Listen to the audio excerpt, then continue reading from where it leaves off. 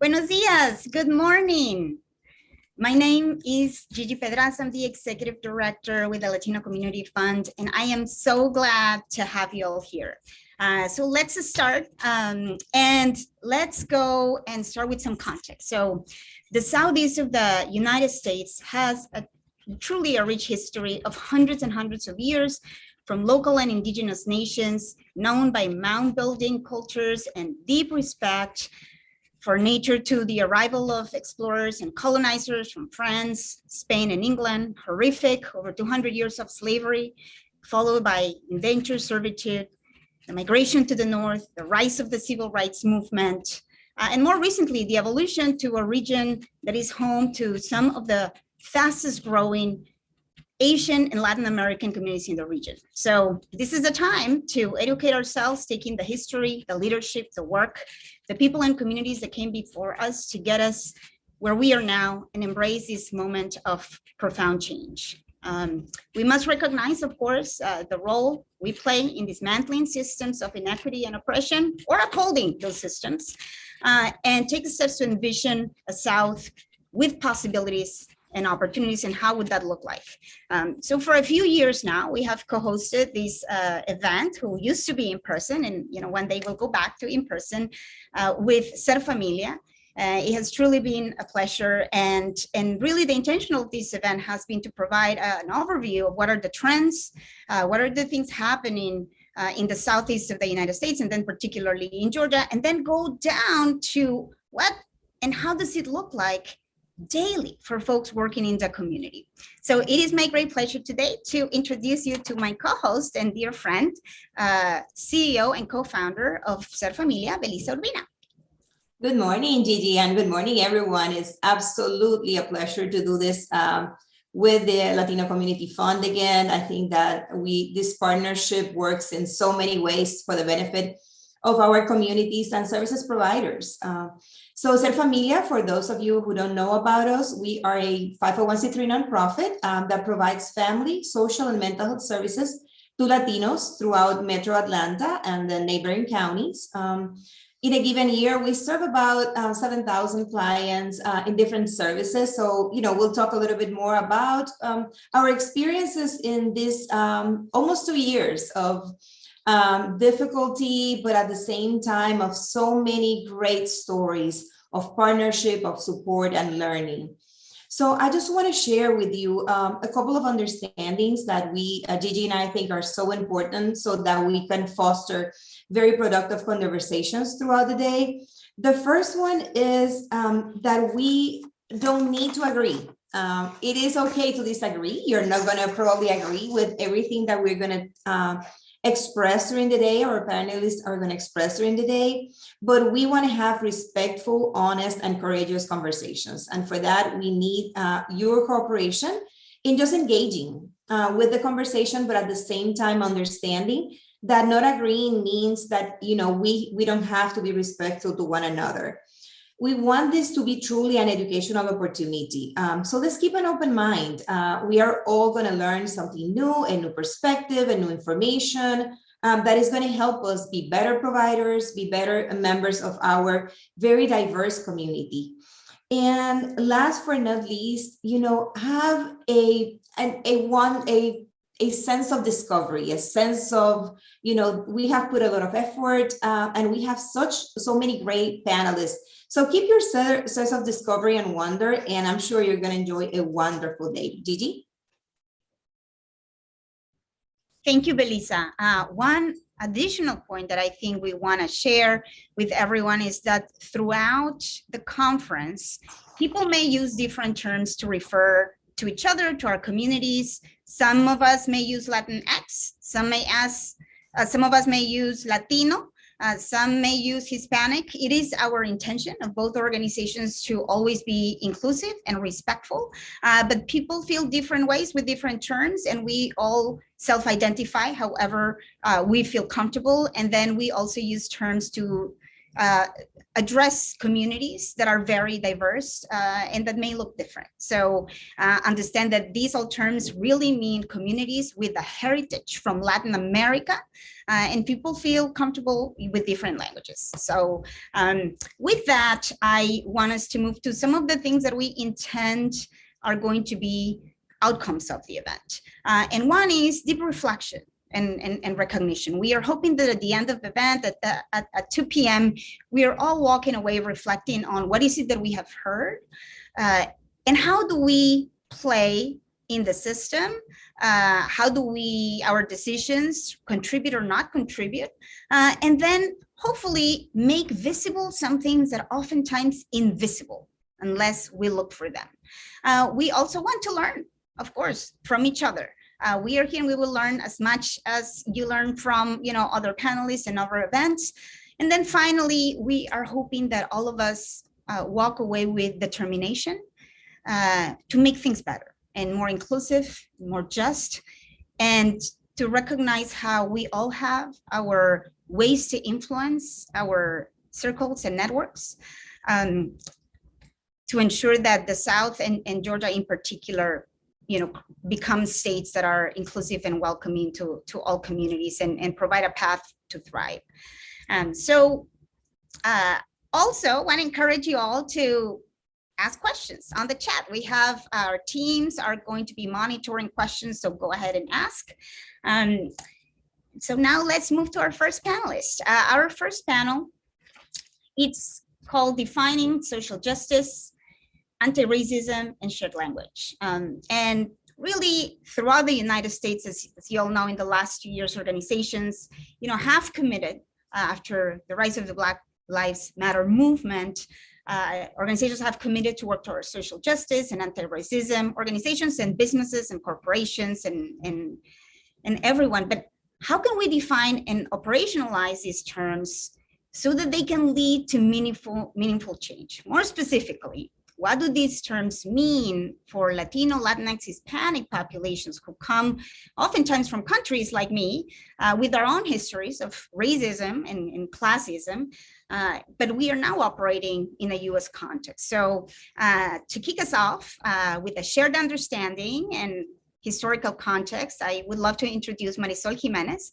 She is the CEO and founder of TPIA Consulting based in North Carolina. And she has an extensive and wonderful background, which you all had access to in advance. You can check in our website. We want to devote most of our time to the conversation. So Marisol, gracias por venir. Such a pleasure to have you with us.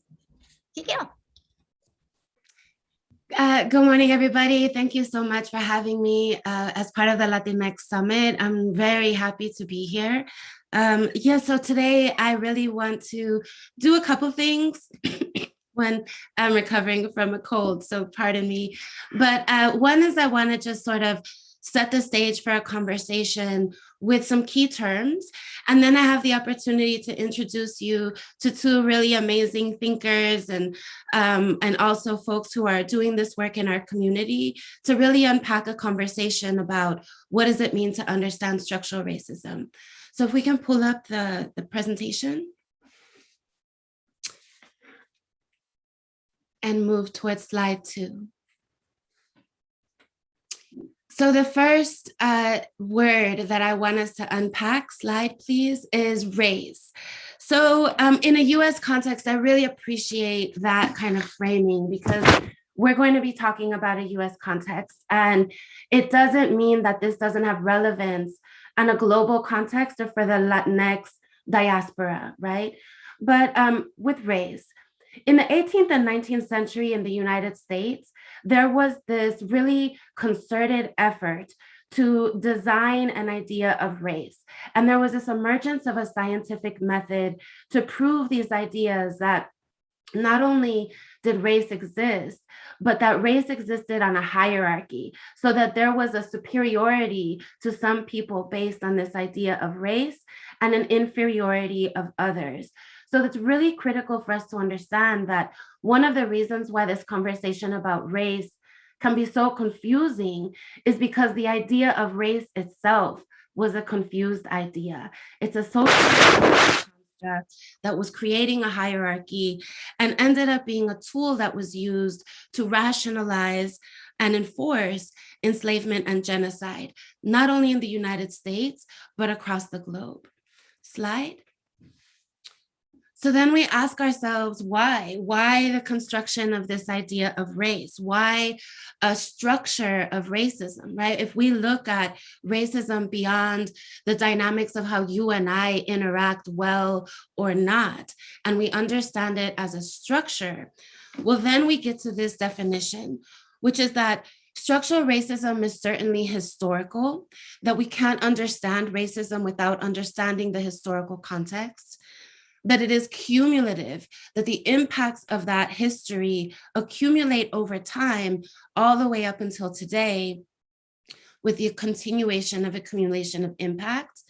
And then finally, that these impacts are compounding. In other words, that they hit from every angle: education, healthcare, incarceration rates, exposure to environmental toxins, immigration enforcement, right? Immigration policies. These, we can see the structure of racism embedded in them. So what we talk about are these 6 E's. Slide.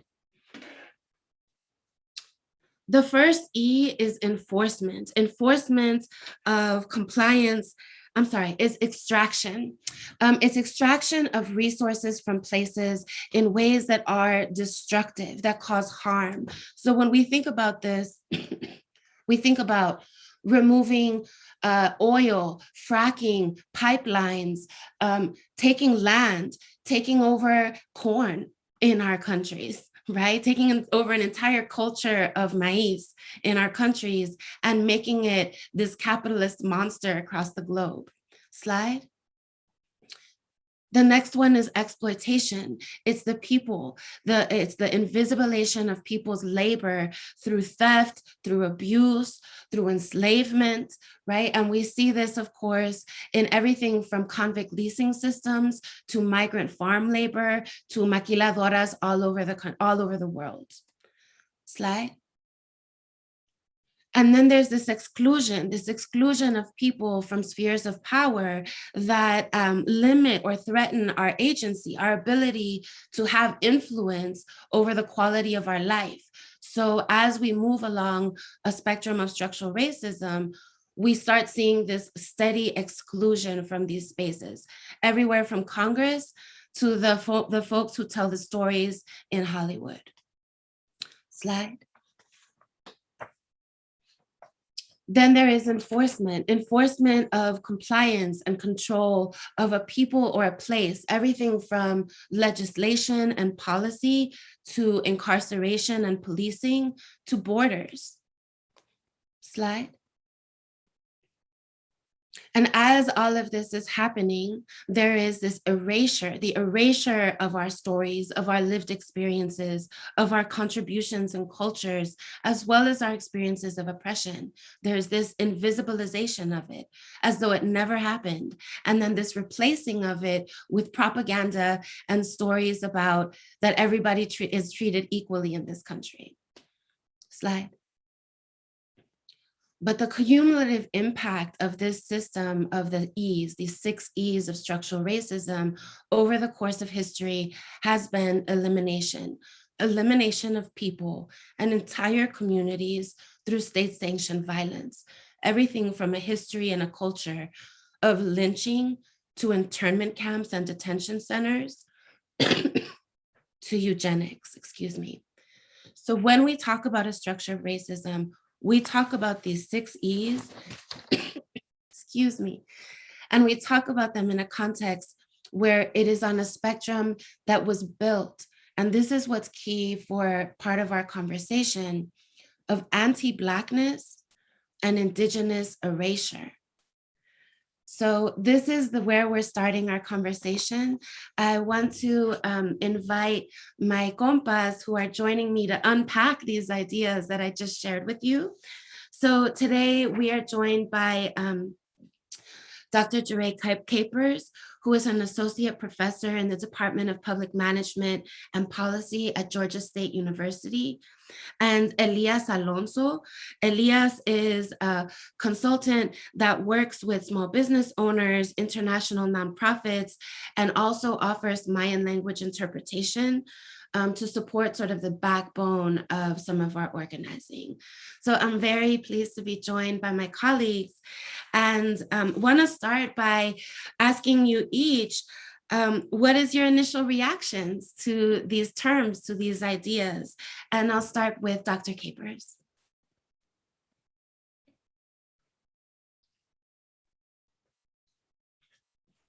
Okay, I'm off mute. Still doing that. Can you hear me now thing? Pleasure to be here and talk about the terms. My initial thought and reaction to the terms are the concept and the way that you've explained structural racism is, wow, what a great way to explain such a complex concept and concept term. It seems pretty abstract, but we all experience it and we all engage in it in ways that we might not readily recognize. And so I love the pictures that you use to depict structural racism, because if we inspect those pictures and pay attention to those pictures a little closer, we'll realize and recognize that it's a blend of older pictures, right, that suggests that structural racism is something that we've experienced historically, but there are also some present pictures, right, that shows that it's a live and active and current process that we're all experiencing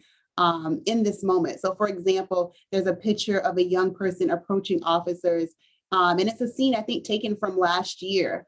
And similarly, there's a picture in the corner showing a coach cutting a young Black athlete's hair because it didn't fit the norms or the guidelines for his wrestling competition.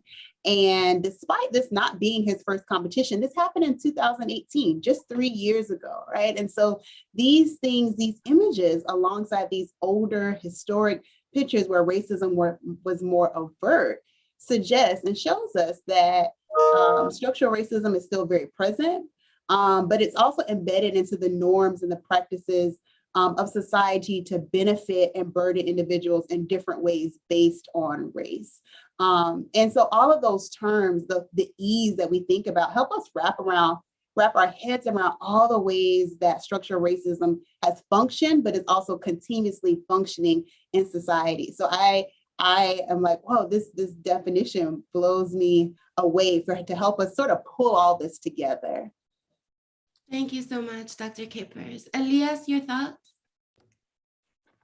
Good morning, buenos dias, everyone. By no means I'm an expert in these areas, but I'm gonna share some of my thoughts and experiences. And I think coming from an indigenous and immigrant background, I have experienced firsthand some of the impacts of exclusive systems.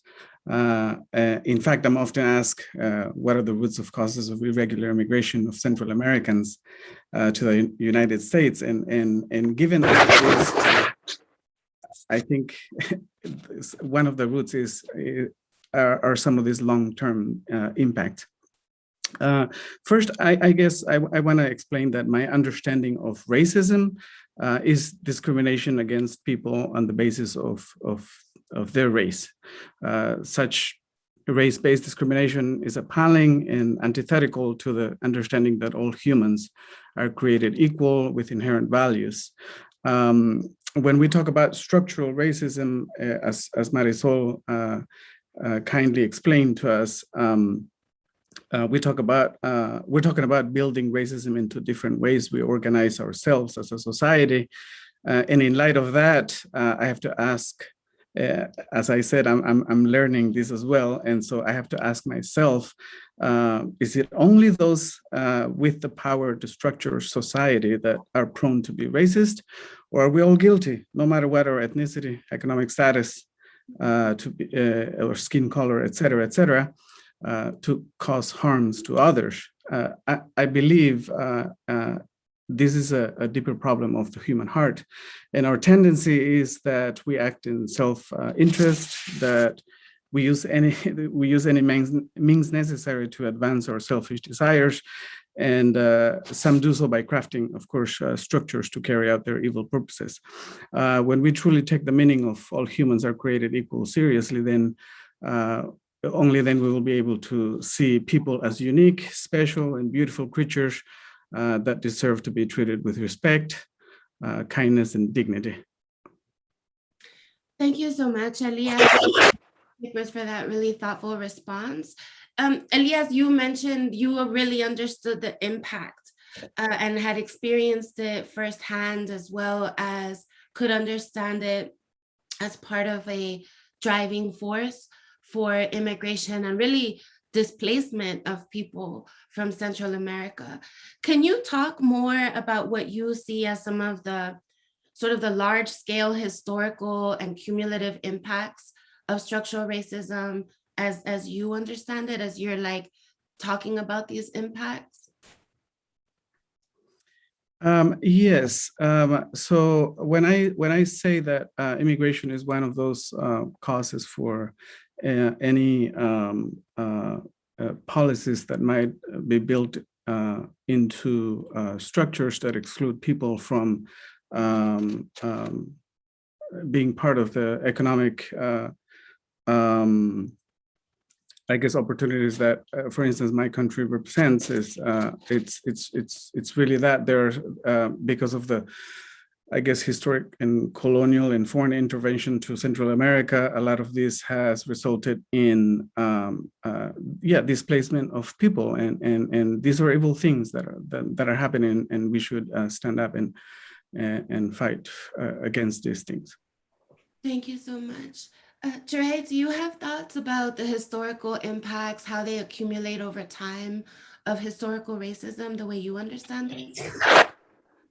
Oh yeah. So two things. So I'm a policy scholar. As you mentioned that I work in the policy school at Georgia State, and so from a policy perspective, what I often think about is exactly how the policies of the past have led us to the policies that we have currently today. And so in your introduction, you explained that it's compounding, right? Like we can see structural racism almost any place, in education, in health, in environmental policy, in housing, in the criminal justice system. And so thinking about that and thinking about the sort of the historical overt ways that we created racist policies have pushed us in a direction to today really try to have race neutral policies that try to erase the concept of race from the policy design. But those are just as often harmful, because then they don't acknowledge the hurt and harm and the exclusion or the enforcement of racism and exclusion that have harmed groups. So we can't move past the barriers and the restrictions and the implications of past policy. So let me give you a concrete example. So in the 1960s, we established the Equal Employment Opportunity Commission established affirmative action, right? And affirmative action, the aim of affirmative action was to try to incorporate and include Black people in the US who had been historically excluded from positions in employment initially. That was sort of the initial thought process. However, the way that affirmative action worked initially was to say that we will try to right our wrongs and we will try to include this group, but do it in a way that does not allow race to be the central focus of why a person is hired. So this means that at the same time that we're trying to acknowledge or right or wrong, we're also trying to erase the notion that race is important. And so as consequence, people partially did affirmative action, right? And affirmative action has remained very highly debated, contested, and even in some places excluded from the parameters of employing people. So for example, in the state of Georgia, universities went on to try to use this policy as well. But in the state of Georgia, Georgia universities like Georgia State and the University of Georgia and Georgia Tech cannot use affirmative action in enrollment, for example. Now, we understand that there is a great benefit to considering the racial diversity of a university. However, when it comes to using that tool to incorporate people to deal with exclusion, that cannot be used because people see it as sort of a race conscious policy where in a space where we're trying to be race neutral. And so the history of using race in our policy to exclude people has also pushed us in a further direction to say, okay, well, we want to eliminate race altogether, even in our policy design in a way that is helpful. So in the current administration, I'll point out that the Biden administration has tried to make a concerted effort to include racial equity in a lot of their new provisions. And so, for example, the infrastructure bill that President Biden signed this week has a racial equity component in it. However, this racial equity component is written in a way that allows states to decide and determine how racial equity will happen. And in a context of race neutrality, that means that many states are likely to probably water down this racial aspect to it, because historically we have used race to exclude people. So we have not been at our best in trying to figure out the balancing act there. And structural racism has kind of scarred the country in such a way that we are afraid to use race in a positive way to include people and to monitor our enforcement and things as well. Yeah, Can thank you I add so much. something there as well, and thinking about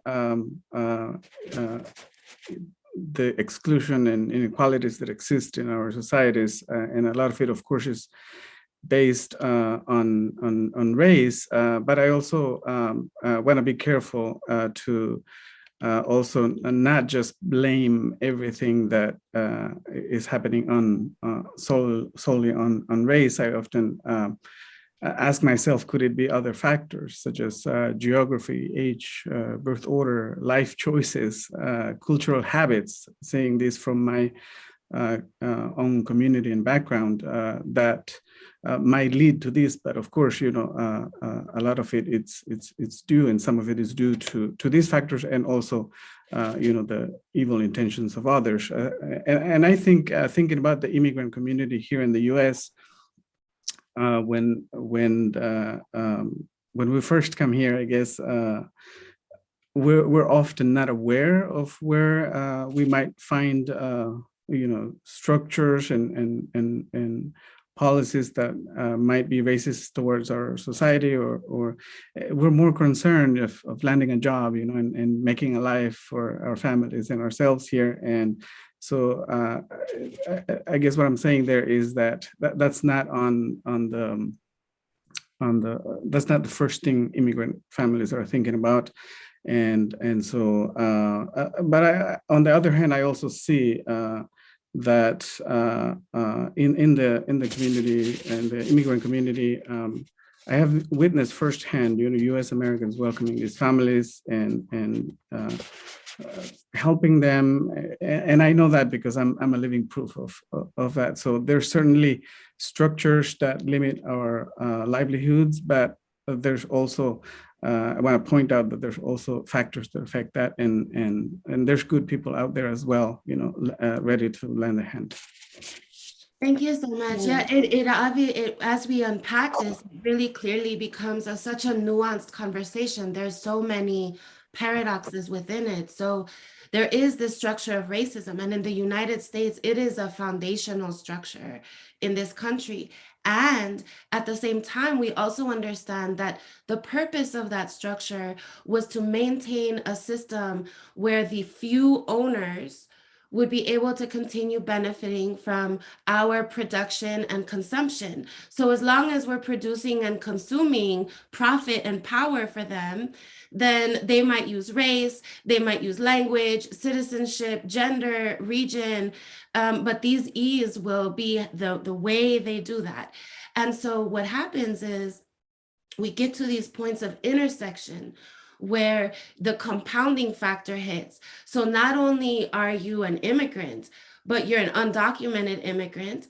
And if you are an undocumented immigrant who is Black, who is trans, who is LGBT, who is poor, who speaks an indigenous language, as you layer on those intersections, you get this compounding impact compared to a white presenting Latinx, graduate educated, visa entering immigrant who speaks 3 languages, English, Spanish, and French, right?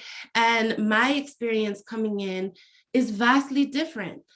And then within that structure, we also know that there are all kinds of ways that people bystand and just watch it happen, collude and actively participate in it, and then resist. There is a lot of resistance. And Elias, thank you so much, because very often that resistance looks like love, right? So as we think about the ways that we as a community have organized, let's say, for example, around an immigration system that is race-based, came out of the very first immigration law was the Chinese Exclusion Act, right? So, and it was about managing how many people from China were here, and visas are distributed country-based, right? So as we think about the ways that we organize our movement spaces, I would love to hear from our panel, how do you define social justice in this context? And what are the ways that you see structural racism even showing up in the ways that we work together? Jure? Yeah, so to kind of answer that and pick up on this point that we've been already discussing, I think the way that structural racism can show up in social justice. Oh, let me back up. First, let's talk about how we define it. I'm just so anxious to answer this exciting part of the question. But so how I define it, sometimes there's this misconception that social justice or social justice work is really about protesting and marching after an injustice has occurred. And however, for me as a policy scholar and someone who does research on equity, I think about social justice as really doing the work to prevent any need for protesting before after the injustice occurs, right? Trying to write the system in a way that is equitable, that is fair, that serves the needs and interests of marginalized people in a fair way, so that that injustices are minimized. And so for me, social justice is really about doing the work on the front end, right? Holding people accountable, making sure that inclusion is happening, right? Making sure that groups are incorporated. We're thinking about how do we stop extraction? How do we incorporate more stories, right? How do we address the ease before it requires trying to right a wrong? And so that's what social justice work looks like for me. But even in that space, sometimes we can see structural racism kind of getting in the way. I love that you talked about the intersections of identity that a person can experience, right? So being someone of African descent, right? Speaking another language, an indigenous language, being what we might consider a sexual minority, relative to someone who is white presenting, speaking 3 languages, college educated with resources. And so in that space, even in our effort to do good work on the front end or the back end, we may find ourselves excluding people, right, in the way that structural racism operates. So what does this mean? This means that sometimes even in our best intentions, we might not incorporate people who think differently from us, or originate from a different place, or may not look like us. There's this habit we have sometimes, even in trying to do good work, that we like to do it with our friends, right? Our people who make it, quote unquote, easy to do the work collectively. And so that that is a form of exclusion, right? If that person that you identify, Marisol, isn't included, that is still structural racism, right? That their experience, their story, their needs, their desires, their interests are not being included. And that is how the power dynamics of structural racism can still work and social justice work, right? The silos of organizations, right? And the things that organizations pick up as sort of their strategic missions and goals, right? That are sometimes exclusionary to groups that really need assistance. So to say, for example, we serve the Latino community, but not serve the Indigenous or the Black community within the Latino community, right? Is exclusionary, right? Recognizing that Black Latinos have a set of experiences that are unique to them, which doesn't negate the fact that they have some shared interests and some shared experiences of white presenting Latinos, but that there are some things that if you are going to serve the Latino community, also have to include the issues of Black people as well, right? And so that means thinking about how does police brutality, not just related to immigration, right? But police brutality and racial profiling that happens to Black people in a specific way, how does that affect the Latino community? That is also a question that should be a part of the social justice discussion for that community, for example. Similarly, I'll just point out quickly, enforcement can also happen in our social justice work, right? So for example, controlling people or controlling space, saying who's in and who's out, and setting the parameters for who is the service population based on the norms and cultures of those who are considered the gatekeepers of the organization, also could hinder social justice work, but also operates in a form of structural racism, right? So for example, suggesting that a population or a group interests are not included, they're not our target population because they are not from a particular country, right? Not from Mexico, for example, right? That's putting a person in an out group, right? And that is how structural racism works, right? Being a gatekeeper in a way to say, well, we don't really deal with that. It's gatekeeping, and it's controlling a person's place in the conversation.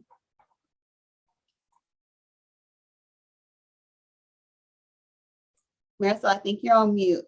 Thank you so much for that conversation, Dre.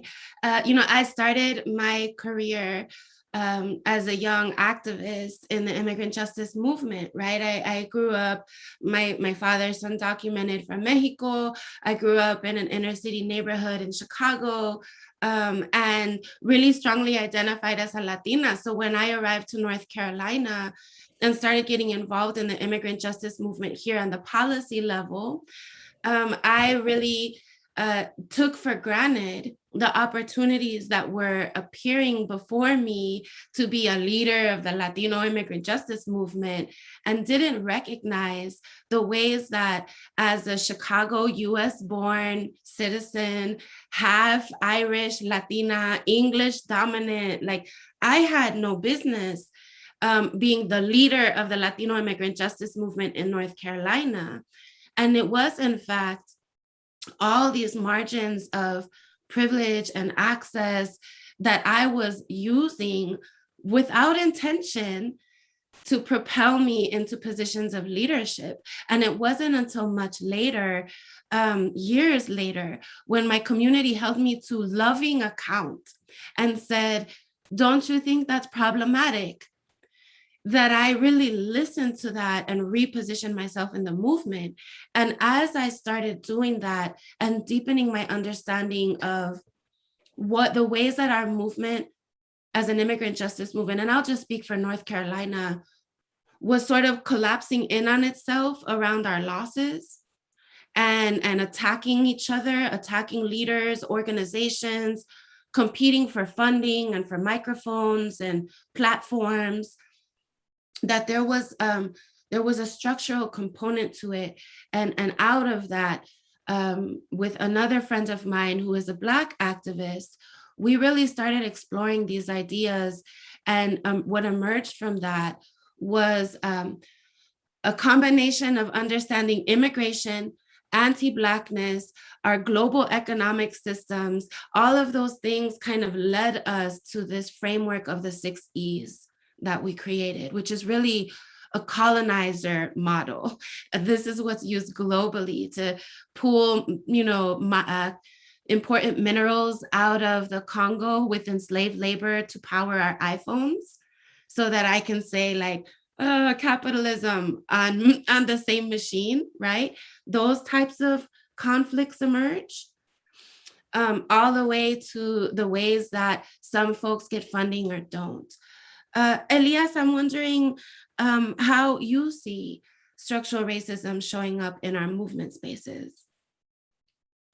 Yeah, so I also want to go back and define social justice and how I see structural racism showing up in these spaces. I guess for me, I define social justice in a very simple way as caring for people in need. Social justice is caring for people in need, standing up for the oppressed, who for one reason or another cannot defend themselves against imminent threats to their well-being.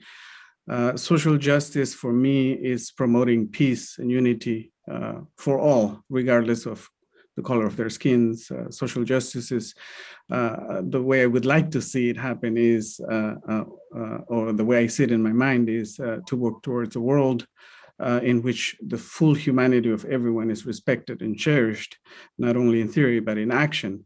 And I think in my, I guess, sphere of work or influence,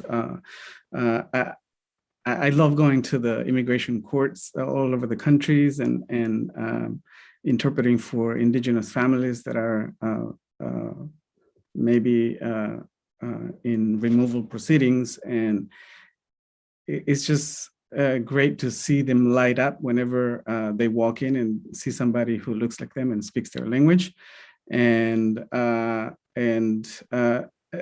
through this interpreting work, I've been able to, I guess, help people understand how the law works and how it's framed, and really becoming their voice and expressing their deepest needs in front of a judge. In their own language, and so that justice is served, I guess, in a just way. And so if there wasn't an opportunity for people to express themselves in their own language, in the way they see the world, that would be excluding them from the system. That would be basically giving way to structures of injustice, and I see my actions in that way, that I'm able to bridge these two cultures, these two worlds, and help people. And so with that, I guess what I want to say with that is that I would really like to see more policies like that, more people working toward a world, as I said, in which the full humanity of everyone is respected and cherished. Elias, I really appreciate you naming out the language justice component of people being able to speak in their first voice within the court system. And it can't help but cause me pause to say, well, what does it mean that that is available for that family when you're available in the court system, but not so often in our organizing spaces?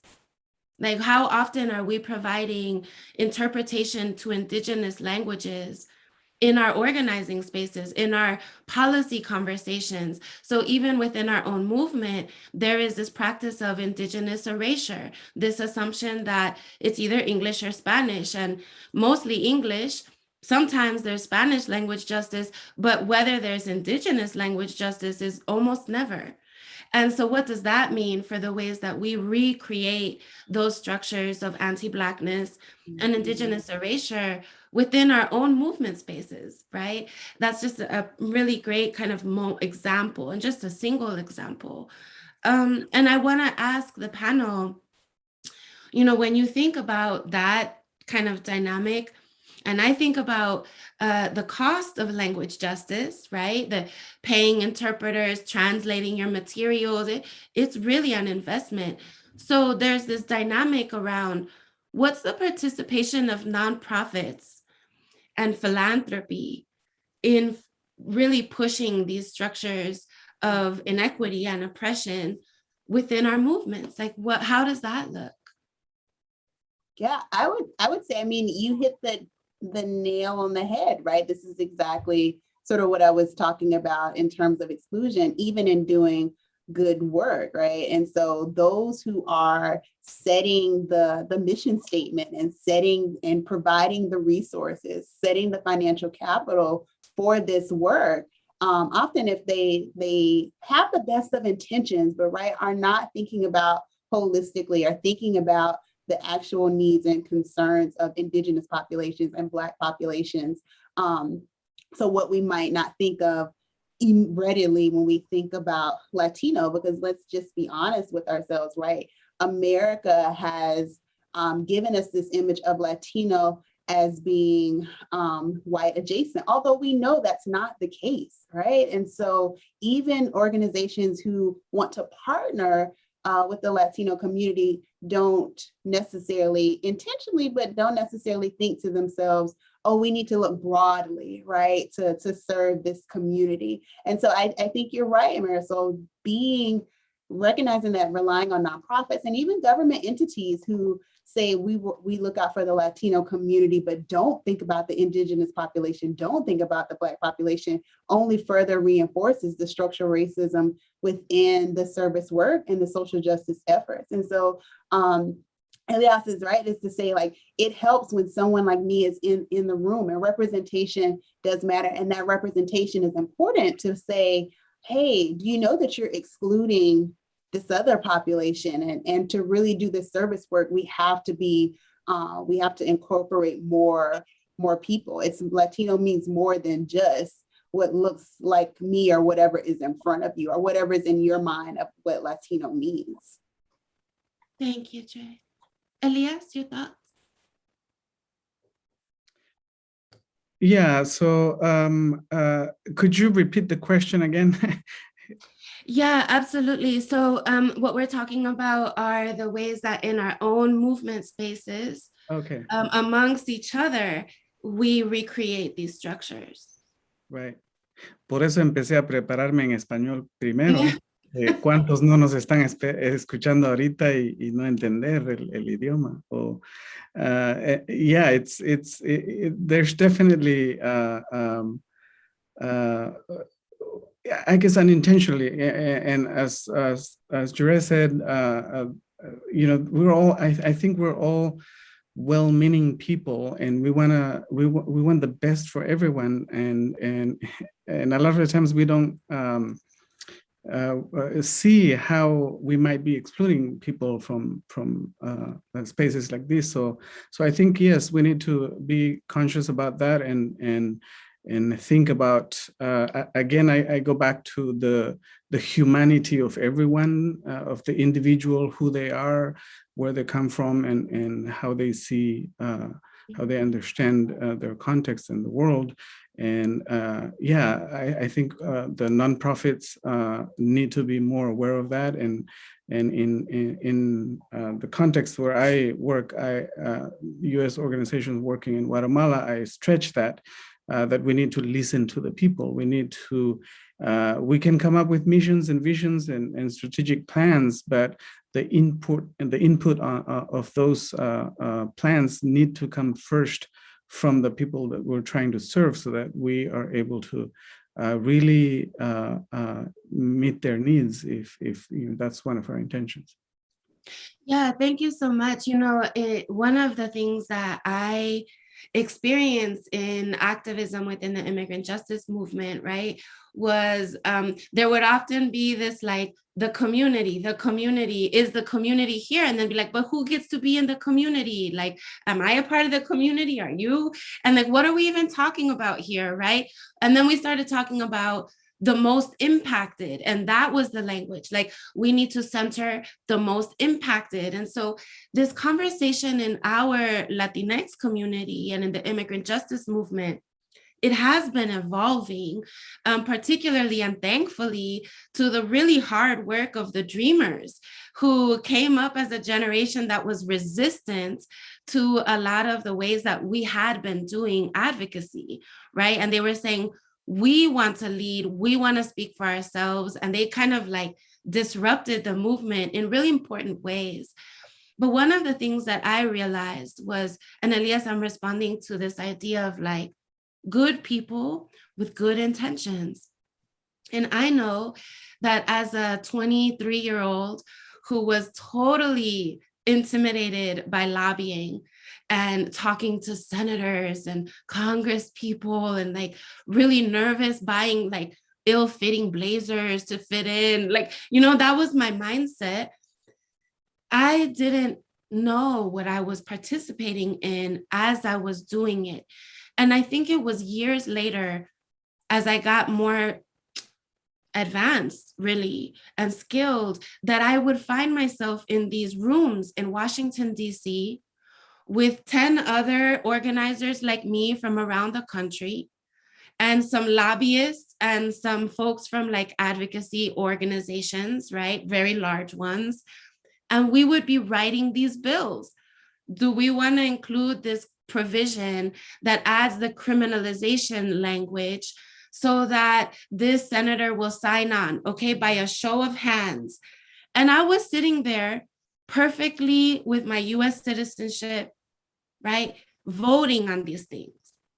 And it caused me this pause to say, how does this happen? And as we started exploring it, one of the things that was clear was that in the nonprofit complex, industrial complex, like in that structure, the policies that make it so that we have to be careful about only employing people who are legally present meant that all those funding dollars were being put into the hands of salaries for legally present and US citizen Latinos. And that the majority of undocumented immigrants didn't have access to the jobs, the titles, the platforms they provided, or the salaries, right? But we're asking to collaborate at the same tables as though we were all on the same page, right? So that for me was an experience of the way the nonprofit plus philanthropy plus policy meant I was much more employable as an activist voice than my compa, who was undocumented, speaking an indigenous language, living and struggling at the front lines, but didn't have the platform I had. And that was structural. And I didn't mean that, but that's what happened, right? I want to take a pause and see, are there some last thoughts from our panel that you would like to share with the group as they go into this larger conversation about how to carry this lens as we move forward? Jure? I know we're short on time, so I'll just make this brief and say that, you know, the challenges of structural racism and are great. However, you know, there are opportunities just with simple self-checking to push back against structural racism, right? And so I think, you know, just asking yourself as you do your social justice work, am I including everyone who could be disproportionately affected, right? Am I talking to people who might think differently from me? Am I including languages that are not my languages, but it's important? If my language is important and I push to have my language represented, are there other languages that should be represented, right? Asking, am I acting as a gatekeeper, right? Who am I othering or identifying as out group because they don't necessarily share every piece of the check marks to me for culture? Having those self-checks are ways, I think, that are opportunities to push back against structural racism in social justice work, right? Push back against anti-Blackness, push back against exclusion of Indigenous populations, in the Latinx and Latino Hispanic community, right? So I think there is great opportunity having this conversation, having an awareness, right, helps to strengthen the social justice work. And so, those are sort of my final thoughts, is to not stop doing the work, but to just do the work more consciously. Thank you, Dre. Last thoughts, Elias? Yeah, and I totally agree with Dre here. And I just wanted to point out too that there's more work to be done. There's definitely more work to be done, and that we have this great opportunity to point out injustices happening in our world today. And what I see and what I also am so thankful about here is that we have the freedom in this country to do that, to point those injustices out, and we can do that, and we should fight for those spaces to continue to exist. And in the Latino community, I want to say that we are, family oriented, community oriented, hardworking oriented individuals. And so in any conversation that might be happening, all of these values must be reflected, because they are key values to our identity and our sense of purpose as Latinos. So thank you so much. I'm so just stimulated by this conversation, and my head is exploding with so many things I want to talk about, and we're out of time. I've been so appreciative to be able to share this space with the both of you, and grateful to the organizers for introducing this platform and opportunity to have a really important conversation with our own community. So thank you so much. Many thanks.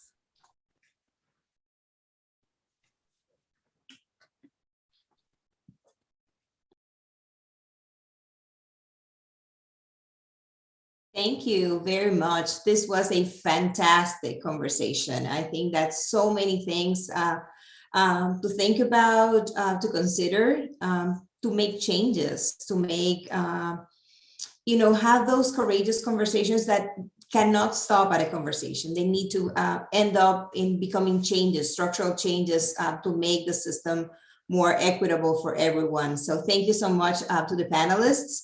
And we don't want to continue before we thank our sponsors.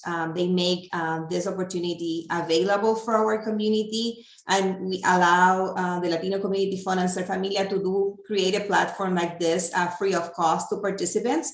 So thank you very much to the Georgia Power Foundation, the Georgia Division for Children and Family and Children's Services, DFACS, Voices for Georgia's Children, the Urbina Law Firm, Sun, Chase, and Fair Count. Thank you very much for supporting the work that we're doing.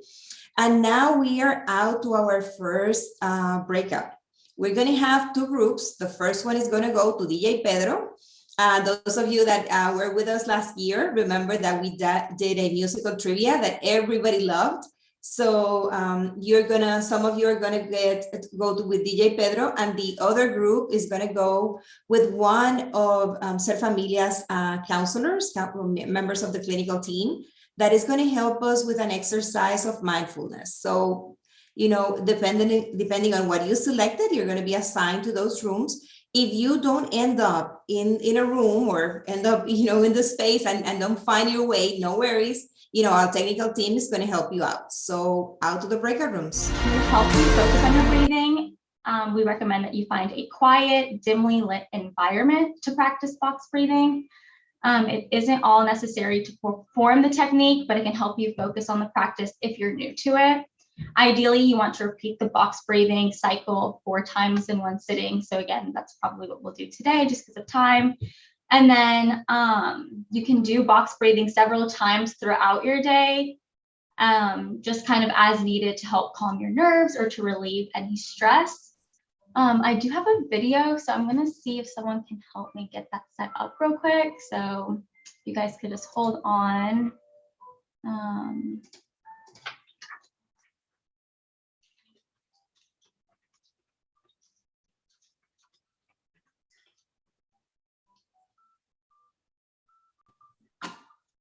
Okay.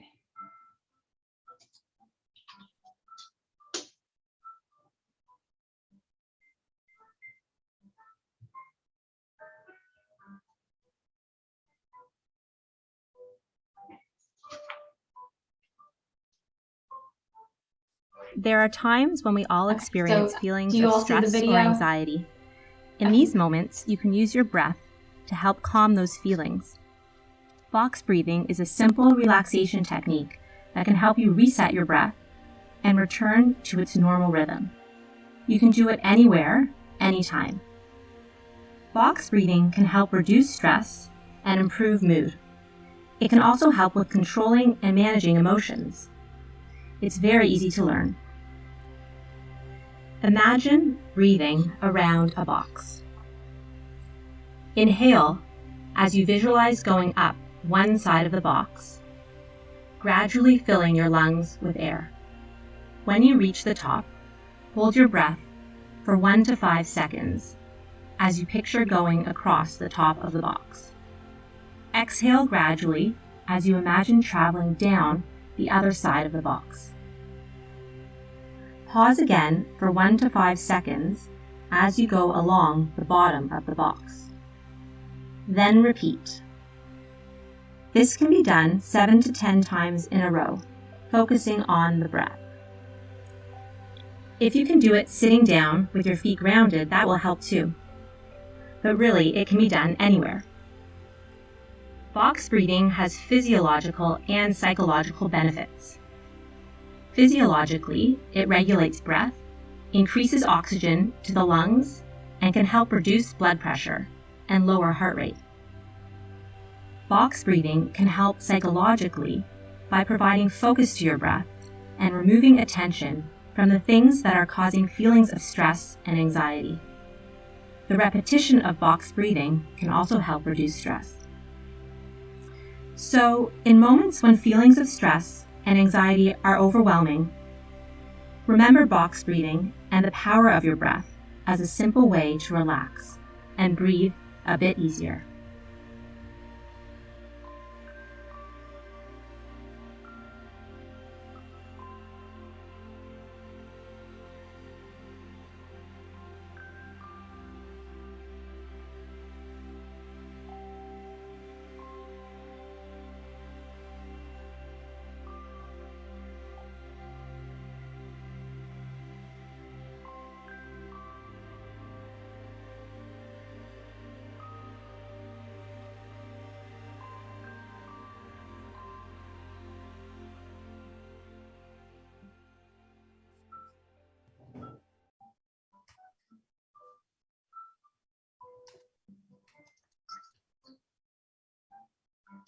Okay, so I will go ahead. Does anyone have any questions before we begin the exercise? So the idea is that you are imagining a box or a square and that you're going to inhale, traveling up the box, holding your breath as you go across the box, exhaling as you go down, and then pausing as you go across the bottom of the box. And a lot of times when we're doing breathing or if we're feeling anxious or stressful, having that image really helps us refocus instead of focusing on our thoughts that we may be having. So we can go ahead and start. If you want to leave your camera on or if you would prefer to have it off, whatever you feel more comfortable with. If you would like to close your eyes, you can close your eyes or leave them open. But if you want to just, put both feet on the ground, and then kind of relax your shoulders, make sure your jaw isn't clenched and whatever you need to do to just feel a little bit more relaxed. And just for this exercise, again, you'll be able to choose when you do it on your own, but just so that we're kind of in sync today, we'll just do it in increments of 3 since it's a little bit easier. And then we'll do it for a cycle of 4 times and I'll kind of monitor that time so you don't have to do that. And so we'll just go ahead and get started. And again, just get in a position however you feel most comfortable.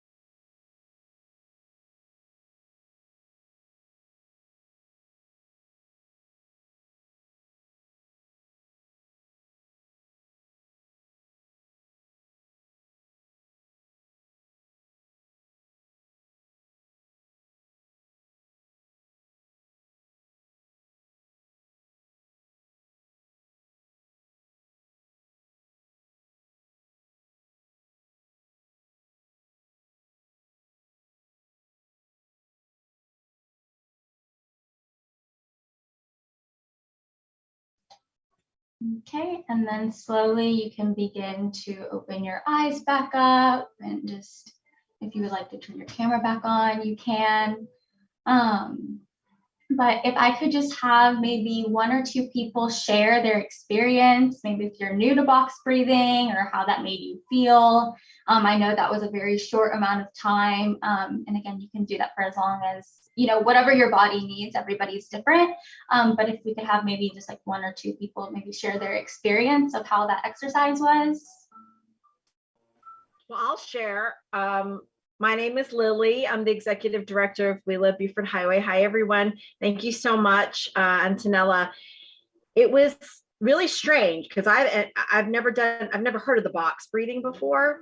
But what I found as the arrows were going up is my inhale, I pause a lot through my inhale. And that's like a stressor point. And so I feel like I'm holding my breath longer than the top of the box, if that makes sense. But like going through the whole thing visually, it really is really helpful. So thank you so much for that. I think, so what did you say was the recommended like rounds? So typically people do 7 to 10 rounds, but again, you can do this anywhere. And so if you're maybe, someone who gets a little anxious being out in public, like just doing it, whatever really what you need, the recommended, just to kind of get, I guess that's physiological aspect of it, and to get like the blood flow kind of regulated and your heart rate regulated, they do recommend that you do it around 7 to 10 times. But again, it's all what your body may need. And thank you for sharing. I would agree with Lily. I was too much in a hurry. I'm like, calm down, calm down. It's like I have to keep reminding myself, calm down. And then the holding the breath, I'm like ready to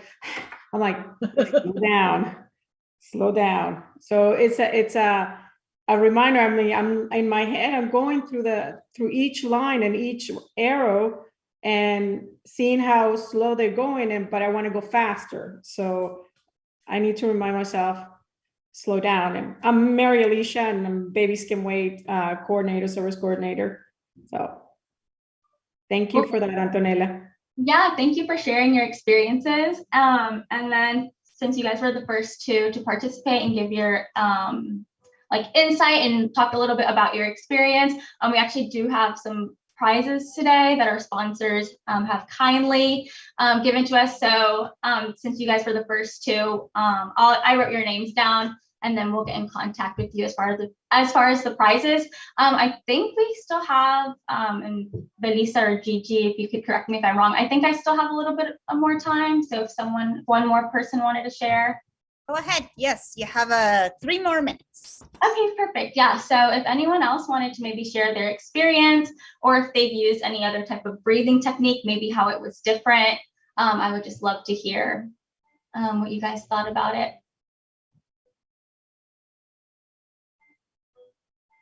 This technique was new to me. So I work with special ed kids, and you always have techniques to calm them down, but this one is new. It's pretty cool, especially for kids, imagining those arrows, Yes. track them and keeps them at their pace. So that's a great idea. Thank you. Yeah, a lot of times we hear, especially with kids, the counting sheet. So anything with numbers or having that visual aspect, anything to kind of redirect that focus from the thoughts that you may be having can really help too, rather than just regular deep breathing. But having those increments, having the visual can all be different types of ways to refocus and ground somebody. I would like to share something. Yes. So I have depression and anxiety, and Maria Alicia said, I also work with special needs kids. I'm the paramount in Paulding County School District, and and I have autistic twins, and I work a lot with breathing techniques, and I think I have heard about this technique, but it helps me at least not calm just my bodies and just relax my shoulders, but also my mind. Yeah. It gives me time to just identify those muscles that are stressed and tense and just relax, okay, then your jaw, like you said, like your jaw, or here, your shoulders, or at least like here, or just feel how the veins or the oxygen is going through your head. I'm more like a visual kind of, I don't know, I'm weird kind of thing, but it helps a lot. And I, most of the time I do it several times, like several times a day, because of my anxiety, I will just tend to have back pains, and it will just spread because of the tension. So yeah, and also I'm also a visual person, but it kind of helped like top, not this is so stressful, like what, wait.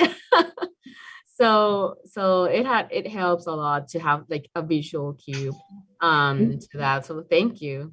Yes, thank you for sharing. And also, if it's hard to imagine the box in your head, using your finger, you can do it like on a surface or even like on your other hand, just to kind of keep track. Because sometimes you may be like, where was I? Or get a little, confused. So that's just another little tip.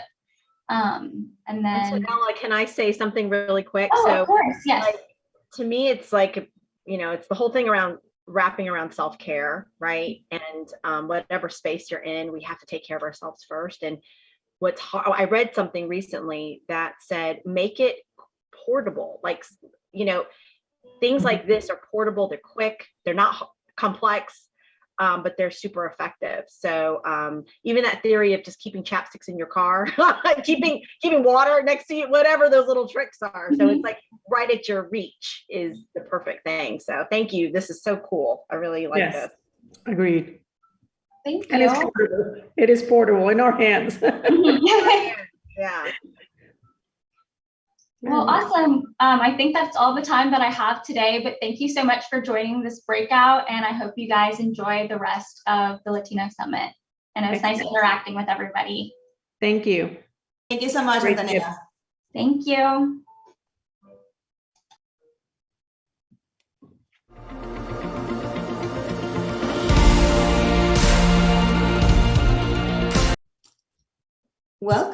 Welcome back. And you have enjoyed some of our, little glitches of the virtual world. It happens to the best of us. Some of you have heard our voices, and as we get ready for the next panel.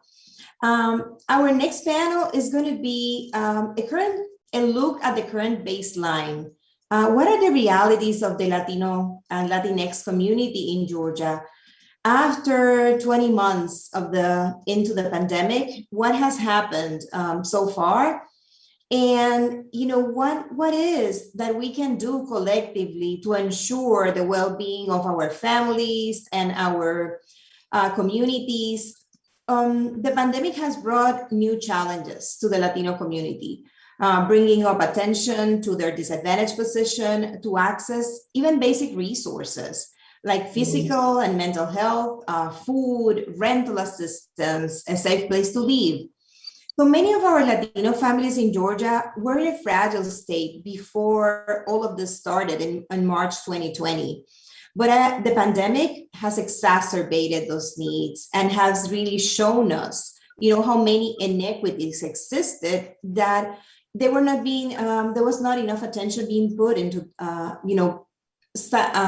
looking at them and trying to fix them.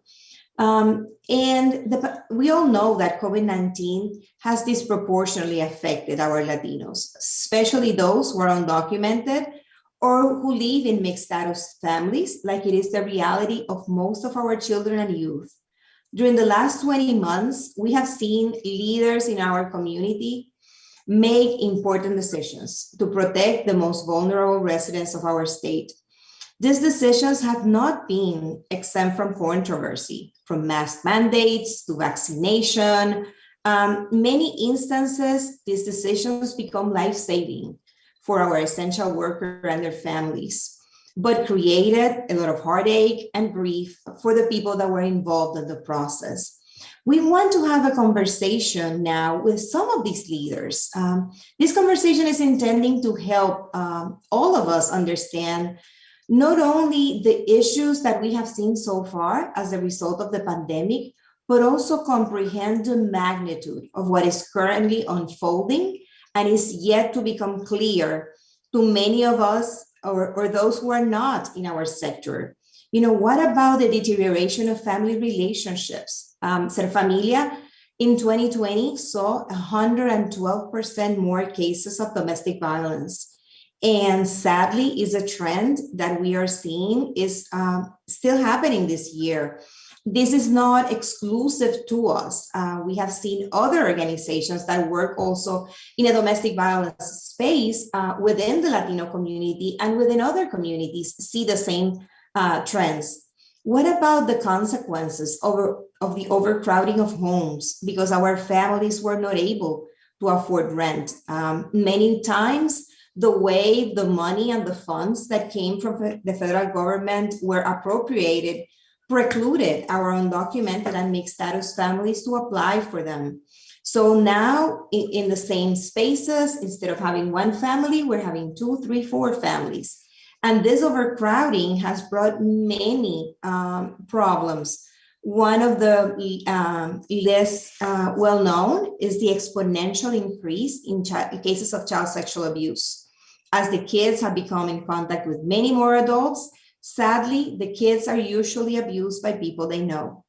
And now they are exposed to more adults that could potentially abuse them. Ser Familia has seen this year 231% more referrals for child sexual abuse. And we know that it is also not unique to us. What about the education gap that has become more evident in Latino kids than in children of other races and ethnicities? And our concern that there might be a potential massive increase in dropout rates in our Latino youth. So how about the long-term consequences of COVID-19 on those who got sick, what it is called long COVID, the exacerbation of mental and emotional health issues. We have seen 78% more referrals for mental health, suicidal ideation, depression, anxiety as the year has unfolded. So we have a fantastic group of leaders that we're going to have a conversation. They represent different sectors that have had such an important influence, throughout all of this emergency. First, we have Dr. Brianna Woods-Jager. Dr. Woods-Jager is a licensed clinical psychologist, and she's also an assistant professor of behavioral, social, and health education science at Emory University. We have conducted several studies with Dr. Woods-Jager and her group, and we're going to share a little bit more about that in the panel. We also are joined by Dr. Flavia Rossi, who is a pediatrician. She works at Affinity Pediatrics in Tifton, Georgia. The perspective of a pediatrician working in rural Georgia. And last, but certainly not least, we have the pleasure of having Dr. Grant Rivera. Dr. Rivera is the Marietta City School Superintendent, and his leadership has been so important for our families throughout the pandemic. So thank you so much for being part of this conversation. And my first question would be probably for Dr. Rivera. Dr. Rivera, what had been a decision that you made that you thought it was a success, and a decision that you probably had encountered more resistance because of the decision you made? As I said, a decision that was met with more resistance, or a decision that was more difficult to make? Tell us a little bit more about being in your shoes. As a member of your community, and many of my clients are kids and families from Marietta City Schools, I absolutely admire the way that you conducted yourself and your team throughout this emergency. So tell us a little bit more about being Dr. Rivera and leading Marietta City Schools in the midst of the pandemic. Yeah, thank you, Belisa. I'm honored to be with you and my colleagues on this panel and others that have joined. I'll say it's interesting. I want to talk to you about the academic impact and how we've navigated with families, helping our Latino community understand all the complexities that came with learning loss and learning opportunity. And I'll answer your question specifically about kind of a controversial decision, but set the stage for a moment. I am a superintendent. I'm fortunate enough to have resources in terms of experts that are around us, and yet every single day I've lived in the COVID world, I've lived in the learning loss world for the last 18 months, and it still gets confusing for me. and think about our families who are juggling families and work and everything that comes with that. And how complex is it for families to understand? And then you layer potentially a language dynamic on top of it. This has been exceptionally confusing and I think alienating for many in our Latino community. And I'll share with you to answer the controversial question. This past Saturday, we held our first vaccine clinic for students ages 5 to 11. In Marietta, we've hosted 17 previous vaccine clinics. And it was interesting, the protesters, the complaints, the criticism that we got. For me, it was very simple. It was about what steps can we make to help our families navigate through the complexities of COVID and everything else. How do we help families and children remain in school? Because quite candidly, if you look at our attendance records and look at the impact of quarantine that has disproportionately hit our Latino community. And for me, it was about healthcare equity and access. And how do we build that bridge to keep our children in classes? Everyone on this call, I think, can understand and agree wholeheartedly that our under-resourced students have been disproportionately impacted around learning loss, around healthcare equity, healthcare access, and it's just been a land of incredible confusion. But I think for us, I don't really care about the protesters. What I care about are making sure that our families know there is a safe place where we can get them access, in this case, to a COVID shot, if that's what they want, and that can be a bridge to more normalcy and more consistency in attending school. Thank you so much for that, Dr. Rivera. This is exactly, what I was referring to, because we have encountered, the same resistance in some instances. And we feel so grateful for your leadership and for all you have done for our kids and our families within the Marietta City Schools space. So Dr. Rossi, to you, many times we don't look at rural Georgia. We are here in Metro Atlanta and we don't understand the many more inequities and difficulties that our families encounter when they live outside of Metro Atlanta, than they live in rural Georgia. We were blessed to connect with you through the pandemic, Ser Familia, and the opportunity you gave us to bring messages in Portuguese for our Brazilian community was fantastic. And we were able to connect with you and have conversations with you about the issues that you were seeing and that worried you. So tell me a little bit more about what you saw as a pediatrician in rural Georgia, as a medical professional in rural Georgia, taking care of our Latinos families and their children. What things were something that you will remember, and you probably decisions that you made, situations you encountered that you would like to share?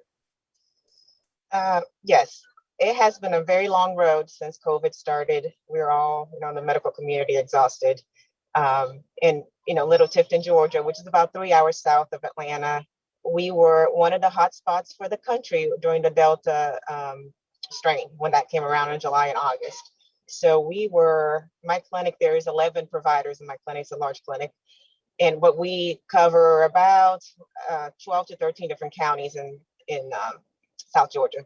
There's not a lot of pediatricians. So a lot of people drive to see us maybe an hour and a half. So when we got, in the Alpha strain, the first strain that came around when COVID started, kids weren't that sick. They got COVID, but we didn't see like kids coming in all, from, side effects or problems with COVID. They did okay. But when the Delta strain hit, we were bombarded and we had so many people in Tifton with COVID that we didn't have enough providers out of the 11 of us to see as many, sick patients that we had. In rural Georgia, we don't have any specialists for pediatrics. So that was a challenge. And any kid that needed cardiology or needed ICU care that we couldn't provide in our hospital here, we were, shipping or transferring them to other hospitals. But then the other hospitals were also full. So that was challenging, trying to get a transfer in for a kid that needed it. And we called Macon, we would call Atlanta, we would call, Augusta, even Savannah, and nobody had any availability to admit our patients. So we sometimes had to keep patients in our hospital until we can get a bed, which, was challenging because we don't have all the resources we need for ICU care for a pediatric patient.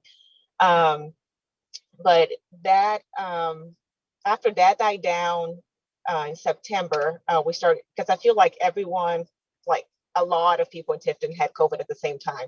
So we had a huge peak, and then we started seeing a decline. And to speak on things that could have made Tifton a hotspot this time around was our schools never shut down.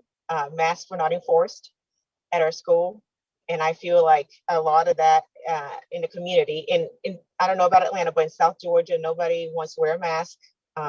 People just gave up on everything, social distancing, I think people just let their guard down. And there was a big hesitancy about vaccinations.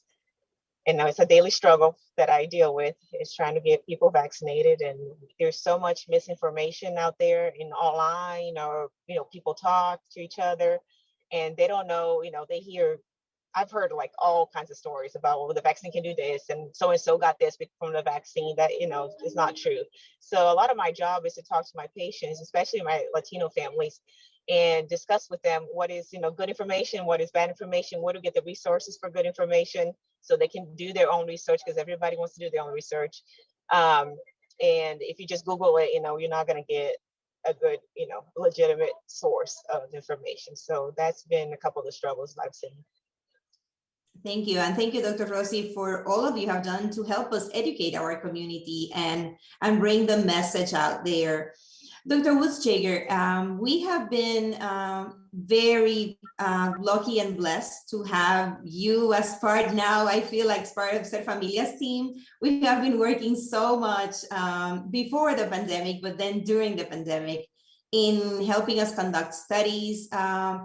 First of all, on how the mental health and well-being of our Latinos, and our undocumented Latinos specifically, was faring with the pandemic. And also you guys explored, how the different immigration laws were affecting that mental well-being.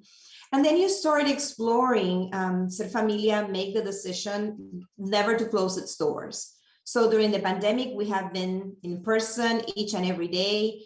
And we wanted to hear from the staff that was on the front lines, what worked for them, what lessons can we learn, into the future in how to protect, frontline workers in situations like this, because sadly this could happen again in the future. So Dr. Woodsjager, share with us some of those, things that you learned as part of the different research projects that you guys have been conducting along with Ser Familia, and what have we learned from that? Yeah, well, thank you, Belisa. It's an honor to be a part of this panel and to continue partnering with you. It's been such a great partnership, and I think we've learned a lot, and we're constantly working, right? There's so much to do. So I would say kind of in the first sort of area, just sort of what we learned around mental health that was, I don't know if we want to say surprising or just really informative for us when we think about priorities. Echoing some of what's already been shared, the fear and confusion is so high, right? And there's so many decisions that families are having to make on a daily basis where there's two bad options, right? And so there's all of this strain on families, on communities, and it's definitely taking a toll on mental health. So what we saw were extremely high rates of depression and PTSD among parents, undocumented parents, or mixed status families. And of course, we know that then impacts the whole family. And then what we started to really look at is like what's associated with that. And of course, we expected the pandemic related stressors would be associated with that.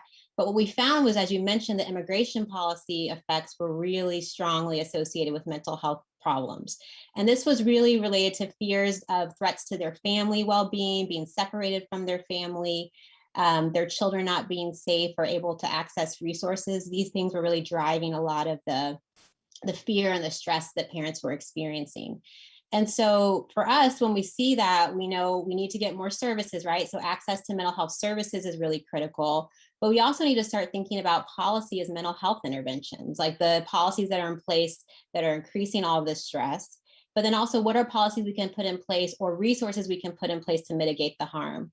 And one of the other things on the positive side that we learned was the strength of community to intervene. And so we heard a lot about how community organizations like Ser Familia were really coming in to fill the gap in federal and local resources that many of these families were not able to access, either due to policies that restricted them from accessing it, or fears of accessing it would then put them and make them vulnerable for like the public charge rule or things like that. So we had both the fear and the actual restriction from policy. So the fact that so many organizations like Ser Familia expanded their scope of services, so starting to provide food assistance, things that were really those basic needs that families needed, it was humbling to see, but also imagine put a big strain on those community organizations.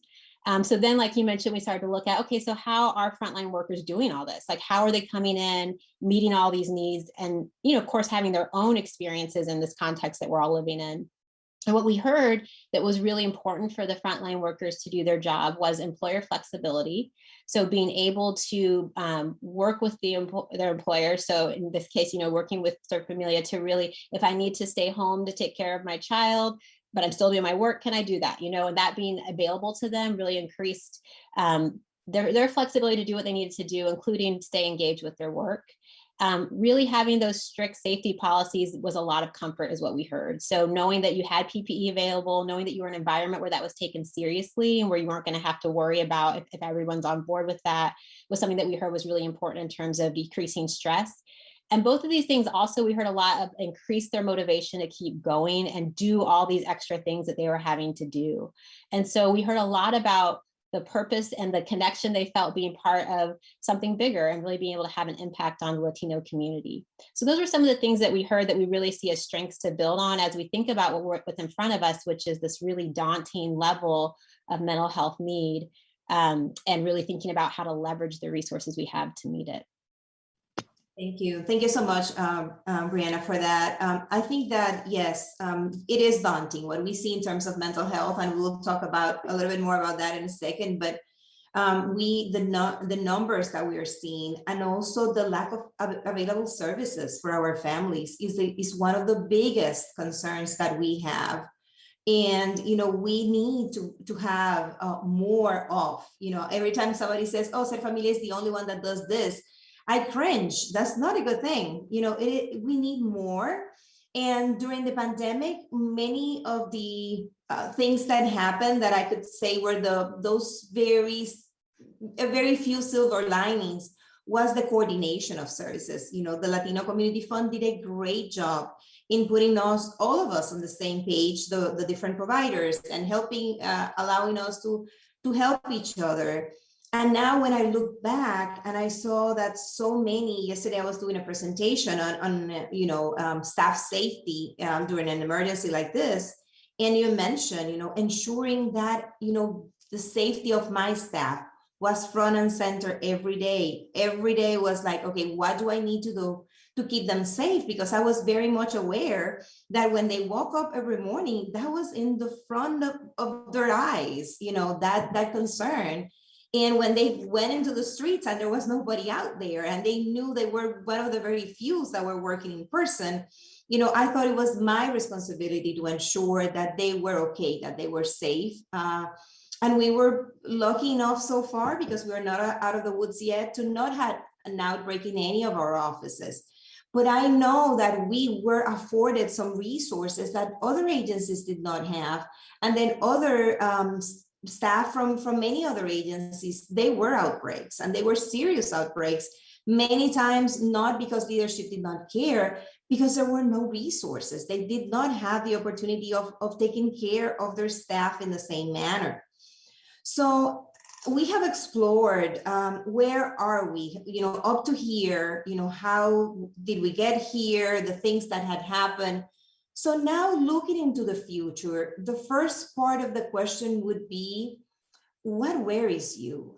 What is, you know, coming up in that you see as you look into the future, and you get worried about that? And I will go back to Dr. Rivera, because my concern, and I have shared this many times, is that we're going to lose a lot of our Latino children from the school rosters.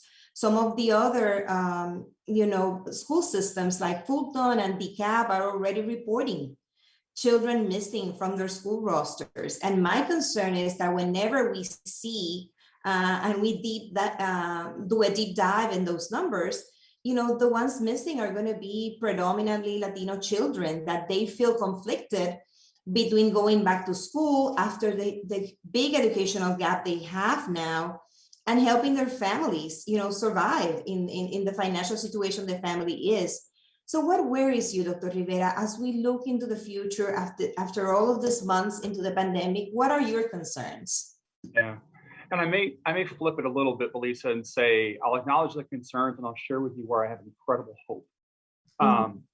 So as we talked about the last 18 months, there have been many different touch points that we've had with our Latino community where we're building trust, building relationships, and making school not just a place for learning, but a place for the whole family. And I'll just give you a couple quick examples to illustrate this, because it does give me hope. When we handed out Chromebooks to every single child, our Latino communities came through a drive-through line and got one. They got one, they got two, they got three, they got five. When they needed a hotspot for internet, we gave it to them. When they needed meals, we gave it to them. When families and parents needed COVID shots last spring, we drove through. In fact, I was so proud because the day that we did our COVID, we hosted it at our high school, where our staff volunteered to do it along with medical staff. We hosted a vaccine clinic for families, not staff, not kids, families. And in a school district where 39% of our families identify as Hispanic, 37% of those who came through that day were Hispanic. And so we have touch points with Chromebooks and COVID, and we have vaccine shots, and we have touch points with meals and hotspots. As a district, we have committed to building upon that relationship of trust so that we schools are a safe place and this district is a caring place and this community is a caring place, that our hope going forward is that we can continue these touch points. So therefore we can bring our families in. I will tell you that in Marietta, we have not seen any dip in enrollment. Part of that's because we had to get creative. So at our elementary schools, we had to explain to families, while we give you a Chromebook and a hotspot and meals and maybe even a COVID shot, like let's talk about why your child needs to be in school. But at our high school, I'll be honest with you, we started a new program where kids who needed to work 40 hours a week to support their families could attend school in person and virtually at night. That didn't exist pre-pandemic. So I think for us, it's about standing in the gap, Belisa, of all the work that you and your colleagues do. How do we leverage the resources that we have? How do we build upon the relationships and the sense of trust that we have? So therefore, we can acknowledge where there have been learning gaps, where we may have families who are fearful about coming back into a building. And we can really say to them, like, listen, we've been on this journey together. We've held hands together. We've not just taught your child how to read, but we cared for mom and dad and every other parent and every other person in your household. Like, we're here as a family. We're here as a community. Can we leverage these resources and continue to move forward and address those things that will be more long-term, like learning loss and potentially other dynamics that our children are feeling? So like, that's our hope. Like, I have incredible hope that we have demonstrated, our actions were a lot louder than our words over the last 18 months. Again, I say we've had no dip in enrollment. And what does that mean going forward? I think it gives us a great place to continue to wrap our arms around our Latino community. Certainly. And I like where your mind is, because that was going to be the second part of the question. What gives you hope? And I love that you put it out there, because I am a witness, because we have partnered with you for several of those opportunities. That food project was so important in the moment of the biggest need. The Marietta City Schools families knew that they were being taken care of, that collectively there was an effort to ensure that there was food on the table. And I have spoken to a couple of your staff members on the project, of allowing the kids to work and go to school at the same time. That is fantastic, because that takes into account the realities that we are collectively seeing that are the ones that are affecting our kids and family more. So thank you for putting that out there. Dr. Rossi, what are your concerns and what gives you hope?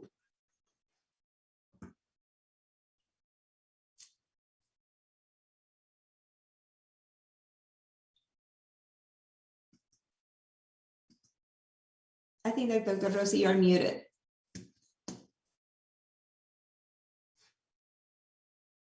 Okay, we might have lost the connection for a second, so I'm going to go to Dr. Wutzchager and then go back to Dr. Rossi to ensure that we get her perspective.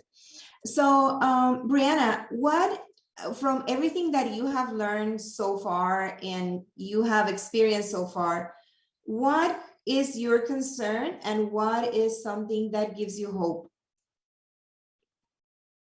Yeah, so I think, one of my biggest concerns as a, clinician myself is just that the mental health need is high and we have a mental health shortage, workforce shortage. So we don't have enough people.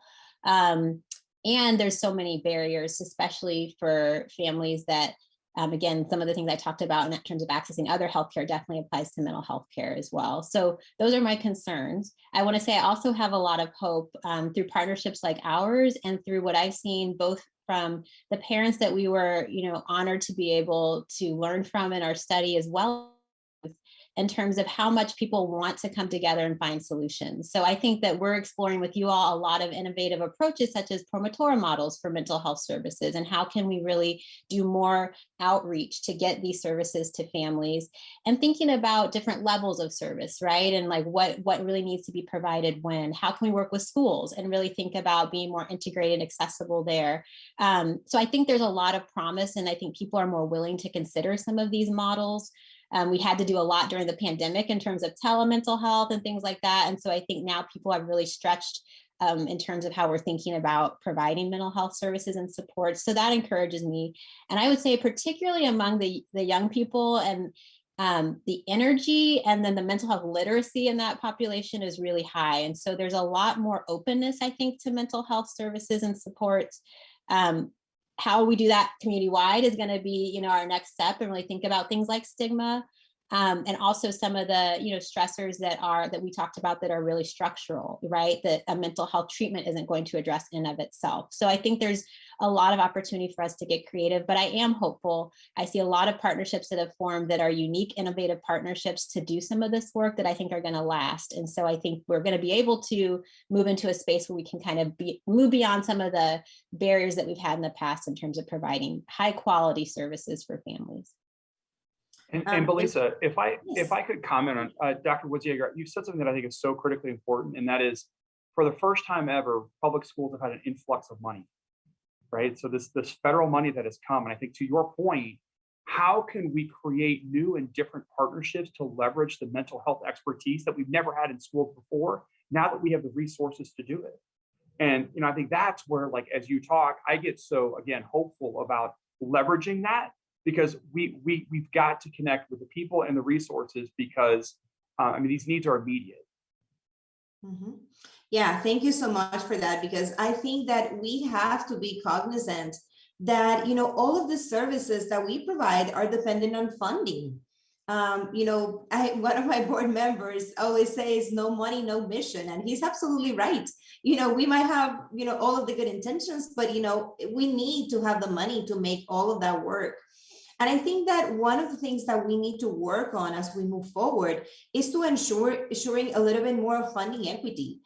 There are some agencies that are very small agencies that have done incredible work during this pandemic and have become so vital in their communities they serve. So that, how do we ensure that those agencies that have been doing the work receive, funding, so that we can empower them to grow, to become sustainable, to become partners in the work, in equal terms? Because sometimes in our world, partnership is a word that doesn't mean the same thing for everybody.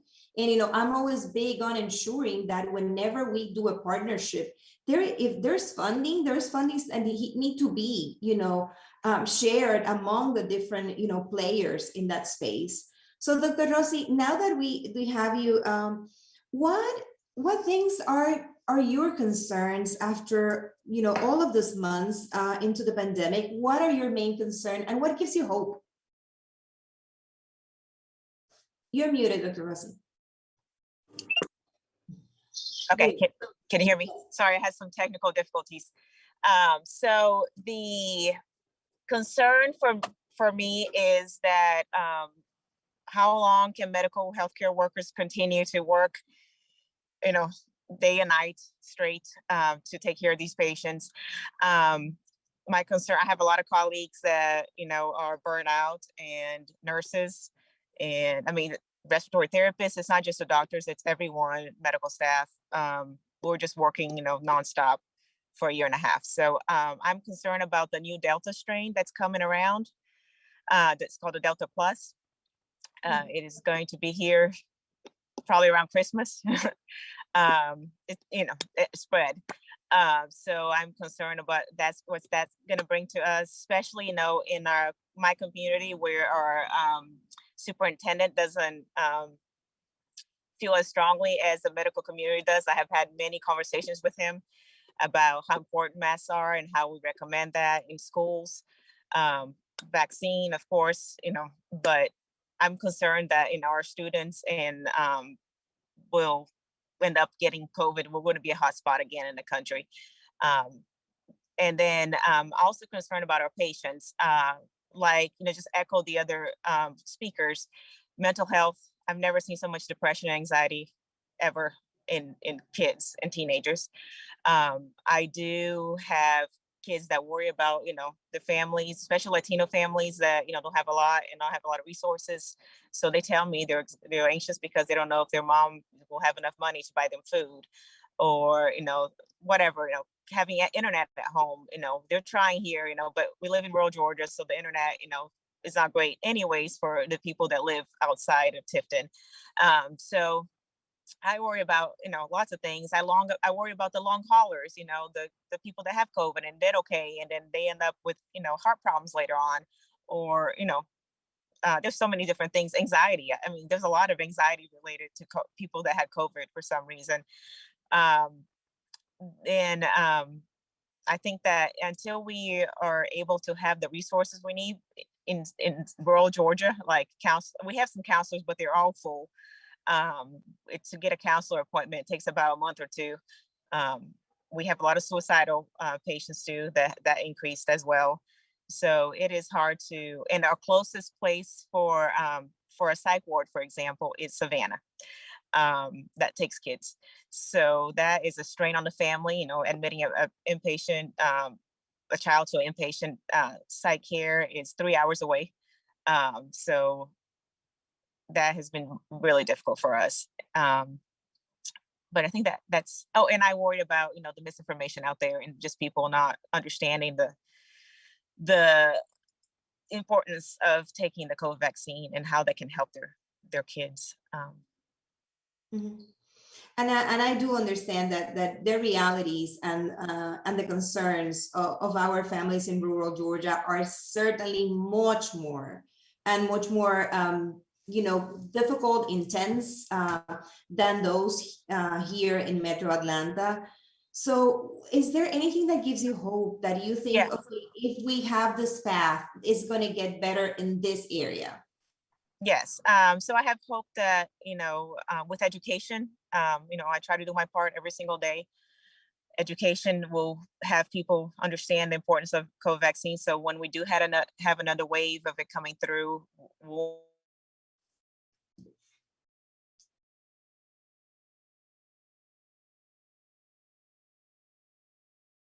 I think that we got, we have, as you very well understand, we are having some difficulties when it comes to connection with Dr. Rosie because of the same things that she has explained. So this is certainly, a good example of how much easier, we have it as providers and our families, sometimes even in the midst of this difficulty, have it here in Metro Atlanta, as opposed to, those families and providers in rural Georgia.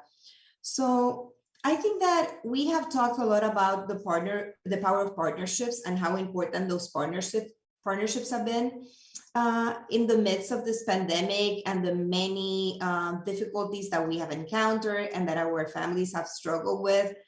So let's talk about the future. What can we collectively do to help ensure that the future of our families is brighter than they are able to eventually come out of this, emergency? In our case, we have been doing a lot of advocacy.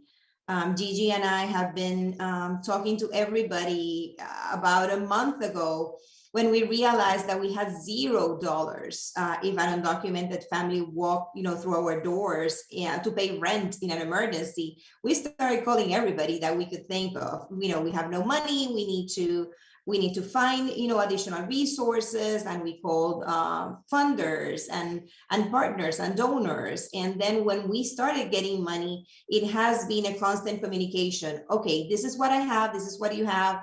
And, ensuring that we create those equitable opportunities for families that might be in a difficult position. In our case, has been also outreach, doing a lot of outreach and more collective work with the consulates. When it comes to, many times we get families in a case of a mental health crisis or a domestic violence crisis or sexual abuse case, and families speak a Imagine dialect. How do I get somebody reliable that can help me work with that crisis right then and there if nobody in my staff is able to speak the dialect that the family is their language of their main language.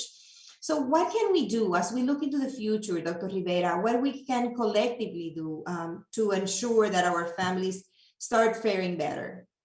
Yeah, I have two thoughts, Lisa. I think the first is we have to recognize that the needs of each family, I don't think we can speak about our Latino community in a broad stroke. Mm-hmm. Like the needs within our community are as unique as the faces of each children, right? And I think part of what we have a responsibility to do is recognize that each of those needs is unique and different, and adjust our resources accordingly. I think that's my first thought. Let's not treat the individuals as the whole, right? Let's recognize them as individuals and what they bring and their needs are. I think the other thing really speaks to what's happening today, and I feel so strongly about this in Marietta. There has got to be a high degree of collaboration among those that want to serve and support. So, I think the reality is that if everybody on this call mobilized in the right way, then it would be possible for everyone who's attending this summit to be able to make a tangible impact tomorrow for children and for adults and for the larger community and the individuals that make up that community. And I think for me, as I think back over the last 18 months, there's a lesson learned. When we tried to figure out how best to serve our Latino community, we had the head of transportation, the head of meals, the head of technology, the head of academics, everybody, our lead nurse, we were all in a room together and we said, how do we comprehensively address this as opposed to address this in 10 different silos? And I think for us, it's about how do we continue to collaborate with Ser Familia and LCF and others to make sure that we are addressing these needs and leveraging all the resources, talent, time, and effort that everyone could bring to this. Like Dr. Rossi said, right? 18 months, the medical community is exhausted. I'm going to tell you this, our teachers are exhausted. And yet the reality is that we got to give 110% effort today, tomorrow, and every day going forward. And I think if we can collectively, if we can collaborate and pull together resources, what would that look like in a way that can move the needle further and faster? And I think that's our priority, is we have got to, this pandemic brought us together in ways we never had experienced before. We can't lose that as we imagine what the future looks like. Mm-hmm. Thank you so much for that. I agree. There is a collective medical personnel, they have been heroes, especially in rural areas when there are less of them and they need to do more with less resources. And teachers, teachers have done a lot. At some point they were teaching virtually and in person. So I see that the importance of all of those frontline workers that were there to ensure, that our families had somewhere to go, somebody to talk to. So Dr. Rossi, I shared with our participants that, what you're experiencing as a provider is what all families experience, is the, unreliability of the, broadband access and internet access in rural Georgia. Thank you for the effort that you have done to connect to this summit and for hanging on with us to ensure that your voice and your expertise is here. What can we do collectively to ensure that our families are faring better?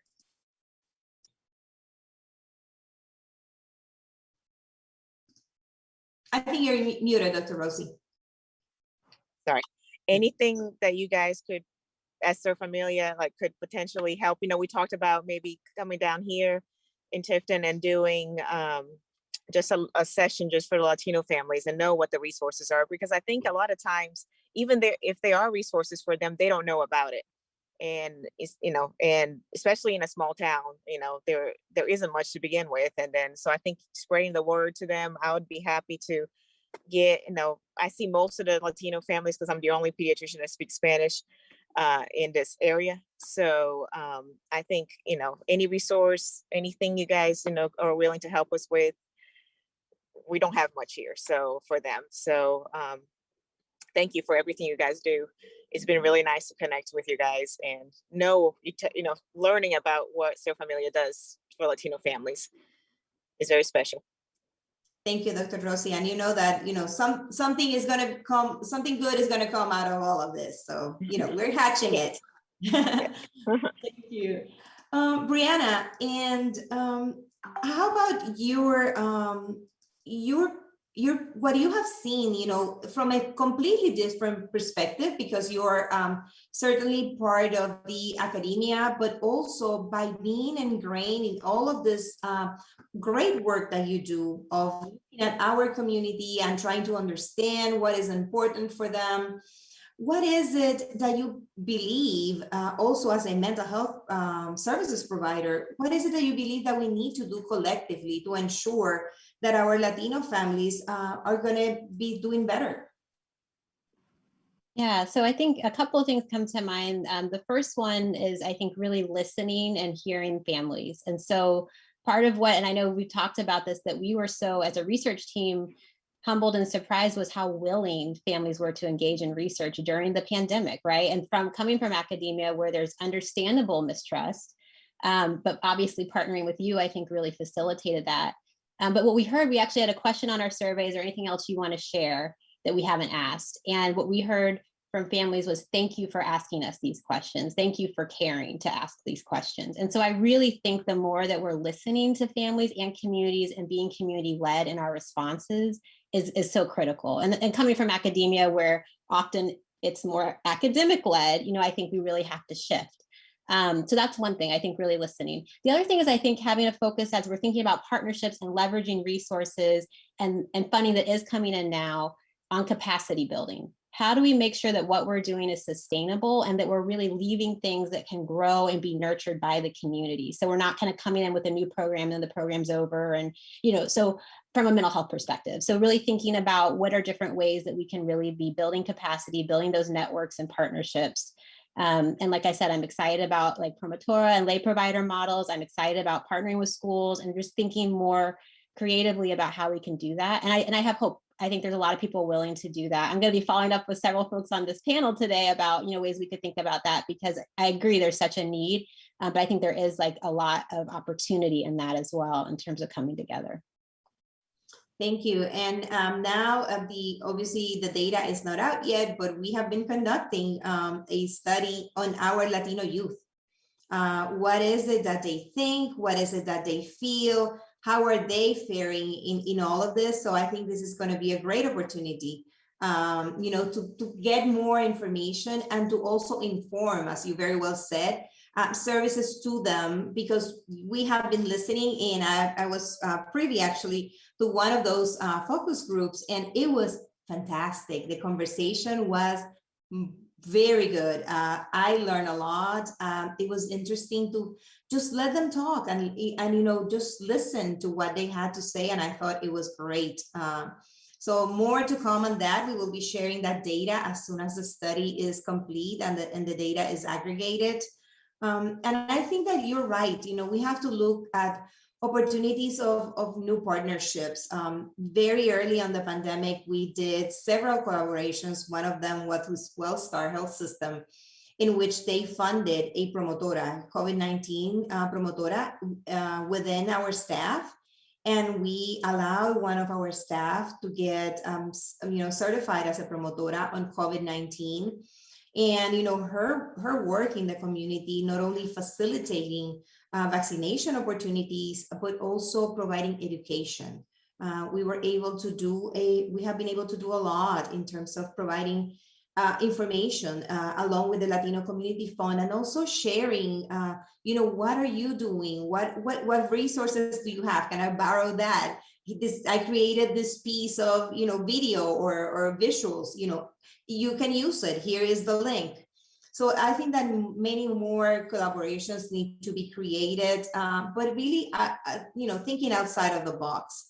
Is there any questions for our panelists? Feel free to put it on the chat box. We have somebody monitoring that. I have one here that it says, it is hard for parents to work and at the same time support their children and make sure that they stay in school and keep them interested with all of this, uncertainty and anxiety. What are some ideas, to help them in the process? So I know, Dr. Rivera, that you have done a lot in that space. How can we help these parents navigate and be able to support their children in school? Because I know that parents are struggling. Yeah. So I'll answer that question first, just like my visionary dream, and then I'll get back into like where we are today in Marietta. So I have a colleague of mine, an old friend of mine who is, he started something called Ed Navigator, and he started in New Orleans. And the belief was the hospitality industry in New Orleans should give families paid time off to be engaged in their child's education. And this has then blossomed to other cities. And like we've explored it here in Marietta, which is, could we ever get to a place, not just, listen, there's a conversation about what day-to-day looks like, and I'll get to that next, but could we ever get to a place where employers state as a priority, just like health insurance and just like, payroll, they state as a priority for those employees who have families who are school age? How do we allow them to lean into their child's education and make that a benefit, just like everything else, right? And what's happened in New Orleans is very inspiring for us here in Marietta. How could we get to a place where families were empowered and encouraged and given paid time off to lean into their child's education? That's like a long-term vision. You talk about what those partnerships would look like and what we would do with that time. But I think right now, in the here and now, I will say we're trying to keep it very, very simple. And that is, what are the critical things that families need to know and be able to do when they have 5 minutes or 10 minutes with their child? And I think for us in Marietta, as we tried to bridge the gap around technology and internet access, what we've done is put things online. I don't care if any family, regardless of their background, knows AP Calculus. I only care if they know if their kid knows AP Calculus. And I'll take you all the way back down. I don't care if a family can read English. I only care if they can sit next to their child while we give them something online at home. They can do it to practice, the child can practice reading. So I think the idea becomes, how do we recognize that families are in different places with their own abilities? And then how do we build a bridge from home to school, so families' responsibility is to support their child as they do that work? And we eliminate this idea, listen, I can't stand math night when we try to teach families math. That's ridiculous. I don't care if the family knows math. I care if they're sitting next to their child and their child knows math. So then how we think about day-to-day activities when families' time is precious and sacred, and we get through all these complexities. What's the one thing I want every single family to do tonight when they sit with their child? And we've really tried to leverage technology. We've tried to leverage every other resource that we have. And then I think there's a long-term vision, which is not just about what do families do day to day, but how do we truly create a partnership between employers and schools so families can be authentically engaged for the long term. Thank you.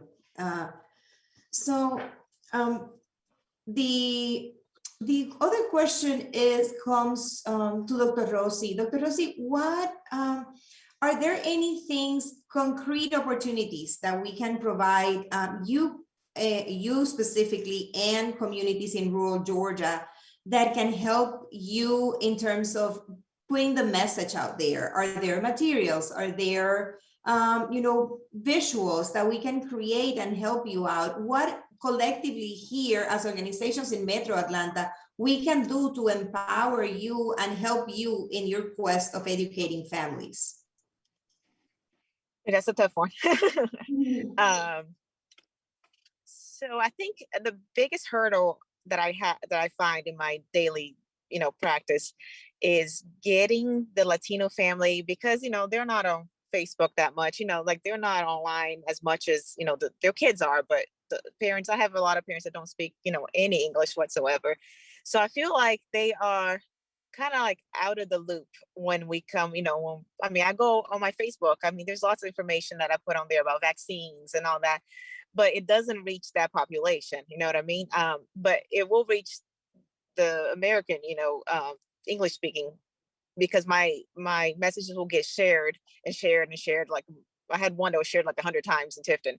So that message got across about vaccines, but I'm still trying to figure out what is the best way to get the Latinos that are not on social media the information. And I don't know if like me handing out flyers or, websites for them to, when they come in the office, I'm not sure what the best, or, mailing letters.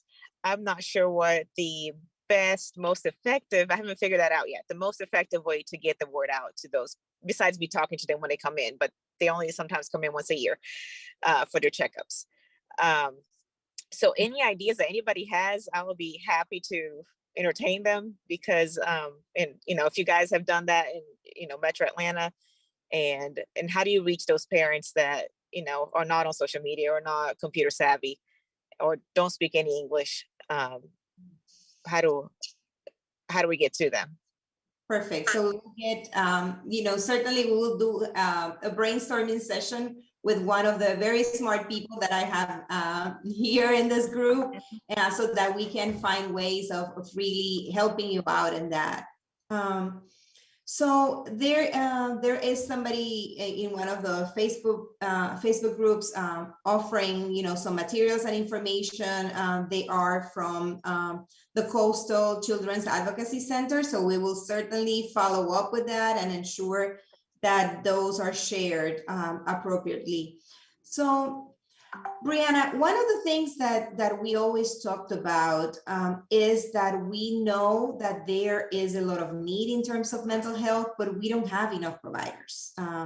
Certainly the disparity between the number of providers that speak Spanish and are able to serve the Latino community, and the very high numbers of Latino youth that suffer from depression and anxiety, which is much higher than kids from any other races here in the state, and certainly is one of the highest nationally, creates a constant conundrum for all of us. As I have to hire constantly clinicians, it is a struggle because we are always trying to get, qualified staff from a very, very small pool. We just hired the services of a psychiatrist that speaks Spanish. He's the native Colombian, and he is able to, his specialty is children and adolescents. But as far as we know, he is one of two. There's only two of him in the state. And he is very young, very capable, doctor, and we're happy to have him. But how do we create? What are some ideas that we can use to create more capacity? Yeah, so I think there's kind of two things. I think of like the long-term vision is we really have to think about the pipeline and starting early, and I would even say elementary school, but definitely like, middle and high school, introducing this profession, and that this is an area that folks can go into. This is what you can do, and really starting to think about then that pipeline to get folks, if they want to be a psychiatrist, a psychologist, a social worker, whatever area they want to go into to be able to address mental health. So I think that's one kind of long-term vision. I think immediately, like I said, I'm so excited about what we're going to be embarking on next year in terms of having learning collaboratives around certain mental health services, and starting to think about what do we need clinicians to do, like licensed clinicians, and what can we have promotoras or more lay providers provide to really expand our reach. And we've done this internationally. So this is a model that works where we can train and consult with lay providers and actually see the same outcomes in mental health interventions that we see with clinicians, if they're getting that expert training and consultation while they're delivering it. And it's really allowed, to expand the reach. We don't have that model as much here in the States yet. I'm hoping that, folks are going to start considering that more. And again, it's not that like every issue can be addressed that way, but I think as we start to expand and think about different levels of service and different ways to reach people, that's really a model that we can build on. And like you said, I think the promotor model is used a lot with physical health now, and, screenings and things like that. So we can start to build on that and really think about it for mental health. I think that's an opportunity that we have. And the other thing I think is, like you were saying, around education. the power of psychoeducation is really, I think, undervalued. If you can hold even workshops and introduce families to like what these terms are that we're talking about. When we say anxiety, what does that look like? You know, what are some things that you can do, like you said, in the here and now, in that moment? So we've developed things like wellness cards, and these are mindfulness practices that you can do in 1 minute or less. And we give these to parents because they don't have time to necessarily go to like a yoga class or do, you know, these longer, but they can do something like this. And we developed it with parents. So there are things you can do on the bus, you know, things you can do like with your child at home before you engage in something like a reading activity. So really trying to think also how we can integrate it more into like daily living, mental wellness. So we're not just treating all the time, but we're thinking about prevention and promotion as well. So I think there's lots of opportunities, and I am encouraged again that there's more openness to those now, I think.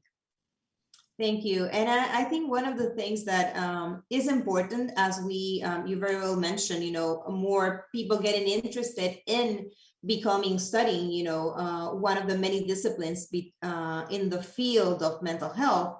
And I think that one of the areas that is one of the biggest barriers is the fact that clinicians here in the state need so many more hours than clinicians in other states. So, you know, an idea that Ser Familia has been developing is getting the opportunity of hiring somebody right out of school, and then we paying for those hours and ensuring that the person earns a salary just like any other clinician. And at the same time, we become responsible for paying those supervision hours that become such a barrier because, you know, students are graduating with this massive student debt, and now they cannot pay, you know, for the supervision so that they get licensed in the state. So that has been an area in which we have made it part of our practice, but it becomes difficult because sometimes getting those funds to do that piece becomes very difficult because many times grants do not reimburse you for that. So you have to become creative. Where do I get that money? So once again, goes back to those inequities that are so difficult. Any last words, Dr. Rivera, before we just transition to the next activity? Yeah, I was just going to say really quickly, you know, Dr. Rossi talked about they come in once a year. She tries to have a conversation, but, you know, is it a letter? Is it? And I just want to say to all of us on this call, and we're reflecting on the same thing. How do we create networks that are more about the people than about the letter?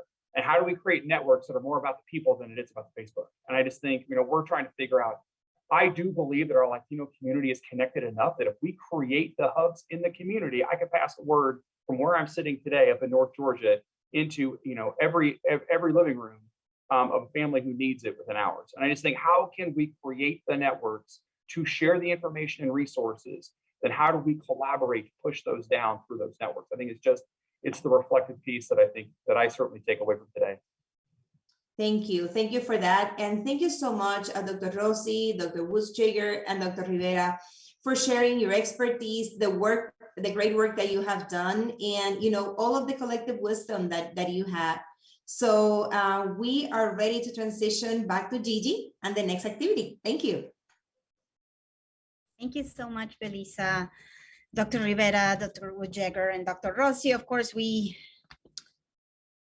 I'm just a little anxious because, you know, we heard so much about burnout from healthcare professionals, from teachers, from social workers, from students, from community members. We heard about, you know, immense and great rates of depression and anxiety, and, you know, how critical and time consuming it is to build trust, right? So that we could collaborate and work with each other.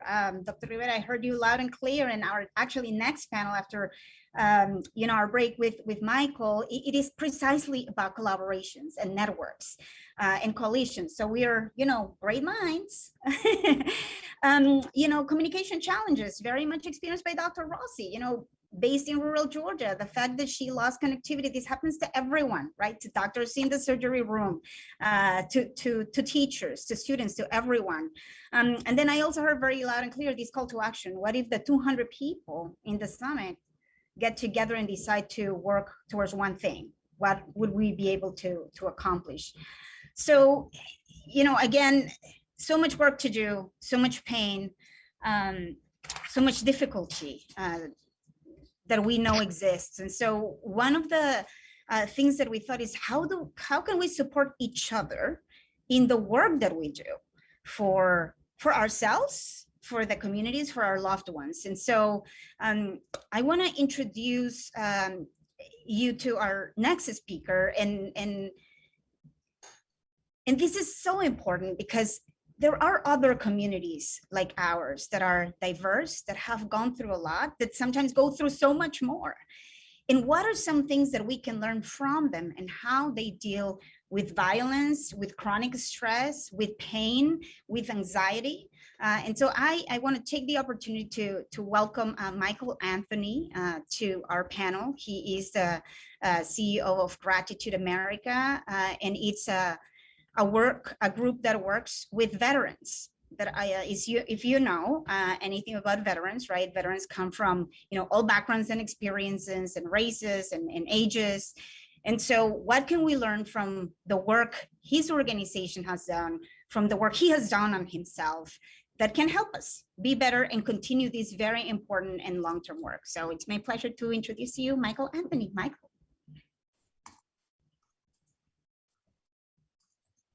There we go, unmute. Thank you, Gigi, for the great introduction.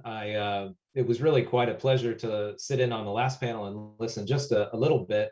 What's so interesting about, based on the intro that Gigi just gave, we do work solely with combat veterans, and their backgrounds are extremely diverse. There's a strong history and heritage of Latinos in the United States military, serving as immigrants and achieving their naturalization, through service in the military.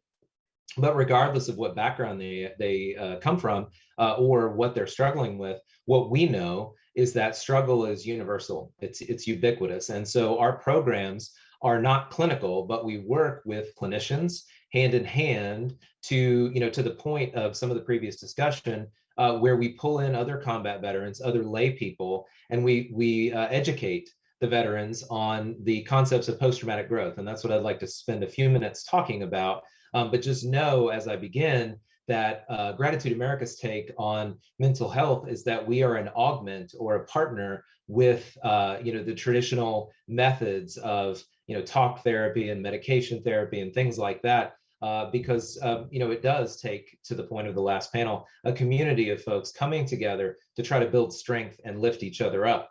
Everyone has probably heard, just because of the publicity, that there's 20 veterans that commit suicide every day, which amounts to over 6,000 per year. And veterans have a higher percentage of suicide than the traditional population.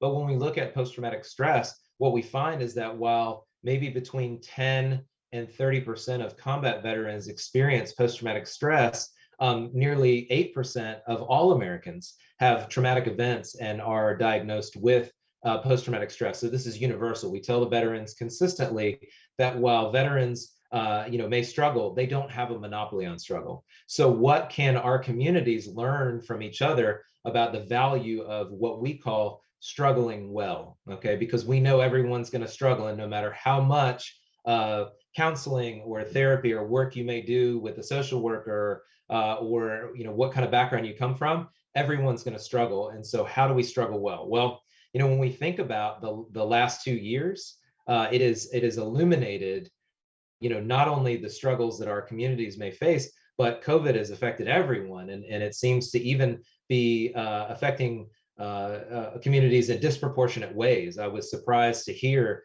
that, there's a very high level of depression and anxiety amongst the Latino youth. That's troubling to hear, because those carry into adulthood. So the lessons that we share with veterans, and I hope to share with you all today in very brief fashion, are really universal amongst youth and amongst adults. So when we think about the power of struggle, the analogy that I like to use is that of a lobster. So if we think about lobster, very delicious, right? Everybody seems to enjoy on a special occasion or what have you.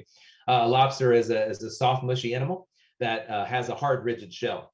And when the lobster grows, the catalyst for the lobster to grow is pressure or discomfort. The lobster senses discomfort, it goes underneath a rock, it sheds off that hard exterior, and then it begins to grow a new shell. And when it emerges from under that rock with this new shell, it's larger and stronger than it was before it went under the rock. all of us can take a lesson from the lobster from the standpoint of most people avoid the discomfort. So if a lobster had a doctor, it would take a Valium, it'd take a Percocet, it would feel fine, it would never grow. The stimulus for the lobster to grow is the discomfort.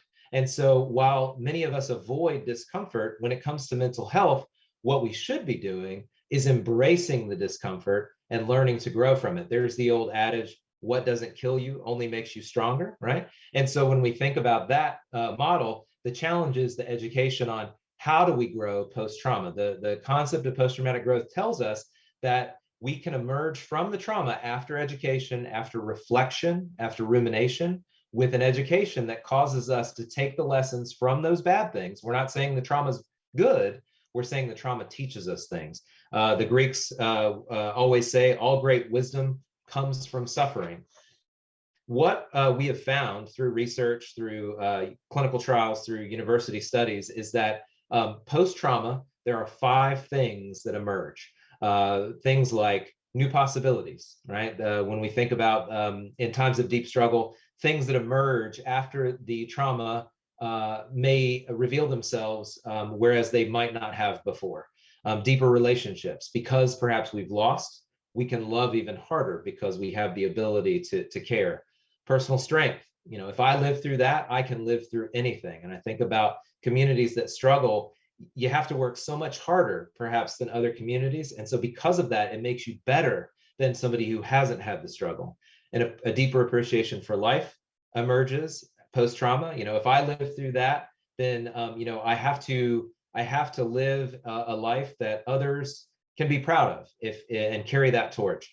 And then lastly comes deeper spiritual and existential change.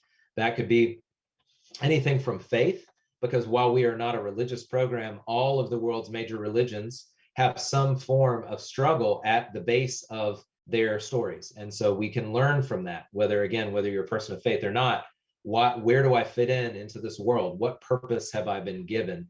So the takeaway, I think, as I just kind of initially get into, you know, some of these ponderings, what we've learned with the veterans is in the traditional mental health models, the focuses tend to be on the trauma itself.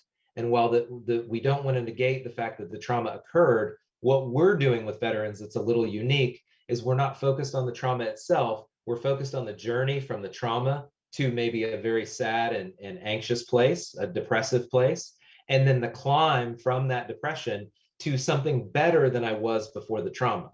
Typically what the government is doing in a lot of cases is telling the veterans that they are sentenced to a life of a diminished version of themselves. And we know that though good things happen or bad things happen to good people, if you can understand and educate yourself about the struggle and look at it from different perspectives, you can grow post the trauma. So that's the one lesson that tends to be very, I suppose, relieving to our veteran population is when we tell them, yes, something bad happened, but let's not ruminate on the bad. Let's focus on what did we learn from that lesson and how can we be stronger post the trauma? That's the first lesson. The second thing that we found from a mental health standpoint is the idea of routine. People tend to thrive on routine. And I think about the last couple of years where our routines have been totally changed and altered and turned on their head in light of COVID and working from home and all the different things that we've struggled with as a broad United States. We need to get back to routine. Our veterans, when they get out of the service, they had a life filled with routine where you get up in the morning and you have to work out and then you eat and then there's formations and all these things that people crave. People like routine. And when they get out of the service, they lose that routine. And I think for just general populations of people that aren't necessarily veterans, we do tend to do well when our lives have a routine and things that we can expect because it's more comfortable to know what's coming next. And so in a world of uncertainty, one of the things that we try to focus on is that of routine, on trying to ensure that there is healthy routine for all of us. And that could be anything from, I know that I'm going to get up and I'm going to go out for a walk, or I'm going to read for 10 minutes in a book that's uplifting, that will teach me something new. But crafting a routine, whether it be for children or for adults, is very, very healthy. And when we struggle and life gets stressful, the first thing we can go to is that routine. And the routine will often suffer when we're struggling. So we need to pull even harder into the routine, because it's very easy to throw that out the window, to stay in bed, to feel sorry for yourself. So forcing the routine is very helpful. The other lesson that has emerged outside of routine and understanding about post-traumatic growth is that of regulation practices. So regulation practices is a broad sense, or a broad word or verbiage that relates to things that are necessary for regulating those ups and downs in life. Just because you've come through one of our programs doesn't mean that life won't still have its ups and downs. You know, we might have a really stable thing, and then we get shocked again with some new thing that comes around the bend that we weren't expecting. If we have regulation practices, things that we can look forward to bring down the anxiety, bring down the oppression, it could be certain types of breathing, or I heard mentioned mindfulness practice in the last breakout. We do with the veterans archery and hiking and sitting around a fire, contemplating, camaraderie, grounding, art, music. There's so many things that people are drawn to, and there's not a one size fits all for regulation practices, but I encourage everyone, no matter who they are, when they are struggling with their mental health, that they find things that are healthy outlets, because often when people struggle, they turn to unhealthy habits, alcohol, medications, isolation. And we know that isolation is one of the worst things that people can do. But when we struggle, that tends to be a safety mechanism. So, having time to get together with others and disclose is a very healthy thing for our mental health, to talk about the things that we're struggling with. And that's a very taboo subject in our society, because we often like to sweep things under the rug because it's uncomfortable to talk about our mental health. You can't just be walking down the street and talk to some stranger about your mental health, but pulling in some of those very close people that you can count on, that may not be a therapist, but people that you know will be a mentor or a close friend that will support you and allow you to. The metaphor we use in our programs with the military is, when you think of a soldier or a Marine, they carry around these heavy backpacks. We call that a rucksack, right? So they're carrying a heavy backpack, and those backpacks are full of lots of things. Well, the metaphor in life is we all carry an invisible backpack around, and it is loaded with traumas and struggles. And the fuller that backpack gets, the heavier it becomes, the harder it is for us to move forward. We get slower, we slow down.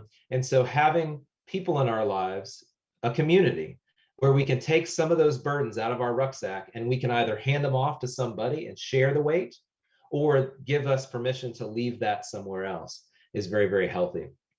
I believe I'm getting close to the end of the amount of time that I have for the breakout. So I'll leave you with one final sort of metaphor, and that is the metaphor of driving a car. When we drive a car, we have the windshield in front of us, and we have the rear view mirror. Oftentimes, veterans and people that struggle are driving the car, looking behind them in the rearview mirror, looking at the loss, looking at the tough things in life. The rearview mirror, it's only small, right? We look at it for reference behind us, but the big windshield in front of us is where we have to be focused. And so when we are struggling, no matter what community we come from, we want to work very hard to turn our focus forward looking at the future. How can we all be different? How can we grow? How can we overcome the struggle? It's not easy.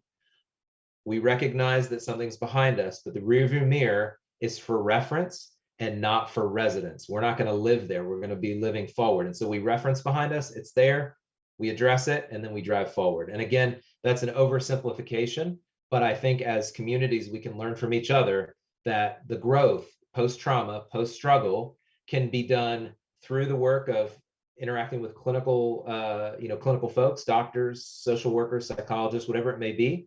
But we can also, as a community, lean on each other and just generally embrace wellness practices and a forward-looking mentality. And we found that to be quite successful with the veterans. There's amazing research, and I don't have time to share it, but we are seeing extreme growth rates in reduction of suicidal symptoms, depression, anxiety, quality of life increases, sleep problems, amazing stuff that is exceeding the work of the Veterans Administration. And a lot of it is because we all have heart and we have strong minds, and it's just about connecting the head and the heart. So I appreciate the time. I haven't seen any questions, but if there is any final ones, but I believe I've hit my time.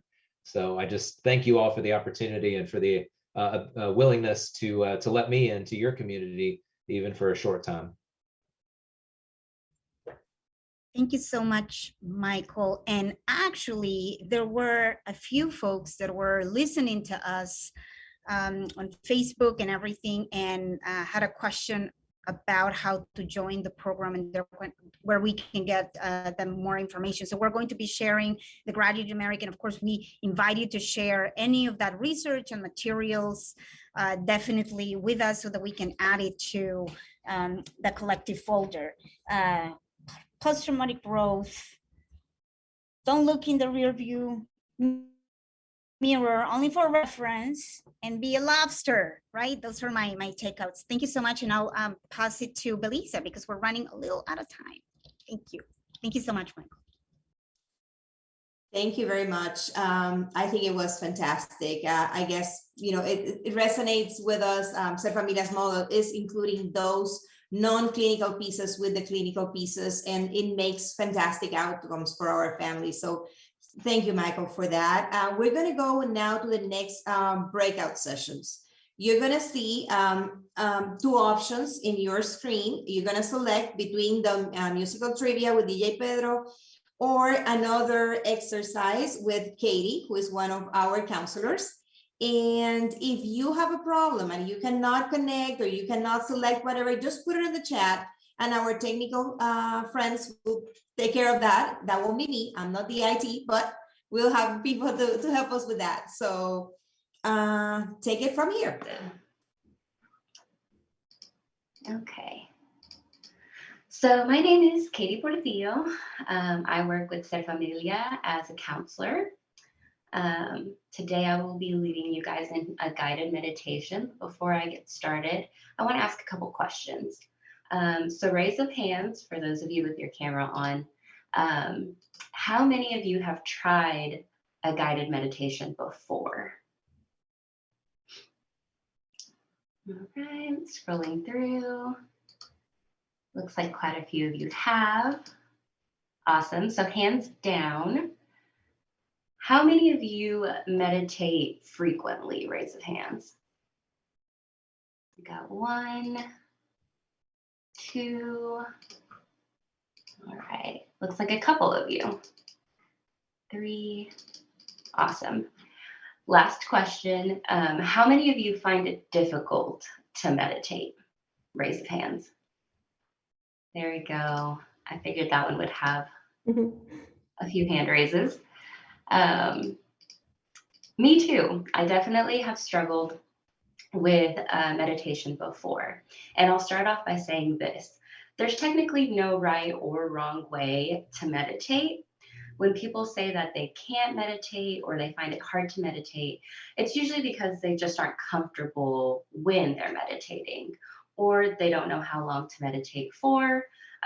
We have these misconceptions that you have to silence your mind completely to meditate, or that you have to meditate for really long periods of time.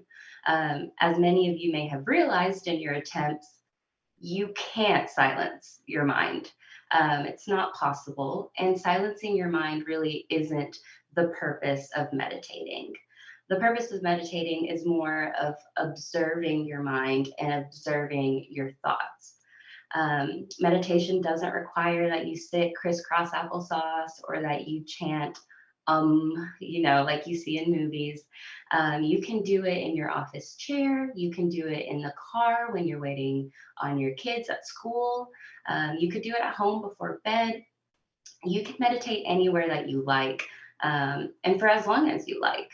Even just a few minutes of meditation is better than no meditation at all. So you may be asking, why meditate? What are the benefits? Well, there are a ton of benefits, but I chose 5 to mention that I think might be enticing to the majority. So those 5 include that it reduces stress, it controls anxiety, it enhances your self-awareness, lengthens your attention span, And as I just mentioned, it's accessible anywhere, right? So I want to repeat those so you guys can remember them. Reduces stress, controls anxiety, enhances self-awareness, lengthens your attention span, and is accessible anytime.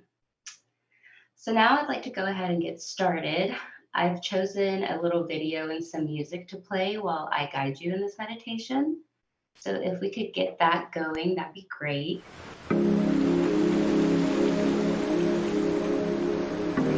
Do you guys hear it? I don't either.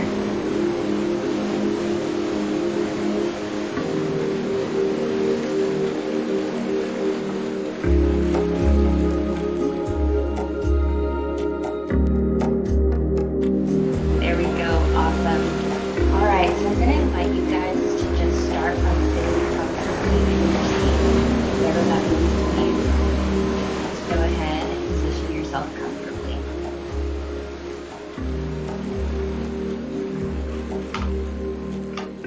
Now I'm going to ask you to close your eyes if you like, or leave them open and lower your gaze toward the floor.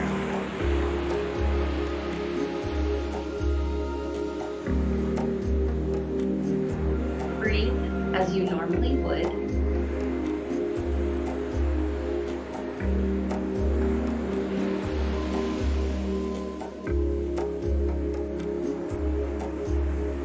There's nothing special to do or make happen.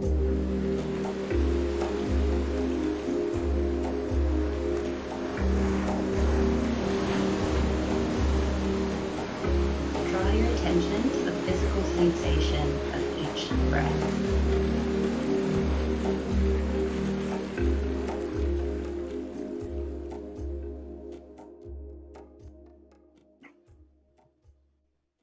You might notice the rising and falling of your abdomen or chest.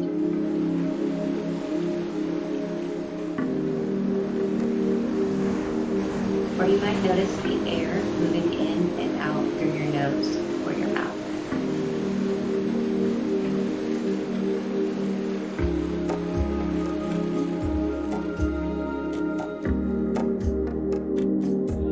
With each breath, guide your attention as best as you can to your breathing. Breathing in,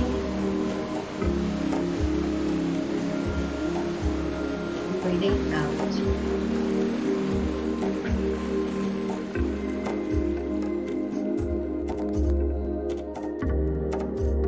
Almost immediately, and many times over, we'll find ourselves distracted.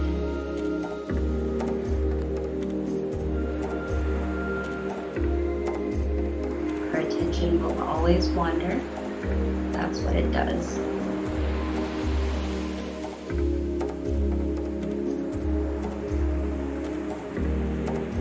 It's normal, and it'll always be a part of our experience, both in meditation and in life.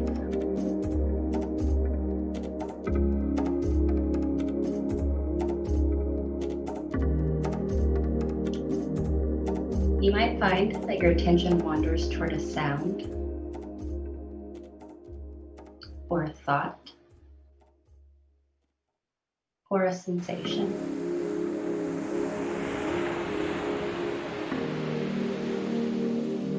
Without giving yourself a hard time, return your attention back to the sensation of breathing.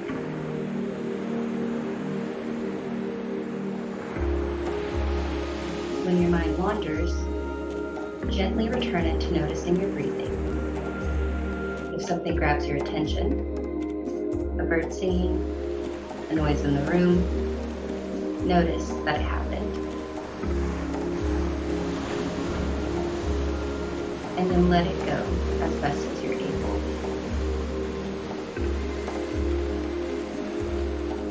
Come back to the breath without expecting anything more.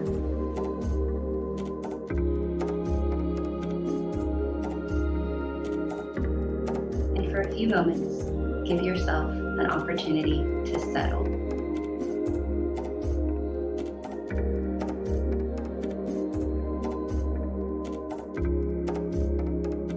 Sometimes our mind remains busy and caught up during meditation. When noticing that, practice patience. We cannot force our minds into stillness, and that's never the intention. Right now, in this moment, there's nothing to fix or do. Whether you find the experience pleasant, unpleasant, or otherwise,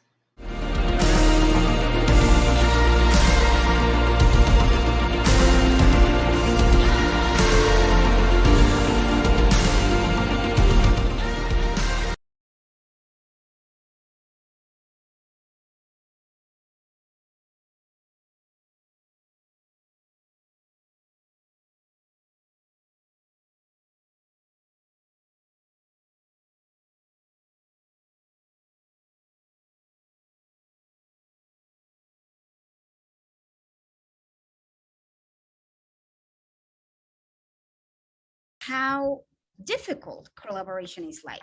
And can we do a sound check? Because I don't think people can hear me. Okay, now, okay, perfect. Hello, everyone. My name is Gigi Pedraza. I'm the Executive Director with the Latino Community Fund in Georgia. We have some tech glitches because the event is live. We like to live on the edge, no recorded stuff here. So bear with us. Welcome to our 12 o'clock panel called Building on Our Assets, a learning network of community organizations. We have heard throughout all the conversations in the morning about how important collaborations are. Everyone wants us to collaborate. The government will only give us money if we have matching grants, which means we have to be collaborating with somebody else. Funders ask us, who are you collaborating with? People that want to volunteer or want to come on board, say, oh, how are you partnering with this? Have you talked to this organization? And the reality is that at the end of the day, the problems, the issues that we work in are so complex and so difficult that we cannot do it all. So if ever someone tells you we can do everything that you need, you know it's not true, because we can't. And so sometimes crisis just brings us together, and that makes, guess what, collaboration even more difficult. And that is something that we haven't really talked about, how hard it is to collaborate and what different types of collaboration exist. So in 2020, as you all know, another crisis, because we've always had different types of crises, brought us together and really exacerbated the minimum access to information, safety net programs, healthcare that many of us had. And when I said many of us, I'm talking about immigrants, I'm talking about people of color, I'm talking about people that don't speak English well. And so the Latino Community Fund, we really thought at the beginning that it was going to be 8 weeks and then everybody goes home and we can raise $200,000 for those 8 weeks and it'll be over. And guess what? We're still living in it. This is why we're virtual. So what we very soon realized as an organization that has a membership of 40 community groups is that we had a role to play, and our role was primarily to do advocacy and to raise money. So the folks on the ground, like Ser Familia, our co-host here, could do the work they had already been doing for years. And so we co-created in 24 hours, it was like 24 hours literally, with a few organizations that decided we are not going to close the doors, we will continue serving the community because they need us, a criteria of what are going to be our priorities for us to continue in supporting community. When we say our community, who are we talking about? And so it was Ser Familia, it was Dignidad Inmigrante, the coalition of Latino leaders in Dalton and Vecinos of Buford Highway. And everyone said, yes, we will remain open. And yes, we want to center on English learners, folks that were undocumented or mixed status families, folks that didn't have reliable transportation or have mobility challenges, and really people with dependents, and finally people that were directly affected. In 2 weeks after we started doing this work, from 4 organizations, the coalition grew to 12, and then 2 months later to 23 organizations, folks that had never done work in financial assistance and food distribution, anything like that, said, yes, this is our job, even though it's not written in our missions, because this is about people's lives and we need people to survive. And so what we did then, it's, oh my God, I am sure there is a lot we can learn and do better. And we engaged into a program, to a project called Trabajando Juntos, working together, who our facilitator or one of our panelists will discuss a little more and facilitate a conversation, a consultant, Lorene Fredella. She did in-depth interviews with 12 of these organizations that not only did the direct work in the community, very important relief work, but they consistently worked on advocacy and civic participation. The one thing that the pandemic did for us is that made very clearly visible the connection between policy and direct service. And so a lot of our organizations said, yes, it's important to address both. And so what did we learn about from these 12 organizations? And then what things are very similar and that are connected to what other networks are doing? It's really a lot of what we are going to be discussing in this panel. So I want to introduce Lorene Fredella. She is a nonprofit consultant. She is also an educator at the Tenement Museum, and she will help lead us through this conversation. Also, super friendly reminder to please, this is a conversation. As we were preparing for these panels, we were learning from each other. So if you have questions, go ahead, put them in the chat, and we will be addressing them as much as we can. Lorene, bienvenida. Oh, gracias, Gigi. Okay, so, well, thank you. And I'm so honored to be here. So just to give you guys a little bit more context on who I am and what I'm doing here. I live in New York City, but I lived in Atlanta for 30 years. And in that time, I worked with the Latino community in many different, wearing many different hats. I taught English as a second language. I worked in nonprofit management, doing fundraising, program development. And so, you work in a nonprofit, you end up wearing a lot of hats and you get a lot of experience doing things you never really thought you would be doing. And so since then, I moved to New York City. I still do nonprofit consulting, and I've been working together with the Latino Community Fund really since the beginning, and since the conception of it. We were talking about it. And I work at the Tenement Museum now, which is my side hustle, which is an organization, which is a museum in New York City that tells us the history of our immigrant ancestors and the struggles that they faced. And so, one of the strengths I think I bring is that I can also connect that to what people immigrants are facing today, and refugees and newcomers and migrants to our communities. And so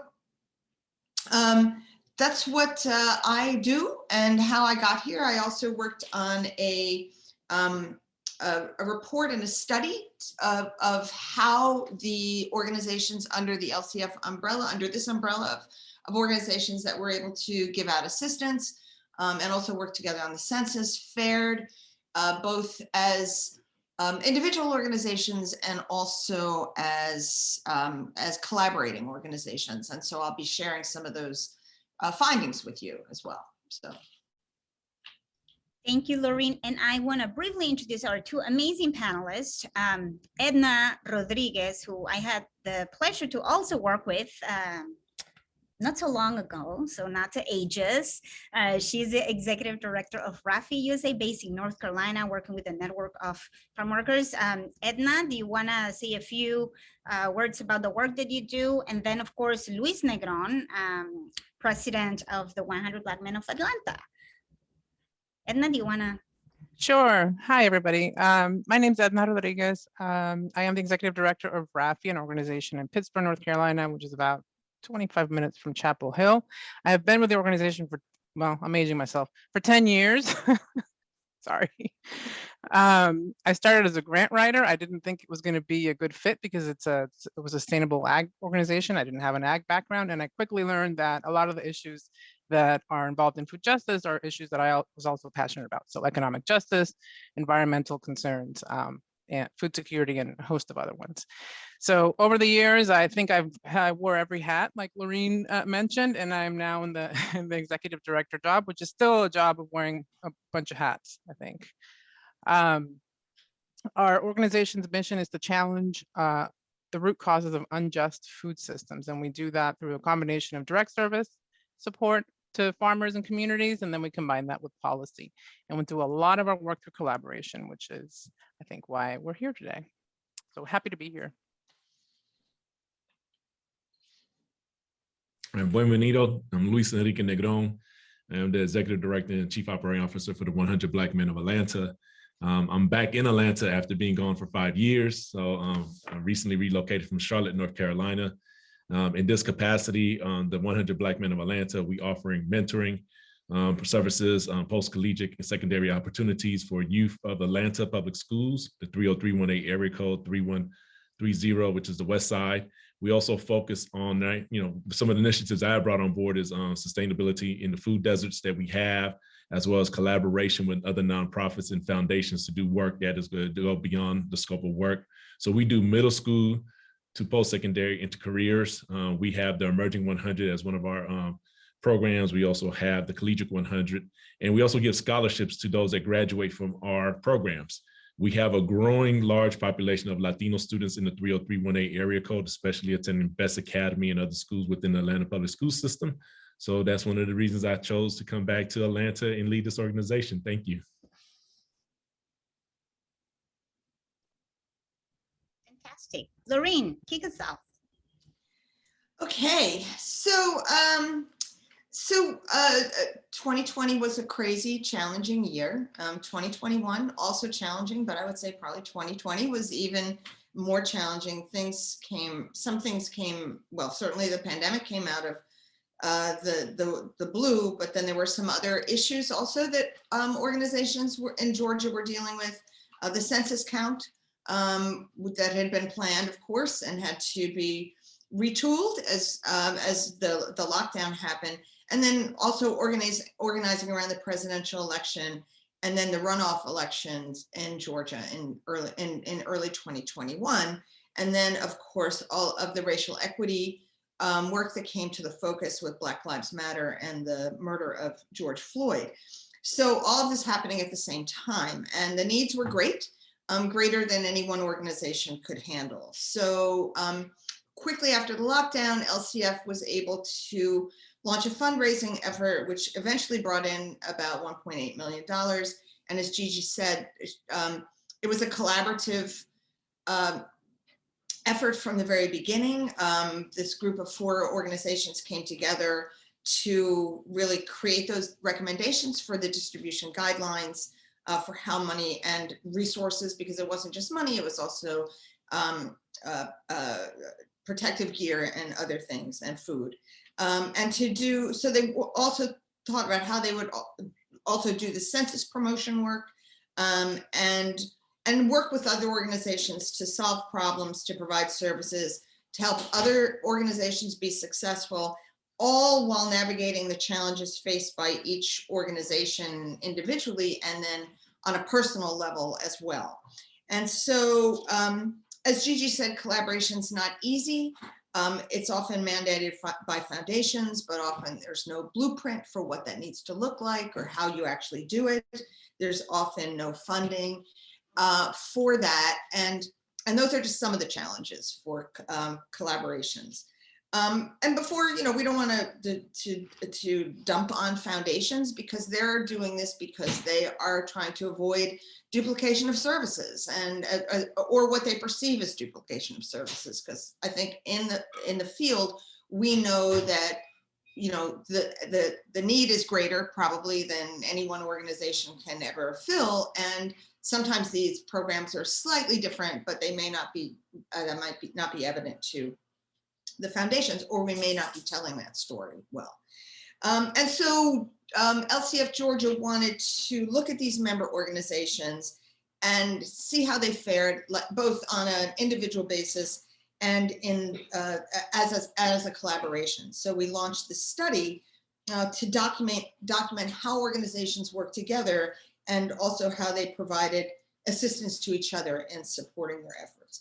So I just want to say too that COVID was a strong catalyzing issue. It was the issue where everybody just went, whoa, we got to work together. And so that's really, I think that became really key in the findings, how important having some kind of unifying goal, and the more concrete that is, the better. So just for a little bit of context, because I know everybody on this in this session is not from Georgia, but Georgia Latino population is about 1.1 million. It's about 10% of the general population, which represents a 31% increase in Georgia from 2010. So that's a very big increase. Until the mid-90s, most of Georgia's Latinx population was centered in, at that time were the 5 core metro Atlantic counties, and a small group of nonprofits were emerging at that time, once grassroots, that have now evolved into more established nonprofits today. But now Latinx Georgians are all over the state. And so what we're seeing is a lot of smaller, newer grassroots organizations being established all over the state to try to serve these groups or niche audiences sometimes.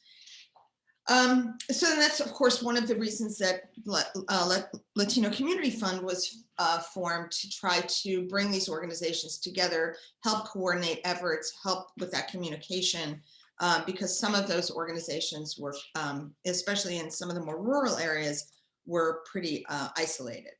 So as Gigi said, I did one-on-one interviews with a lot of these with about 14 actually organizations, and Latino Community Fund of Georgia.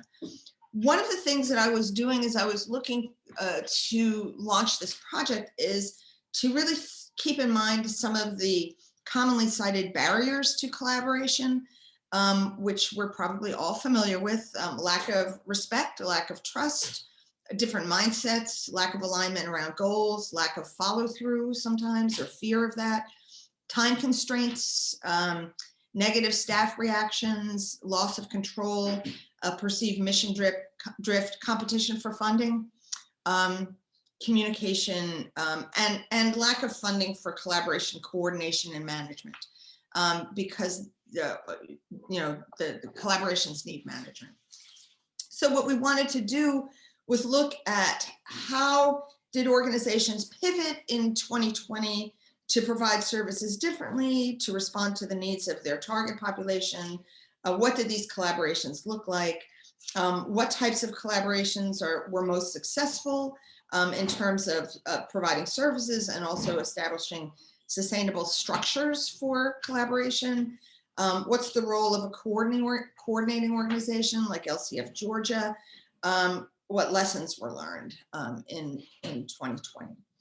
And so what I found after talking to people is that the learnings and the adaptations and the achievements fell into pretty much maybe 5 or 6 categories.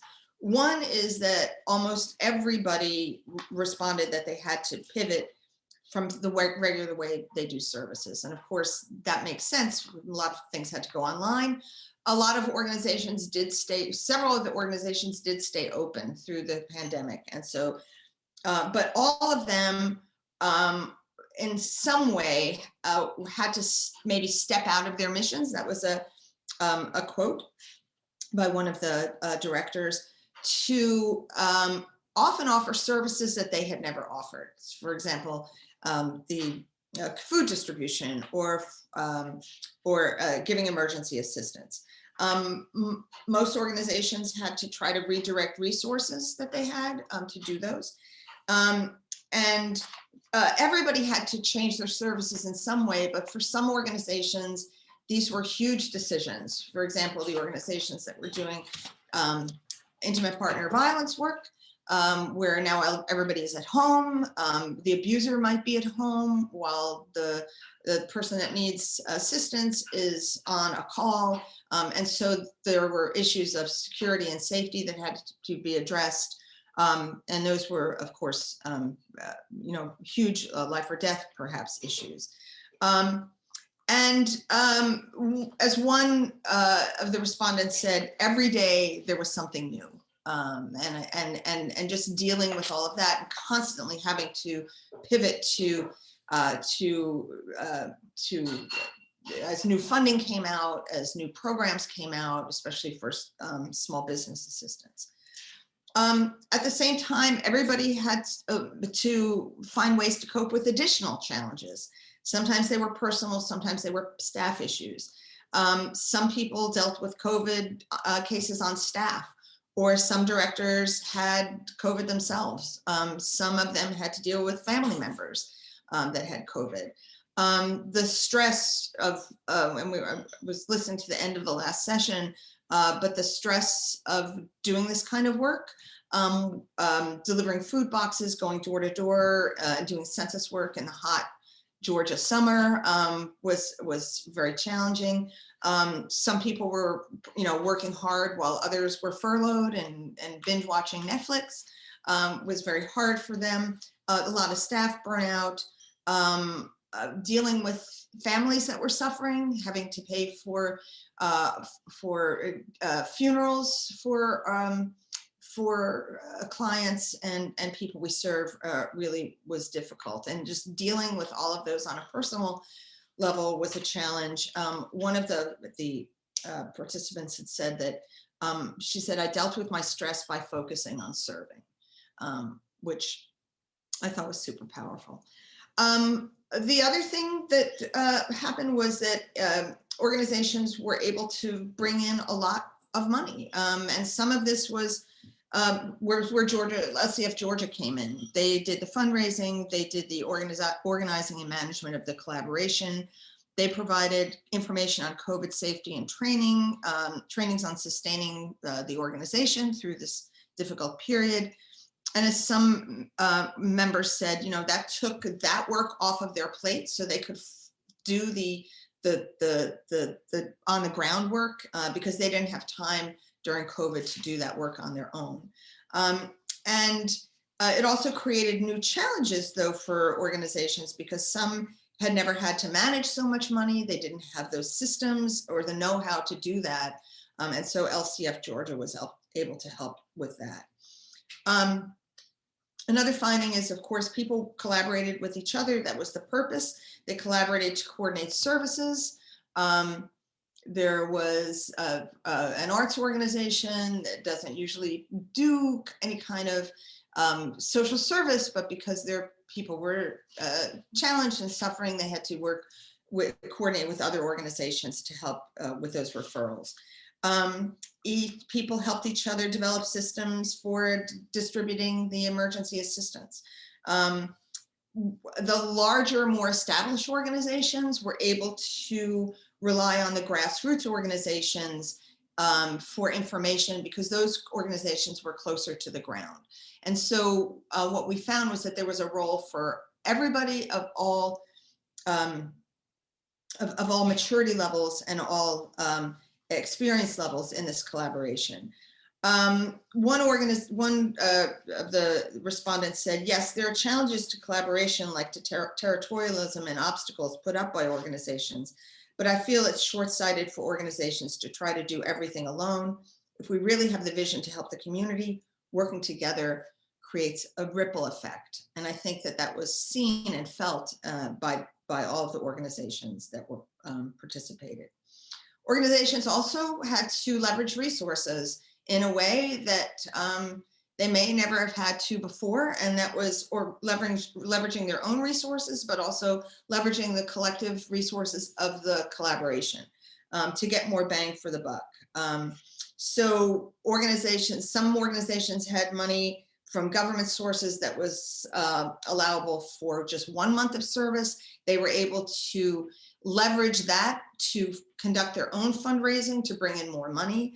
That also happened at the LCF level, where the LCF was able to leverage the whole work of the entire collaboration to go to funders and say, look what we're doing, and bring in even more money. So that was really key.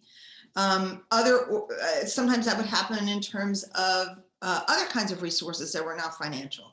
One organization that worked with businesses, small businesses, was able to leverage their resources to bring in food because there was not much food at the beginning, but restaurants had food left over and distributors had food. And so they were able to get that and help other organizations to create food boxes for distribution. And of course, not surprisingly, many people commented on the role LCF Georgia played as convener and supporter. They commented that they had met organizations that they had never ever heard of before and were able to coordinate with them.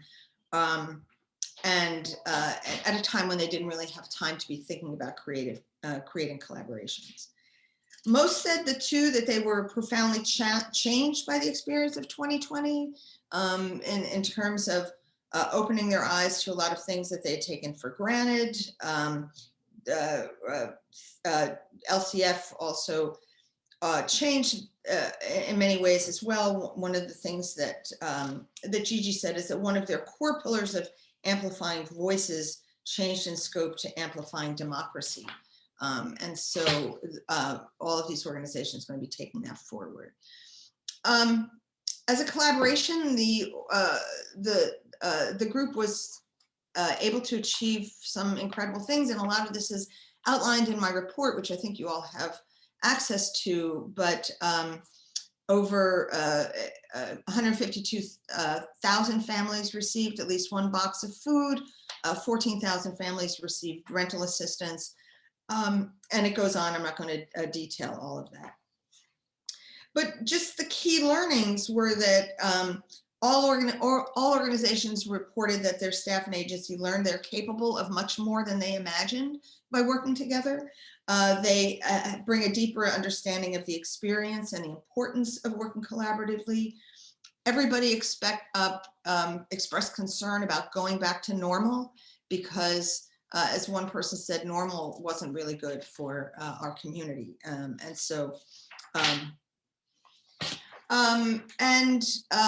Even though everybody was weary, people still remained hopeful for the future and focused on what needs to be done to achieve equity for the Latinx community.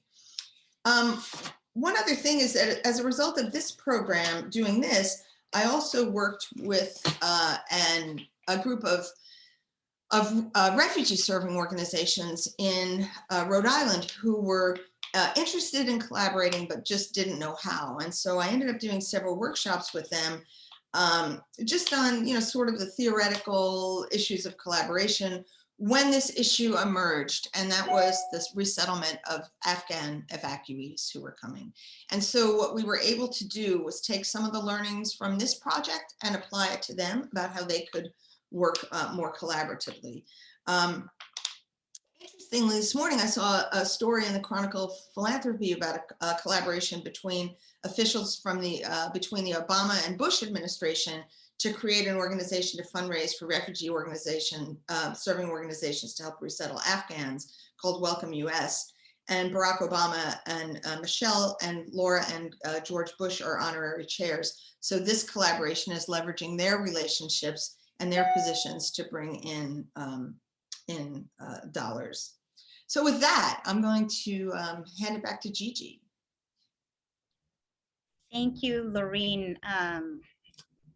And everybody has access to this document, but we want to make sure that we center this, of course, conversation on what Luis learned and, what are the challenges, of course, with 100 Black Men of Atlanta, as well as Edna, because they also have a fantastic report on the collaboration between farm workers and the faith community.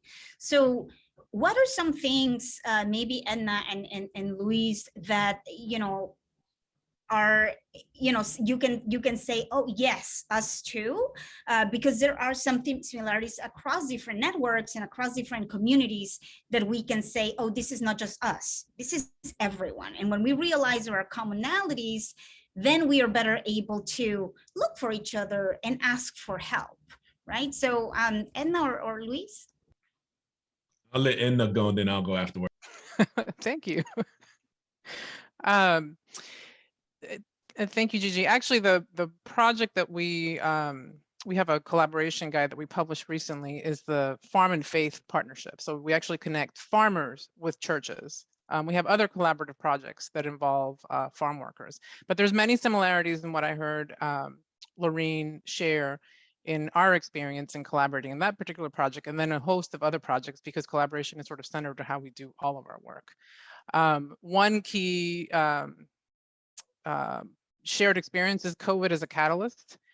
And for us, it was, in addition to it being a catalyst where a crisis brought people together, it was the COVID experience also exposed a lot of the problems with the food system, which made it just a little bit easier for us to get people sort of on board on the advocacy side of things, because we're always interested in doing the direct service piece and supporting communities and people, but then also tying that to policy and advocacy change. So the crisis, I think, is the key piece, and for me, relationship building keeps coming back as like the center of everything. Equity, for us, it's about co-creating, and it all starts with relationship building. Right. Luis? Yeah, thank you, Edna. No, I would agree and concur with Laureen's report and the report that you guys have done, Gigi, in regards to the relationship building. By me coming back into the state in February, I met early with legacy funders that we had. And one of the key things that they have said was that the 100 Black Men has never gone out of his silo to collaborate with other organizations. And what could I do based on my experience working at the United Way before? What could I bring to make it different? And I'll highlight a big win for us was we formed a MOU and then a collaboration with the Fernbank Museum.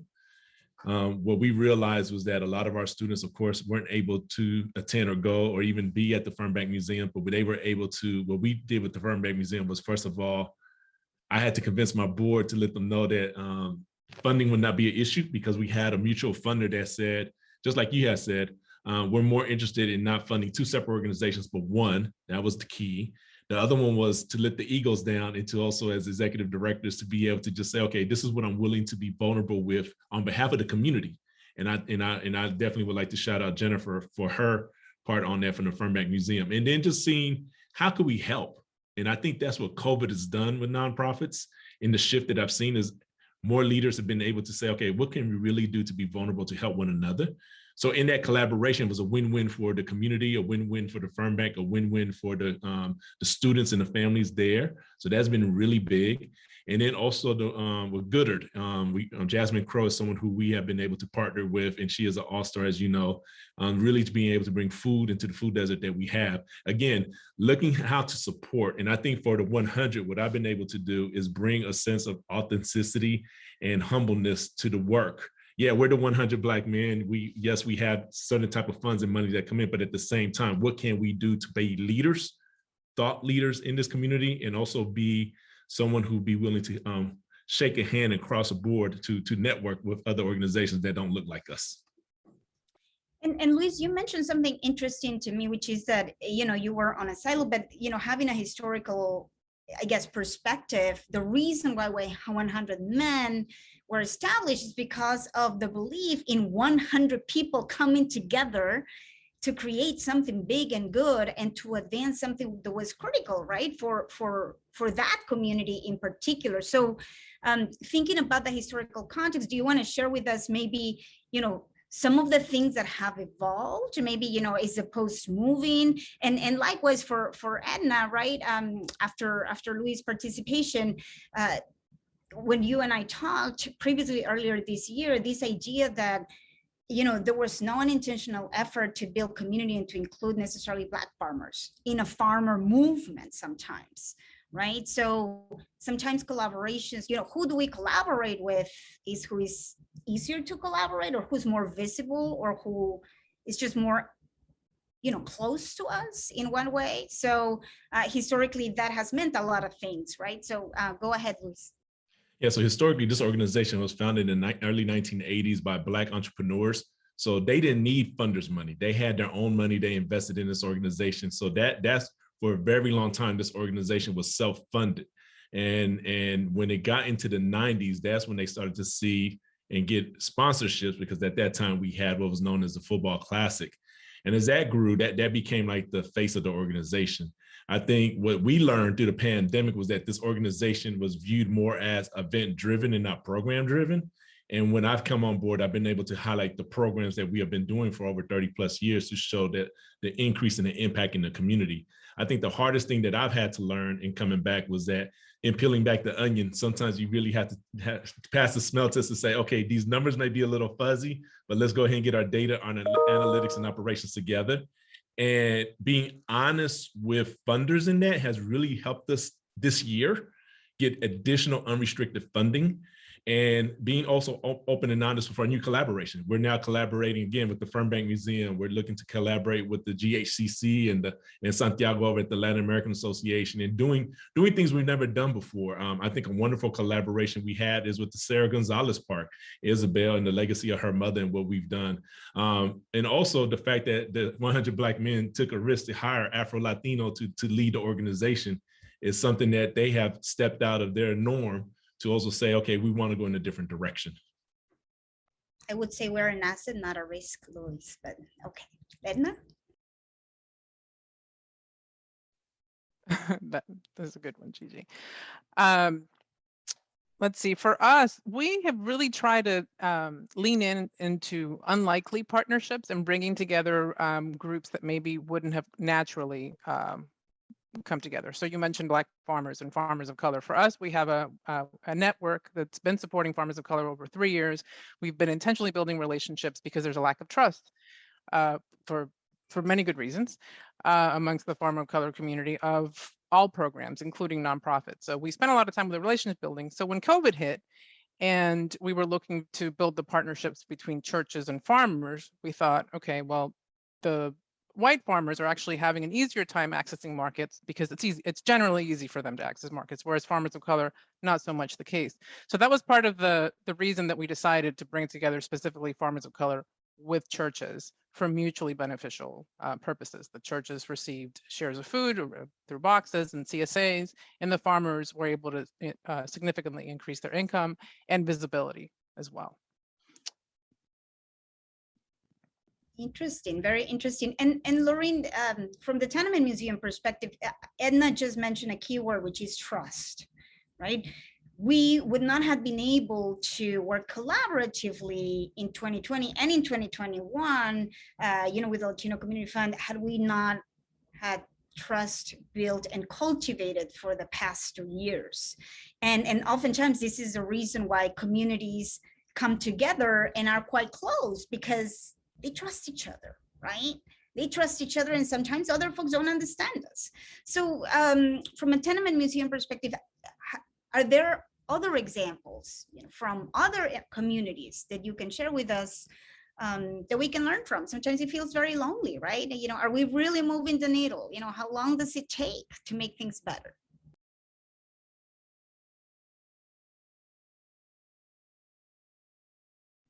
My work at the Tenement Museum is a little bit different. I'm not really working with collaborations there. I'm working with the public.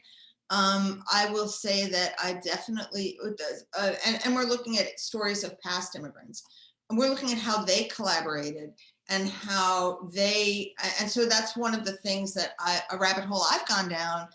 We have a lot of leeway at the Tenement Museum to create our own narratives. And so, that's one thing that I try to highlight here, to try to dispel the myth that immigrants, all pull themselves up by their bootstraps and didn't need any help.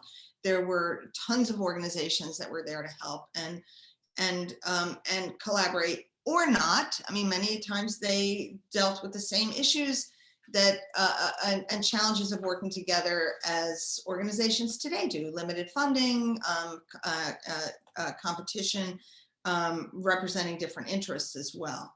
I would say, and so my work at the Tenement Museum, I try to bring a lot of this information in, but we're not really working with those collaborative networks.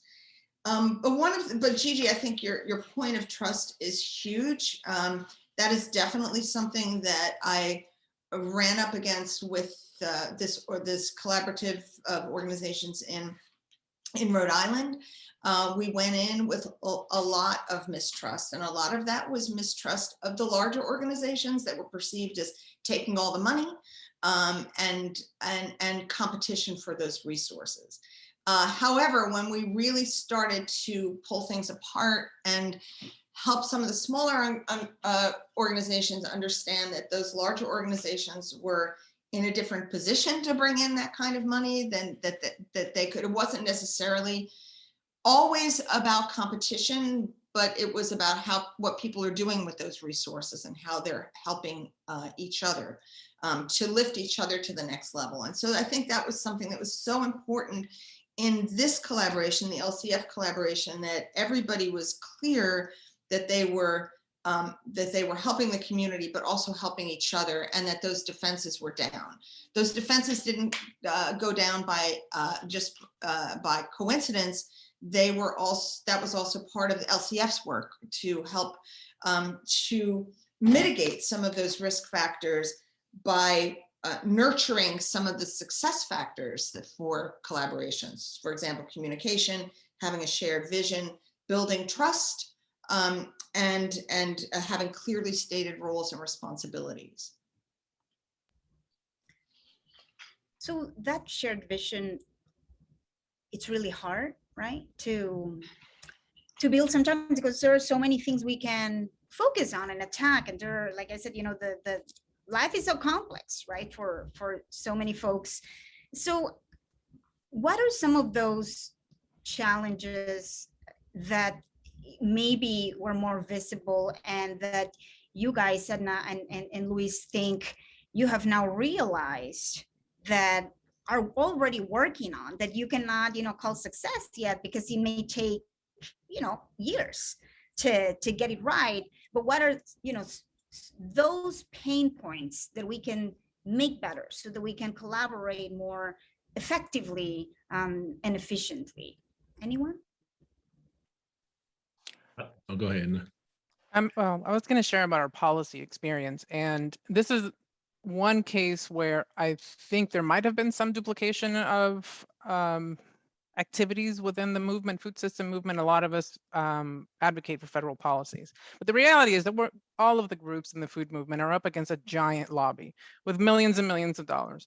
So not each one of the organizations alone, I think during COVID, was finally able to realize, okay, we're going to get more done in addition to the coalition spaces where we already exist, if we pool our resources together and maybe invest in a presence in DC, for example, and we have come up with shared values and goals and work towards those together. And I think we made a huge progress in that collaborative spirit within the policy space because of COVID, that before we were struggling and really having a hard time because everybody was sort of, you know, territorial and defining their space. And we've done this for years and this is our issue. And now people are more open to the idea of working together, which I think is great improvement.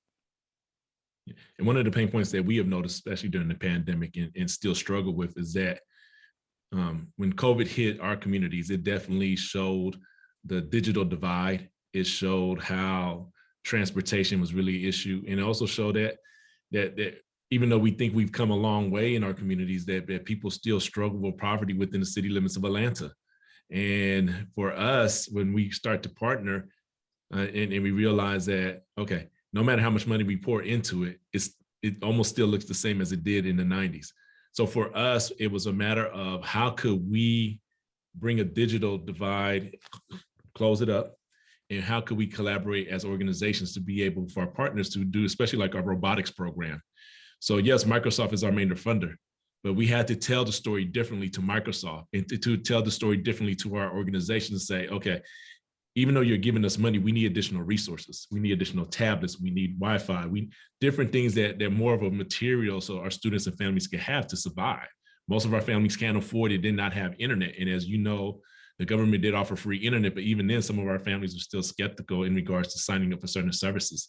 So for us, it was fighting the stigmas and the myths that still existed within the communities to ensure that we gained their trust and that we gained their understanding, and also that we had a foothold in there to be their advocates in the community. You just mentioned, I'm sorry, go ahead, Lorraine, go ahead. Oh, yeah, I mean, I was going to say, well, go ahead, follow up with Luis, and then I'll say what I was going to say. I just wanted to point that Luis said something really important that I struggle with every day too, which is we have to tell our stories differently. And so there is a role to compromise, right? I mean, and I struggle, when is it, how and when and with whom do we compromise, right? Because that is a huge piece of this work. In collaboration, there's not a zero-sum game, right? To get funding, to tell our stories, how do we change, to what extent, to please whom, to what end? Like all of these questions are really key. So I just wanted to know, make a point on that, because I think it's important to recognize that every time we compromise, we're saying no to something or someone. And inherently, that means that we're placing a smaller value on whatever that is, because we're preferring something. So go ahead, Laureen, and maybe some reflections on that. Yeah, I mean, I think one of the things I've been thinking about yesterday when the three of us were planning this session, we were talking about COVID as a catalyst for collaboration. It was a very strong catalyst. Everybody just swung into action, boom, it just made sense. The census was also a strong catalyst for collaboration, maybe not quite on the same level as COVID. The Black Lives Matter, not so much. And so I guess my question is, or as I'm thinking about going forward, I don't know that I have the answer, I'm just posing a question, is how do we sustain this spirit of collaboration moving forward? How do we not just let what happened in 2020 drop, or say, well, that was a special situation, we had to, especially when we're in this environment that's competitive. I'm a grant writer. They're called competitive grants for a reason. We are competing with other organizations with that money. That's a reality. When I write a grant, I'm thinking about what other proposals they're reading and how can I make mine different so I can get the money. Yet we also want to collaborate. And how do we mix those two together? That's the system we have. But how do we move toward the system that we know from 2020 is super effective and more effective than what we can do in a competitive situation? And those are, I think, that for me, the big questions moving forward.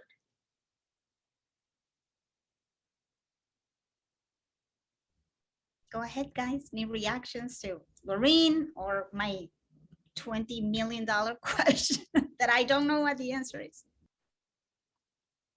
I was going to share about collaboration going forward, that at least for us, I think of collaboration as a way of working is baked into your organization itself. It manifests its way into how you work with other organizations. And I think we have a better shot, all of us, of moving in that spirit into the future and not reverting back to the competitiveness that existed pre-COVID, despite the fact that philanthropy still puts us in that, in that position.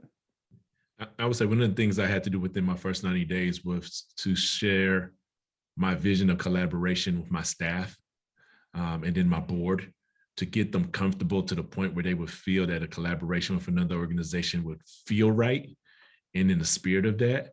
And once I got that buy-in, I was able to then go full forward with the MOUs and the collaboration that I've had.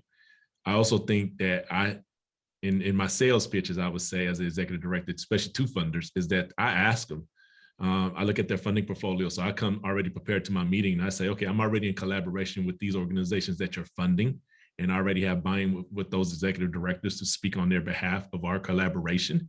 And then I also ask them, okay, who else would you like for me to collaborate with?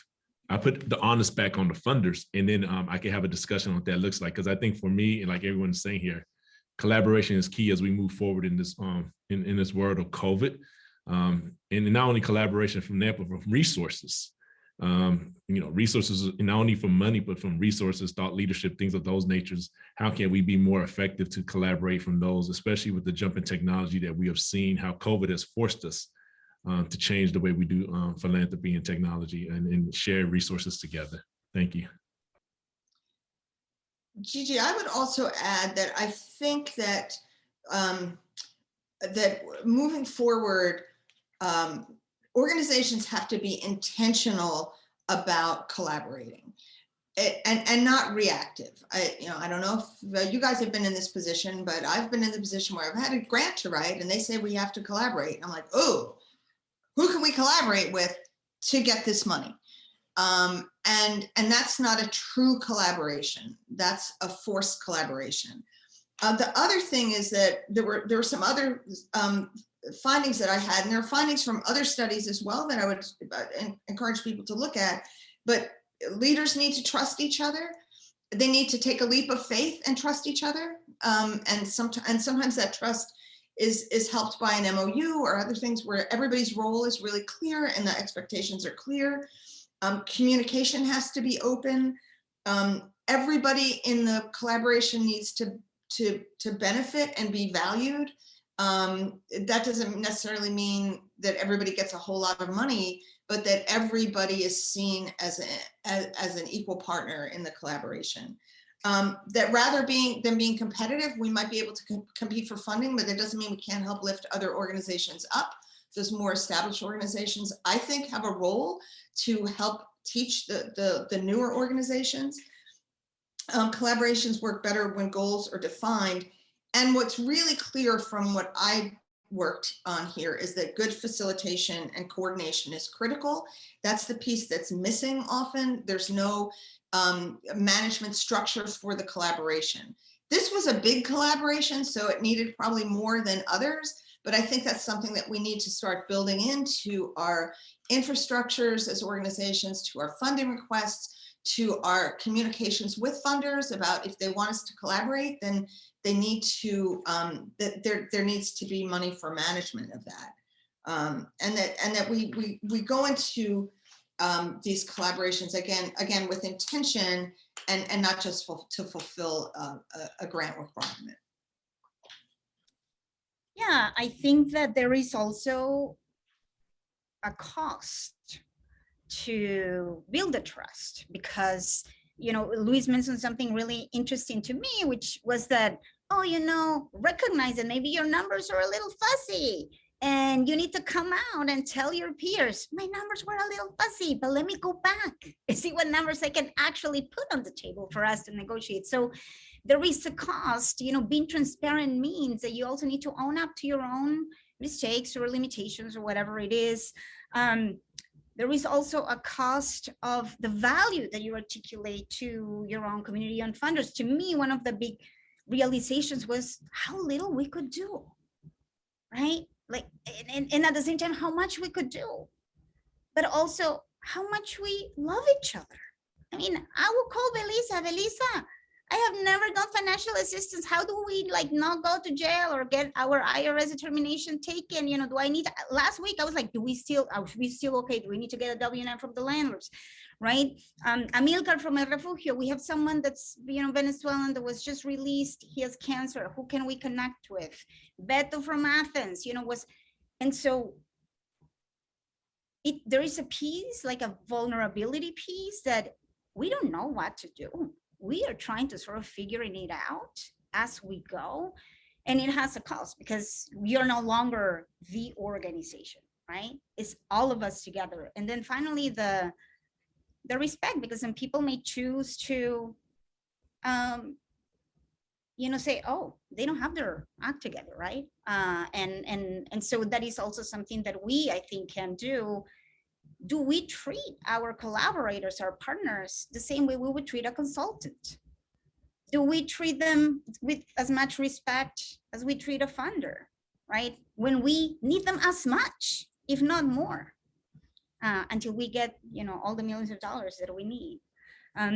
So we have a few minutes left, just a few minutes left. I would love to invite Edna and Luis and Lorraine, you know, for some final thoughts before we move to our next panel. You know, Belisa, and of course we want to thank our sponsors. So I'll take a second because I forgot to thank our sponsors before the panel started. If you're a funder, yes, you can also do things better. Don't force us to collaborate. Don't ask us to choose, you know, oh, do we need the fund money to you or to your neighbor?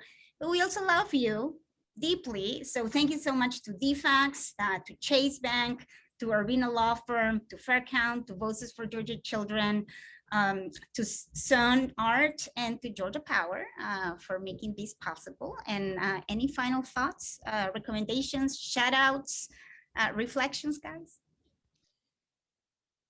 I just wanted to just follow up on something that you said, Gigi, about vulnerability. And I think that is also important in communication here as well, that people, that organizations are able to admit their vulnerabilities, to not be blamed for their vulnerabilities, but also that communication is listening. And one of the issues that I dealt with the Rhode Island network is that there was a lot of mistrust of the larger organizations. But what we saw from this project is that the larger organizations have a lot to learn from the smaller organizations. And I think that there's some listening that could benefit those organizations. One of the things in Rhode Island was the larger organizations didn't even know how they were perceived by the smaller organizations. And so it was that in that communication that we were able to break some of that down and build up trust. So. My parting thoughts are about ending or just how to decide to go into collaboration. Collaboration is great. It can work really well, but they can also go wrong. So we took the time to go through and have a strategy filter to help us decide if a collaboration is a good one or not, because it was happening so often, and that way people independently could make that decision without having to come to me. But then there's also sometimes when a collaboration isn't going to work and you have to decide when to get out, and usually it's sooner is better than later. So thank you. Well, first of all, Gigi, I want to say thank you to you, to all the sponsors and my fellow peers here on the panel list with me. It's been a great opportunity to be back. A few words I'll say: as a leader, trust your gut, trust your heart. That's what I've learned to lean into. If it doesn't feel right, it's not right. Have the voice to speak up and say it, even though it may end a relationship, like Enna said, it may not be the one that you may want to be in, but just be honest about it and say maybe it's not the right time. I've learned to say no and say it's not the right time and still be respected, to come back and circle back later and have conversations to see how it could be better bridged. I will also say that, as the 100 representative of the 100 Black Men of Atlanta, that I am open for collaboration with, your organization, other organizations that are here. So afterwards, especially with Enna and connecting with you back in North Carolina, but I'm open to being flexible and open to being amenable to see how we could just change the future on behalf of the children and families. Gracias. Gigi, can I just say one more thing? So just in closing, I just want to, I've said this to Gigi, this project was so uplifting for me. I've been doing nonprofit work for many years, but this project really just reiterated how committed, caring, courageous, and resourceful my nonprofit colleagues are. And one person made the comment that I learned that we're all essential workers, and you guys were essential workers during the pandemic. Didn't get the recognition, but huge shout out to the work that you guys did, all of you. Thank you so much, Lorraine. There is a question, last minute question that I just wanted to mention quickly. We have someone asking, how can we help as people in collaborations? How can we help? Anybody want to say? Well, I would say I'm open for ideas and connections and just talking. If you want to talk to the 100 Black Men, let's reach out and they'll share my contact information. I would say it takes people to make collaboration. It takes new ideas to generate it. So I am the type of leader that is open and flexible to understand that and respect that if someone has an idea and they want to reach out, I'm here to listen. Thank you. I would say also think about what you have to offer. I think a lot of smaller organizations think they don't have much, especially in the shadow of the larger, more established organizations. We saw that was not true during the pandemic. And I'd say just start thinking about collaborating who, why, and under what circumstances. Would it make sense for you to do that or not? Like Edna said, I mean, sometimes there's times where it doesn't make sense to collaborate. You want to be smart about that too.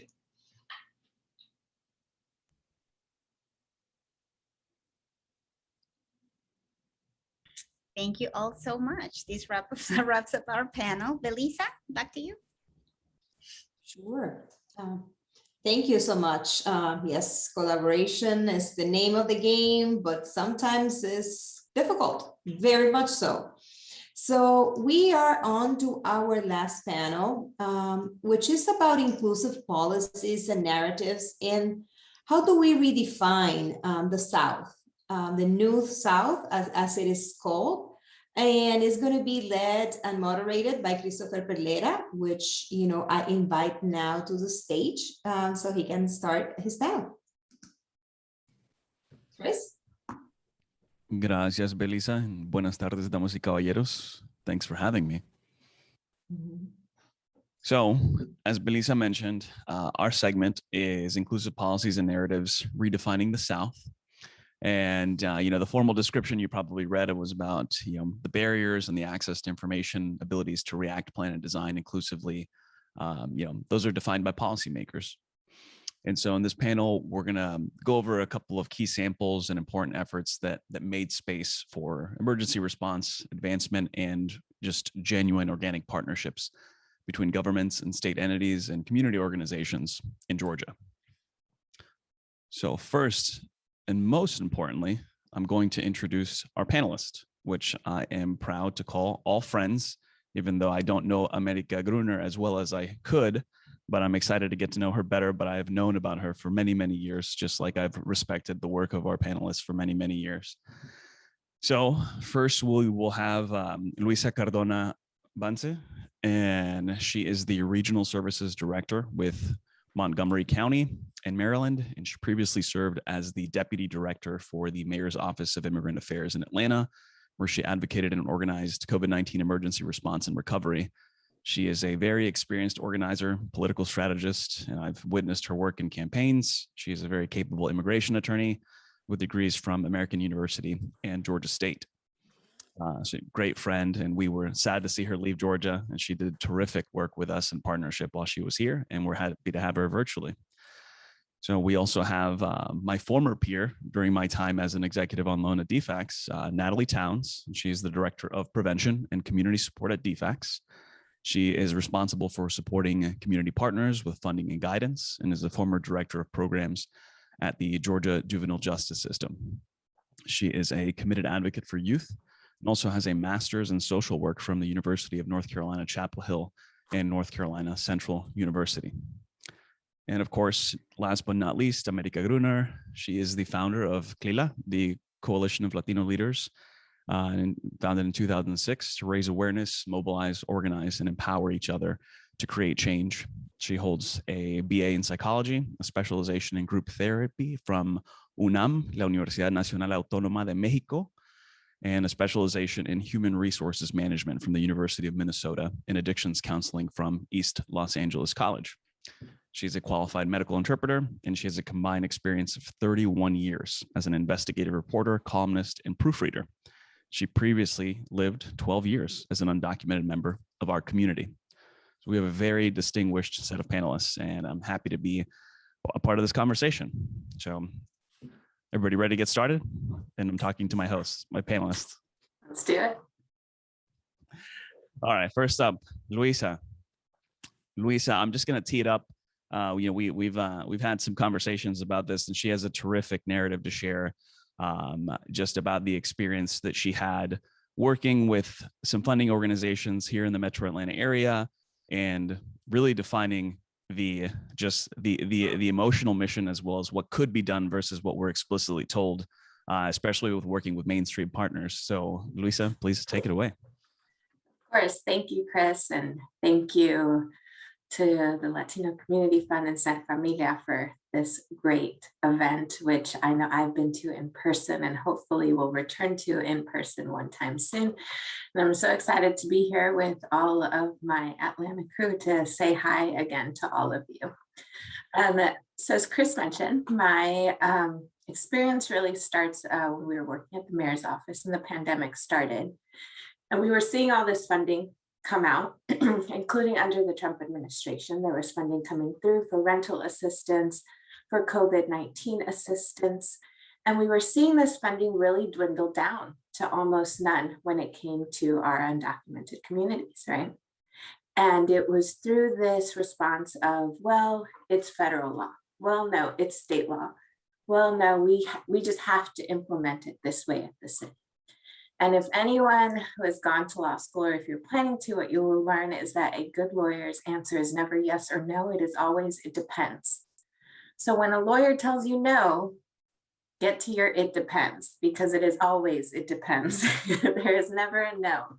So what we were hitting is this roadblock where we were saying, look, rental assistance, our undocumented communities, our Atlanta undocumented families need access to rental assistance because they've been some of the most heavily impacted by COVID-19.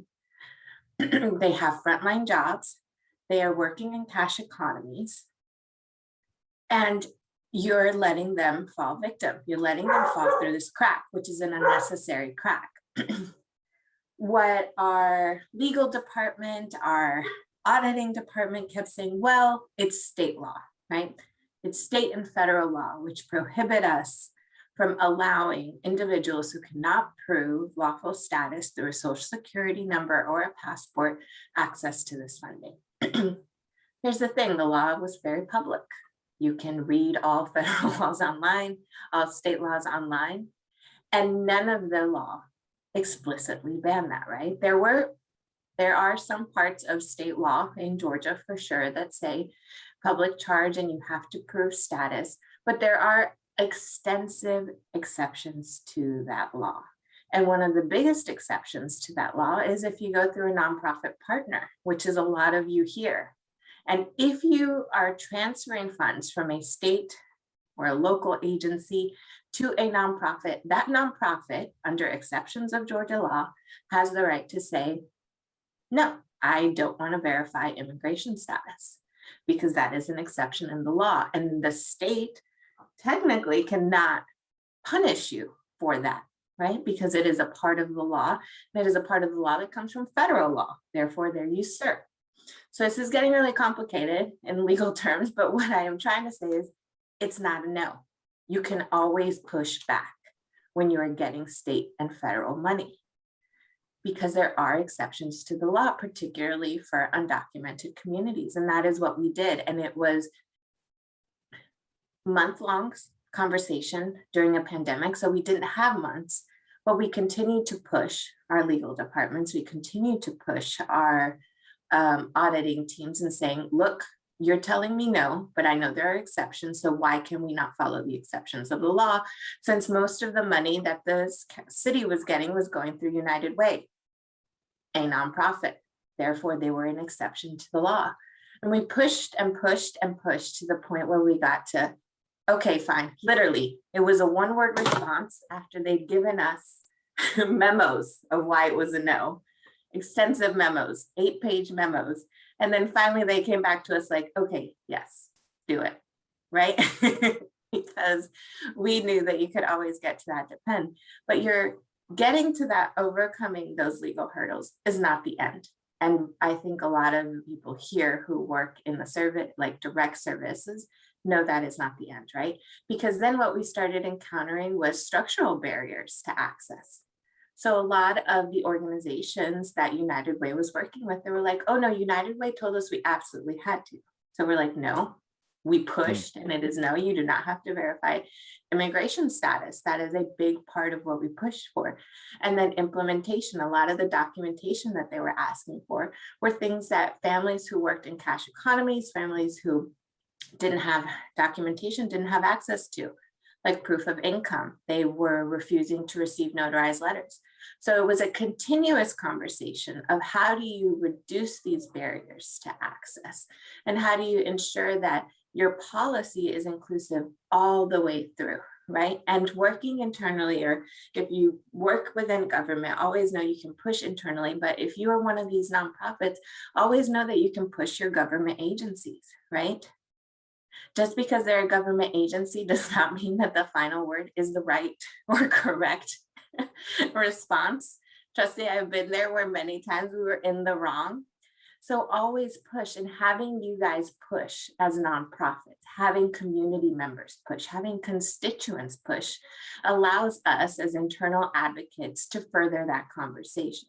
So I know that it is often frustrating because you will send something and not get a response.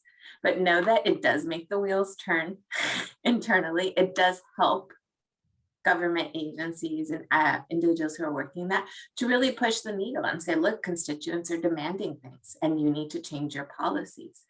And particularly this brings me back to this conversation that I know was with the previous panel of having to fight for resources and not feeling like we can't collaborate because of that.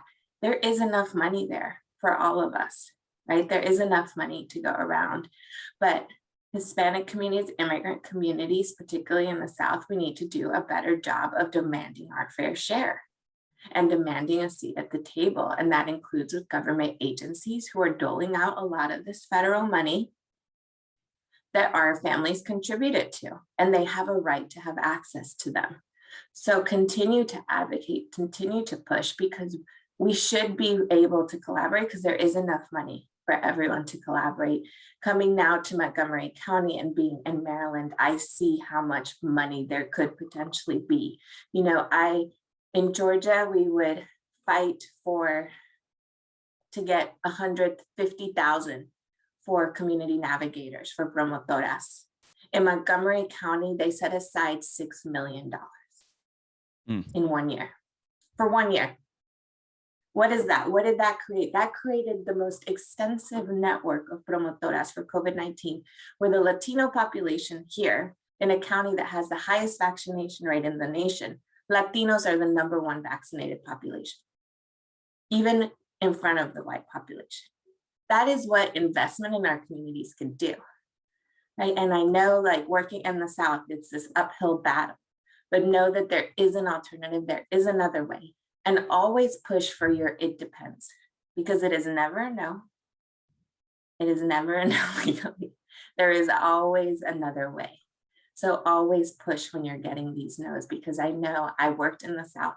It's where I was raised. It was where I grew up undocumented for many years of my life. And you always feel like you're coming up to these doors that are no's. And trust me, these are not definitive no's. They can always be knocked down, and you just have to get to your it depends. Thank you, Luisa. And I have a question that I think, you gave a fantastic summary, and you gave it, I think it's important to note the timeline that these things happen, because it's like pulling teeth. And there's some people that are very unemotional with this process, and there are some people that are very emotional on the no or the yes internally. And do you want to speak at all about like how long these conversations took from getting them to saying absolutely not to, okay, I guess? It took 3 months, which in the wide perspective of like everything we do and in government, it's a short time. But I would say that when families were at the point of being evicted during COVID-19, it was far too long. It was way too long. Mm-hmm. And that we need to have these conversations sooner and push our colleagues sooner so that they know why we're so emphatic with our no's. And yes, like our auditing team was very much like, oh, this is what will prevent us from getting audited. And we're like, no, this is what gives people access to live, to be able to have housing and food. And it can't be you prioritizing auditing over people, right? But it takes many years of conversations, and I'll give it to the city of Atlanta for having this office in the first place. I helped found the office over 7 years ago and hope that this office continues to grow, because having internal advocates there and having continuous conversations with your colleagues is what allowed us, even in 3 months, which I thought was too long, to get to that yes, as begrudgingly as we received it. Thank you. And yes, we all know anybody that's worked in government or worked with government, the speed of government is never particularly speedy. So thank you for outlining that timeline. I don't think speed and government go hand in hand in any way. Okay, thank you, Lisa. We say that as we're moving on to my friend Natalie Towns, who I worked with at DFAX, as we talk about the speed of government. But I also, in our prep, I welcomed our other panelists to ask you any question as it relates to your narrative. So Natalie or America, do you want to ask a specific question about what she just shared? I'm going to take that as a no. I just have maybe a practical question, because I know that it can be intimidating when you're meeting with government officials. So do you have any specific advice when you get told no and you want to push back? Do you have any specific strategies or advice on how to handle that, given that can be a little intimidating that you've been told no, but you want to really push it with those government officials? You know, I would say ask questions. So not necessarily say, well, why not? Why no? But say, okay, can you explain to me how you reached your answer? Can you walk me through this logic? Walk me through exactly why this is like this. I want to understand. And, you know, as someone who's always worked in public sector, I always tell people, like, government is here for you. You pay my salary. You should never feel uncomfortable annoying me, calling me, emailing me, because this is what public service is, right? And if someone is making you feel that way, they're not a good public servant, because we are here to serve you as communities. And so always ask more questions, because that is where you can get to their logic and point out hopefully where the logic went wrong. But also to be able to better understand each other, and always know that government is here to work for people, regardless of their immigration status. You know, we are all counted equally. Everyone pays taxes. So you have just as every right to demand things as anyone else. Thank you, Luisa. And so we are moving on to Natalie and her segment to talk a little bit about, or a lot about her work at DFACS. So, you know, of course, we talked about her initiative that I was thankful to be a part of and support while I was there internally.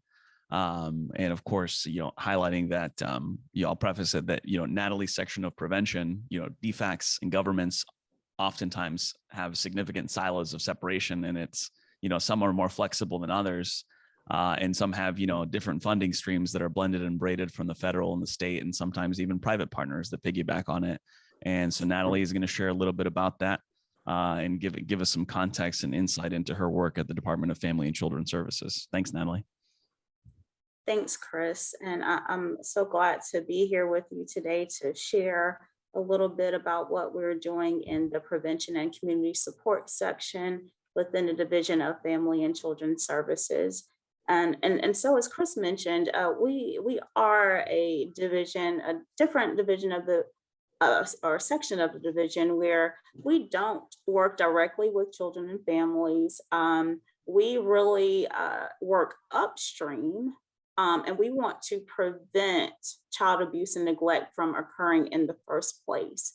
And so what we do is we receive several streams of federal and state funding that we distribute to community-based organizations and some statewide organizations who do that work, who do the work of strengthening families, of providing resources to families, of providing support to families before anything ever happens. So we don't want to wait until there, you know, a lot of risk factors, until there's a lot going on, and until DFACS is at the door, until there's a report. We want to support organizations that are there with families before all of that. We want to support organizations that help build families. We want to help support and fix systems that can support families to give them what they need, so that hopefully they're never in the place where they may be potentially involved with the Child Protective Services system. And so again, I have the great pleasure of being able to work with many different community-based organizations throughout the state that do that work. And again, some statewide organizations as well. And so, you know, in 2020, we all know all of the kind of unrest that was going on throughout the country. And there were many organizations that were releasing statements. There were a lot of training going on around diversity, equity, and inclusion. There were people being appointed into positions in charge of diversity, equity, inclusion, and which is great, that's needed. But I think there are a lot of us that see things every day that need to be done. And so while making those statements and taking those trainings are very important, there are things that we all see and we all know that can be changed and we can start working on.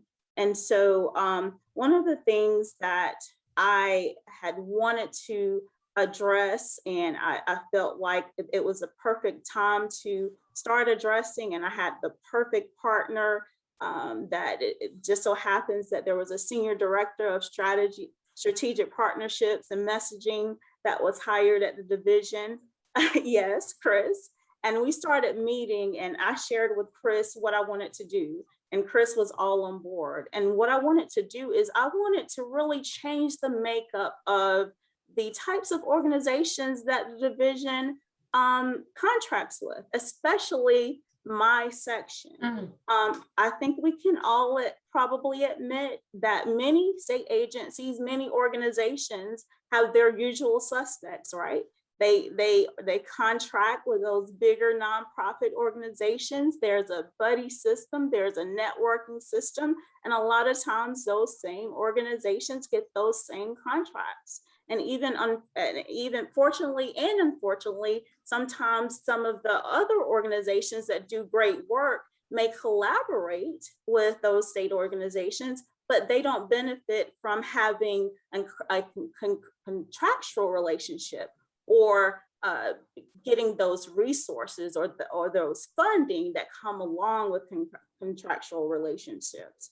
So through my collaborative relationship with Chris, he was able to help me identify a lot of good organizations who have been doing great work for years with culturally specific communities. And guess what?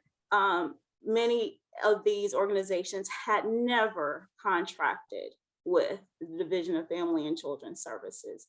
Been doing great prevention work, supporting families, supporting communities, supporting those Black and Brown populations, those populations that are overrepresented in the child welfare system. And so we need, especially in prevention, we need to make sure that we are supporting those organizations that are trying to strengthen and support those families and those communities.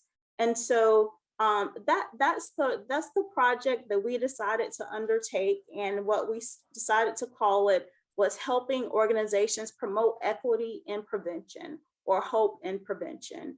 And so my vision for this initiative is that we're starting with 6 or 7 organizations, and we're going to be providing them with funding for, usually we provide organizations for funding in 3-year cohorts.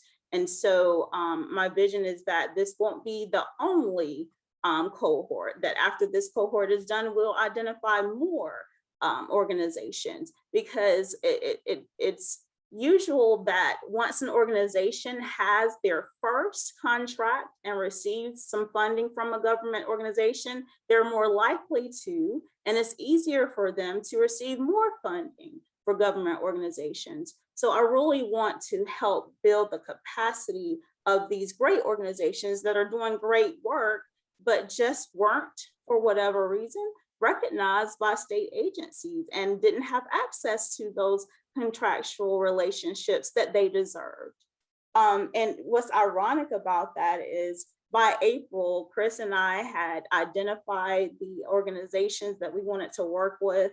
And I think that we received a letter from the Associate Commissioner of the Association, or the Administration for Children and Families, that's our federal oversight agency. And they expressed their desire that states have this focus on equity and serving as they identified Black, Brown, and LGBTQ communities. Also, the additional funding that we received to support these families also said that we should especially use the funding to increase supports to Black, Brown, Indigenous, and LGBTQ children and families to in underserved communities to mitigate risk and prevent child abuse and neglect. So these statements came after we had already did this work. So you don't need this permission. When you identify a deficit, you should go ahead and do something about it. And ironically, We have some minor technical difficulty. Hopefully it'll resolve itself.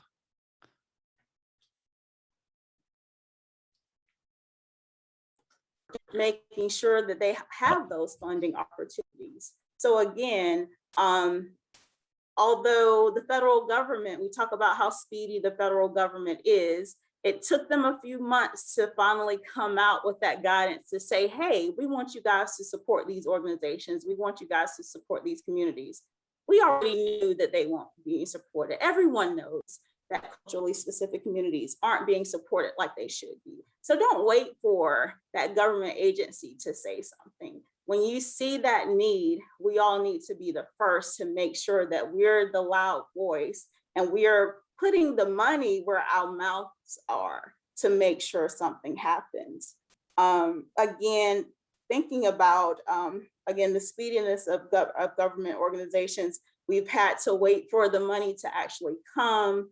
And then, of course, as many people know, the contracting process isn't necessarily as user-friendly as we would like it to be. So hoping to somehow be able to address that, at least be able to have additional technical assistance for those organizations. So if there are questions, we can help walk those organizations through that to make sure that that's not a deterrent.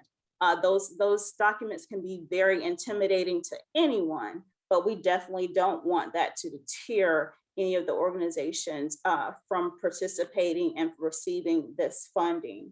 I do see a question in the chat.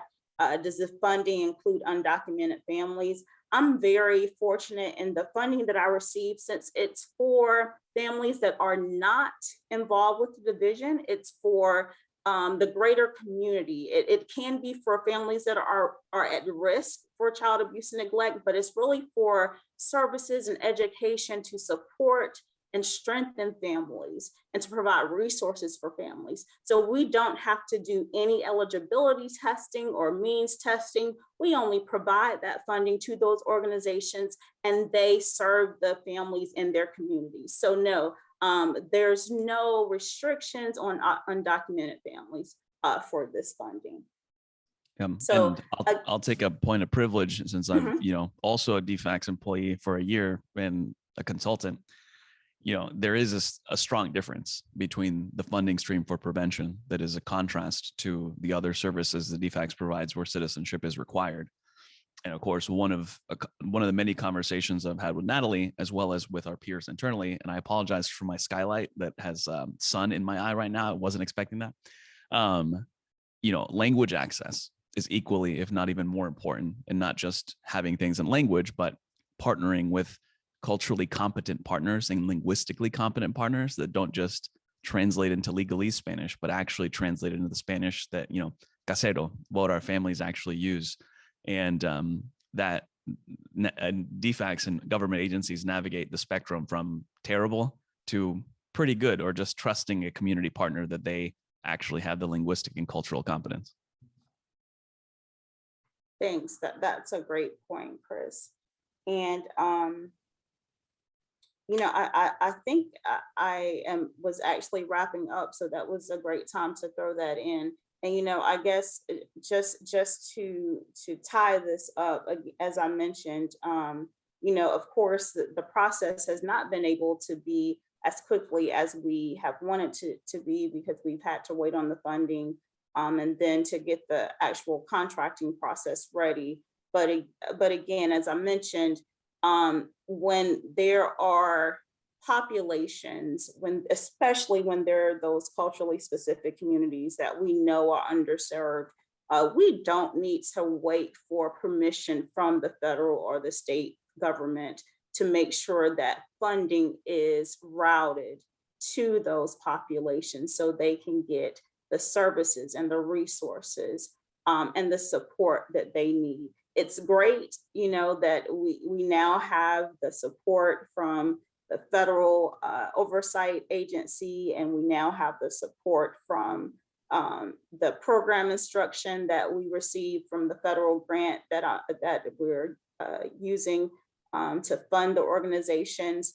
But we didn't need that. We knew that these organizations deserved the same chances of funding as those organizations that state agencies use as their usual suspects. So again, we don't need permission from the federal government or the state government. When we see a need, it's important to go ahead and address that need if it's in our purview, and again, put our money where our mouths are. Thanks, Natalie. Would you like to talk about a little bit more about how, you know, your leadership and your position within DFACS contrasts necessarily to, you're within Child Protective Services under the network, the umbrella, but your work is very different and much less restrictive than the rest. And also, I'll acknowledge, since I'm not a state employee anymore, you know, the culture of each employee, like Luisa mentioned, is really reflective of the work. And I can say that it can be more difficult or less difficult, easier, depending on what government employee you get that exercises their own individual judgment. I don't know if you want to add any more to that, Natalie, just the variety of opinions that exist within your particular state agency. Yeah, I can carefully add to that. In any organization, you're going to have a diverse spectrum of opinions. And again, I'm fortunate to work in prevention. And in prevention, we want to make sure that all families have the access to resources and services that they need to keep their family strong and together, and to hopefully not come into the child welfare system that unfortunately is overrepresented by those culturally specific communities, and often re-traumatizes those culturally specific communities. And so, it's, again, you have a wide variety of different opinions, especially when you go down to the case manager level. There may be differing opinions about what's needed and the populations that are served. But I will say, especially in prevention, we understand the importance of making sure that all families, but especially those culturally specific communities that are already overrepresented in the child welfare system, because we want to prevent that. And so in order to prevent that, we need to dedicate our funding to make sure that those organizations that serve those communities have what they need to support and strengthen those communities and those families. Thank you, Natalie. And we're going to quickly move on to make sure that America gets plenty of time to share with us her experiences and her portion of Georgia. America, I hope you're ready, and to tell us about your collaborations with city and county government officials and agencies about some healthcare and pandemic related initiatives that you had the pleasure of being involved in, and of course, the making the sacrifice and the time to make sure it happens well and respectfully of our community. America? Yes, it's gonna be hard to follow these wonderful ladies, but what they said is very connected to what I wanted to say, because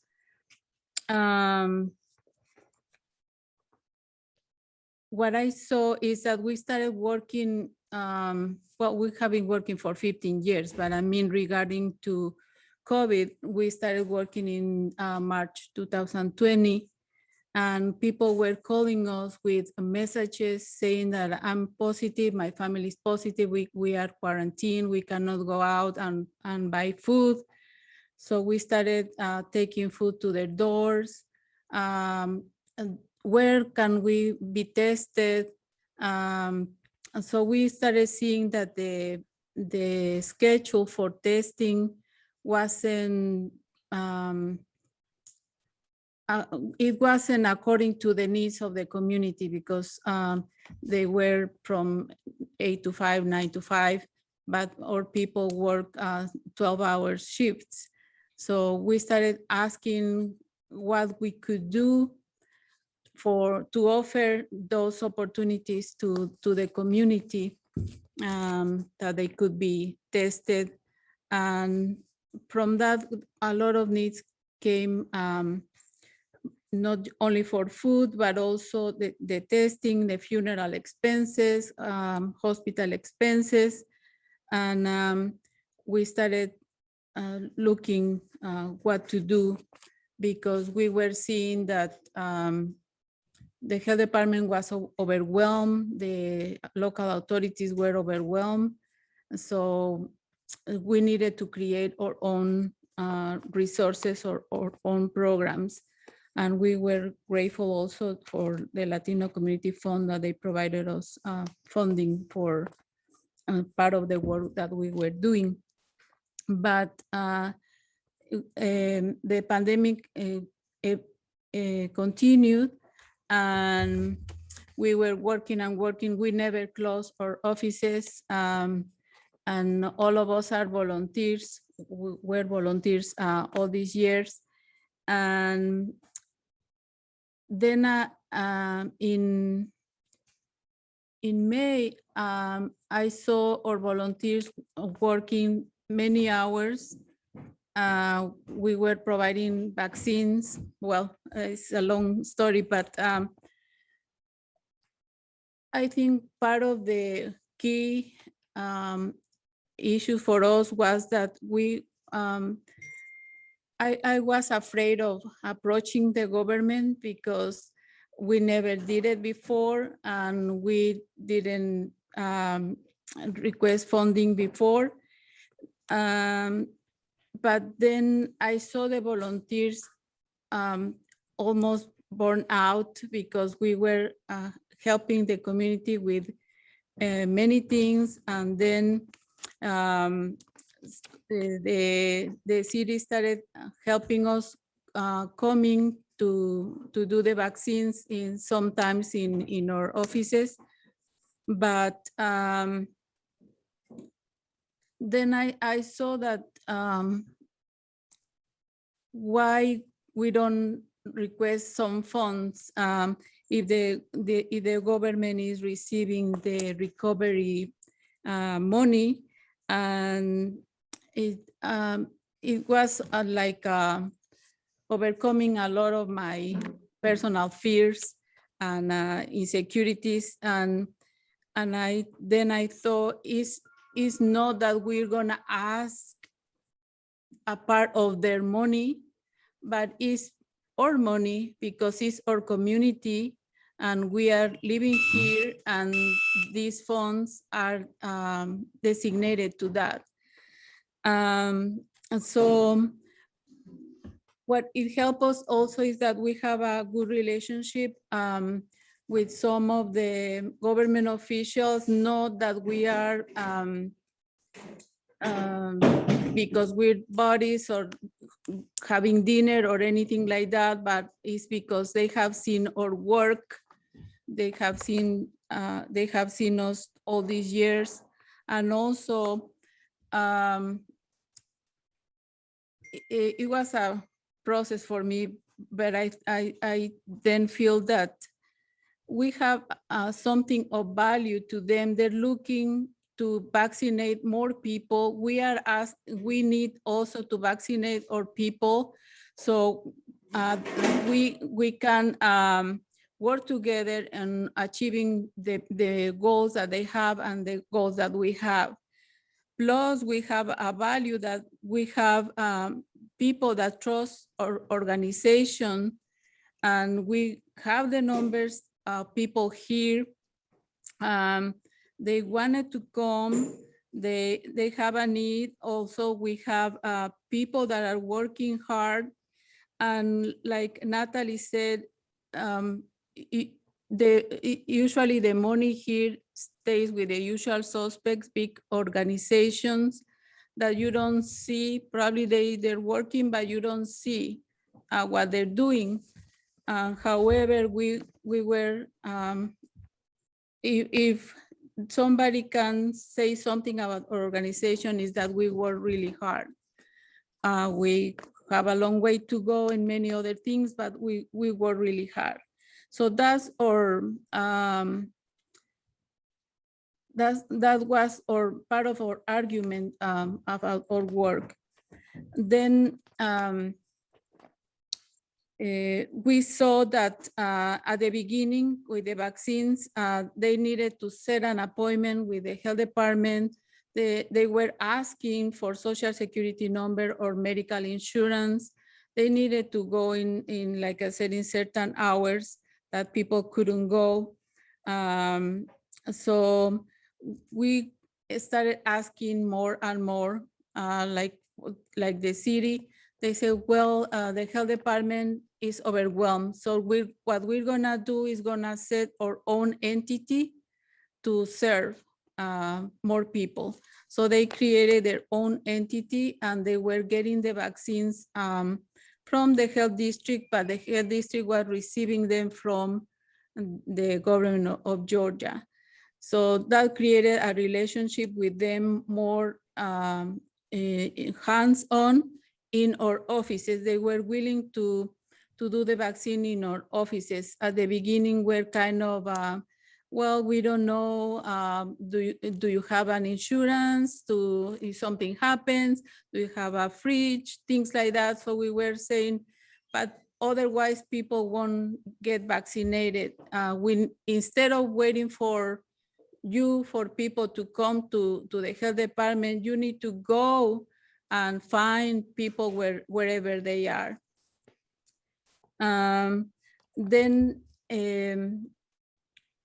like I said, I thought about the funding. I saw the volunteers getting burned out.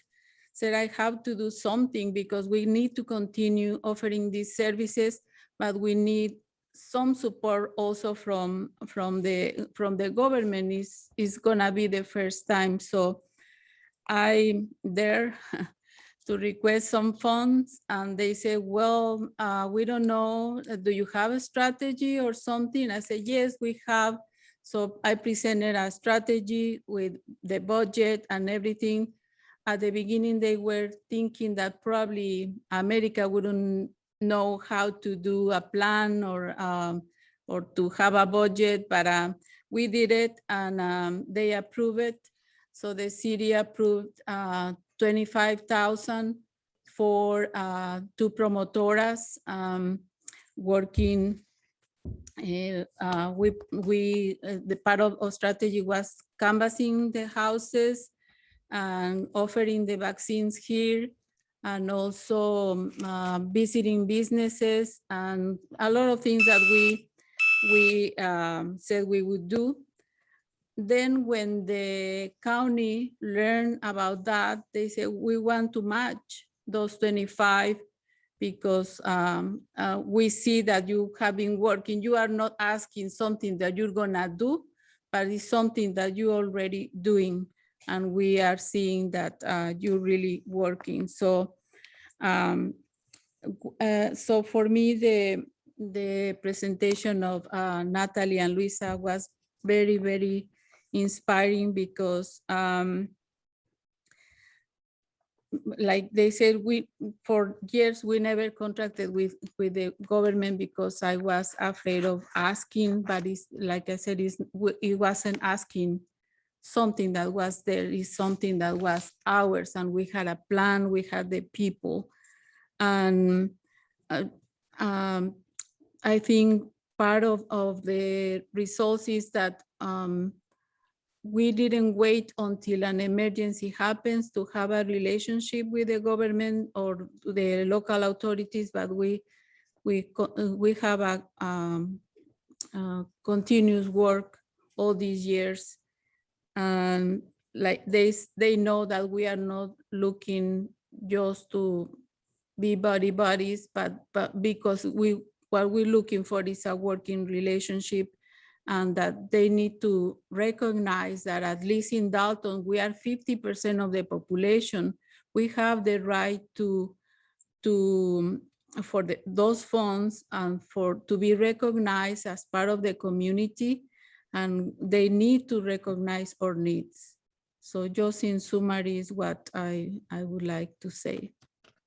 No, that's fantastic. And I know we're going to move into the Q&A, but I have a question specifically to what you just said, because, you know, some of us are very used, and I say us as community leaders, Hispanic-led organizations, Hispanic serving organizations, we are used to interacting with government officials, elected officials. But, you know, if you're not, then there's a whole expectation of what you think they're going to do. And then there's the reality. So would you like to share, you know, what your expectation was?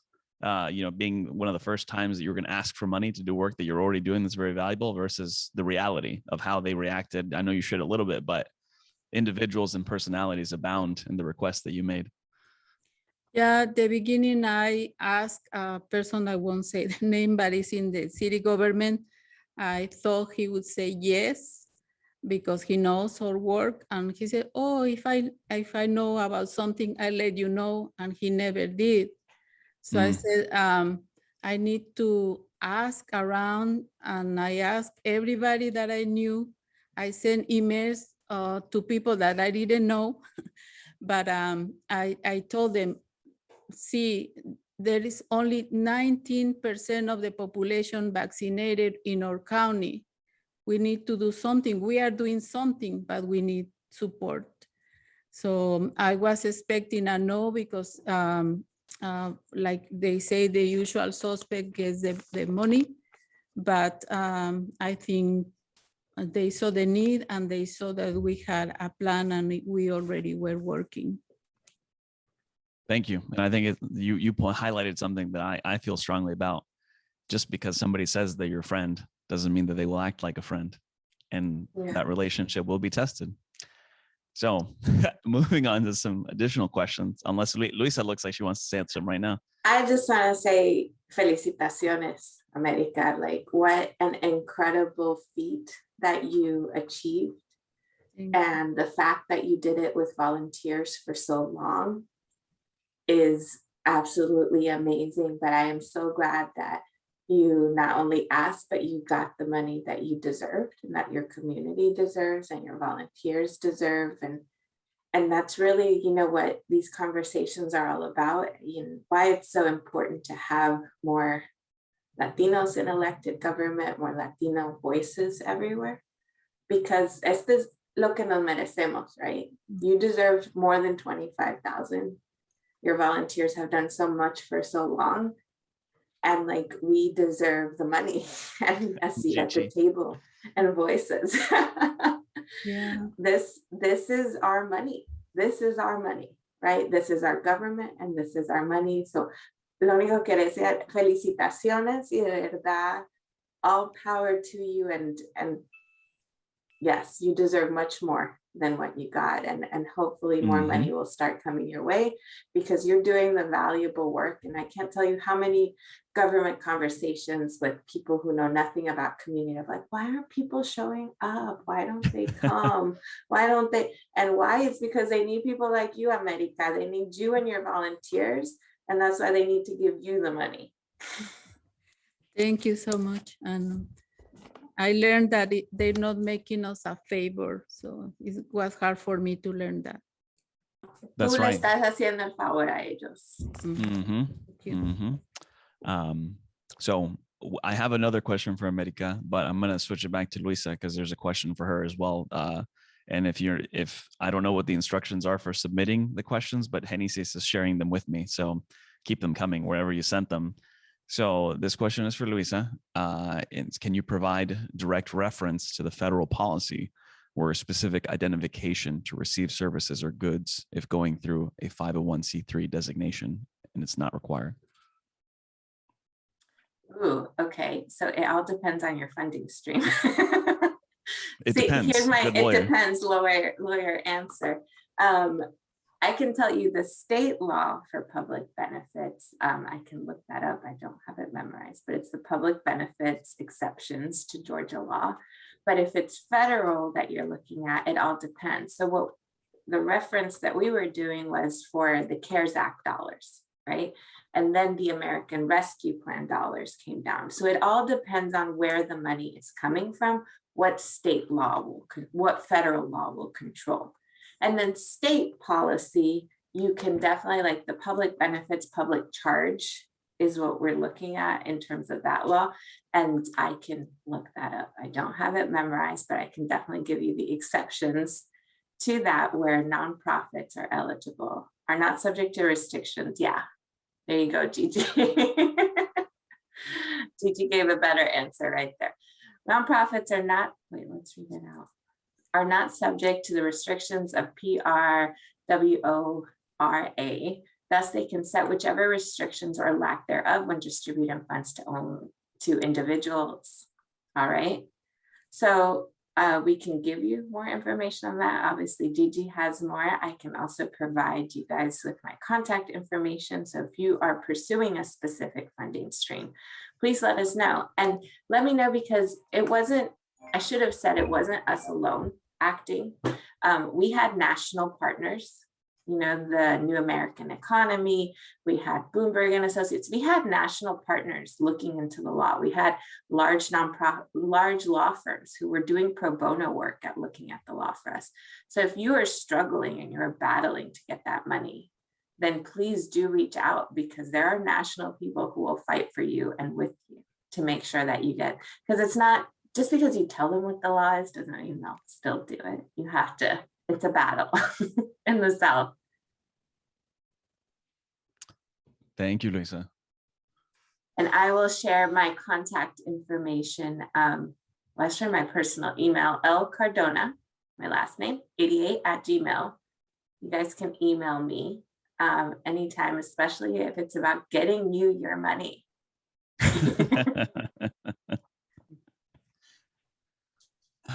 All right. Well, unless you have anything to add to that answer, which you can always add later, we're going to go back to the question we have for America. And again, please submit your questions on Facebook and in the main room of the chat. So going back for America, and I think this is a fundamental question for many of us that, you know, exist in the metro or even in the South Georgia area. How is working in Northwest Georgia different from working in Atlanta? I think it's very different because I just lived 1 year in Atlanta, so I don't know much about it. But what I gather is that Atlanta is more progressive. Here in Dalton and Whitfield County, Murray County, is like if you go back at least 30 years in history. We don't have any representation. All positions everywhere are held by white people from families that are with money from the carpet industry. So we feel that they see us as workers, as hands, but not as a human being, a complete human being. So they are not used to see us in city councils or much less to ask anything for us. So it's difficult, but that gives me more motivation and more strength to do the things that we do, because there is a lot to do still. Gracias, America.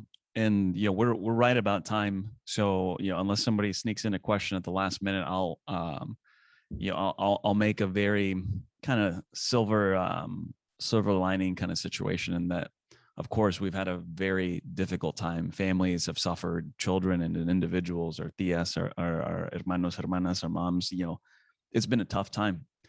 And, sometimes it's always important to remember that some good comes out of the darkness. And, for many of our organizations in this time where government is injecting both vaccines and dollars into communities, organizations have received first-time funding or first-time acknowledgements for some of the work that they've been doing for decades.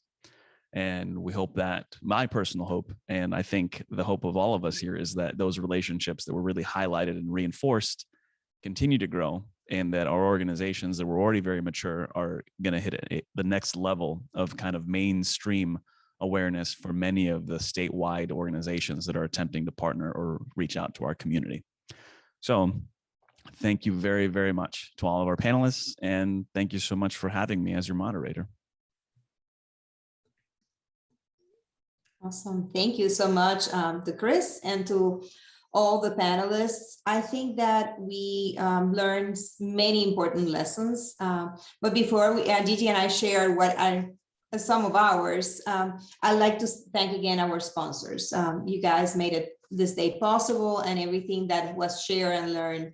Thank you to the Georgia Power Foundation, the Georgia Department of Children and Families, DFACS, Voices for Georgia's Children, the Urbina Law Firm, Son, Chase, and the Fair Count. Thank you, thank you, thank you for making this day a reality. For me, some of my takeaways, I made a bunch of notes, and one of them is the importance of equitable distribution of funding. I think that during the pandemic, we all saw, how difficult it was for the people that were doing the work, and America pointed that so beautifully, doing the work but not accessing funding. So the equitable distribution of funding is necessary as Latinos continue to grow. The Latino community is almost 14% of the state, but we get the less than 1% of all the philanthropic money. So that creates a lot of dysfunction and issues that we internally all know that exist, but it's many times because we are fighting tooth and nail for every cent. The second is, once again, the incredible piece that many grassroots organizations played during the pandemic, and how important they are going to be in this recovery process. They're going to be the vital, piece that is going to create this recovery possible. And third, partnerships. That word was mentioned, I guess, more than any other. But we need to redefine what partnerships are. The same way that we had a collective decision of defining what social justice and anti-racism was, we need to know what a partnership is, because everybody defines partnership in a different manner. And having a, Gigi, I think that's a homework for you and I to create a definition that we can socialize and see if we can all agree on what are the elements of a true partnership. So those are probably three of my big takeaways. Gigi? I learned a new phrase that I am going to be using. I think that for me, I'm really always thinking about when we get over, like after COVID, and Michael Anthony from Graduate America said, it's actually post-traumatic growth, right? And then how do we struggle well? We cannot pretend that everything's going to be solved. There's always going to be another crisis. So how do we struggle well? Because it's going to continue to be a struggle. The issues that we are, dealing with are extremely complex. It's going to take, maybe generations to be addressed. But we know that progress is possible. We know this because, for so many friends and colleagues, 200 years ago, their families were slaves. Right? And there was progress. So progress is possible. It just takes hundreds of thousands of people working towards a shared vision, all kinds of people. And so how do we stay focused on what progress looks like? It's important. And let's just stay focused on our post-traumatic growth. Also, that some collaborations may not be the right ones. Right? And the sooner that we realize why we are in collaborations and what is it that we want to accomplish, the most important is going to be, because it's going to determine if it's actually, working for the people we are supposed to serve. Something that really resonated also with me, something that said Marisol at the beginning, that recognizing that sometimes maintaining structures that continue to exclude people look like love. Because we may just want to help the folks that are easy to help. And by doing that only, we are continuing to exclude folks. So what's our role on that? And then finally, America, ask for what is ours, right? And that means money from state, federal, dollars. That's our money, and have the courage to recognize who's your boss. Is your boss your community or your friend? And so those are some of my reflections, and we are so grateful, of course, for you all to have joined us and share with us your time in the morning today. On your screens, you should see a link. That's a link to a survey. This is an educational program, and we believe in also data, and know we can always get better. So please complete the survey. It's really important for us. If you have feedback, we have ideas, Ser Familia and the Latino Community Fund, we're always willing to be, to hear from you and to incorporate next year. I think that's all from us, and we want to close on a high note, always, Belisa. So what are we having to close? It's one of these coping mechanisms that we have to struggle well and continuing to do this work. You want to introduce the video? Yes. So we're going to introduce the video of the best employees that we have at our organizations. You're going to get to meet them. So there would be a raffle for those that complete the survey. So don't forget to complete it, because there we're offering a gift card that we're going to raffle among the people that do the survey. So yeah, let's go to the final video, and thank you for today.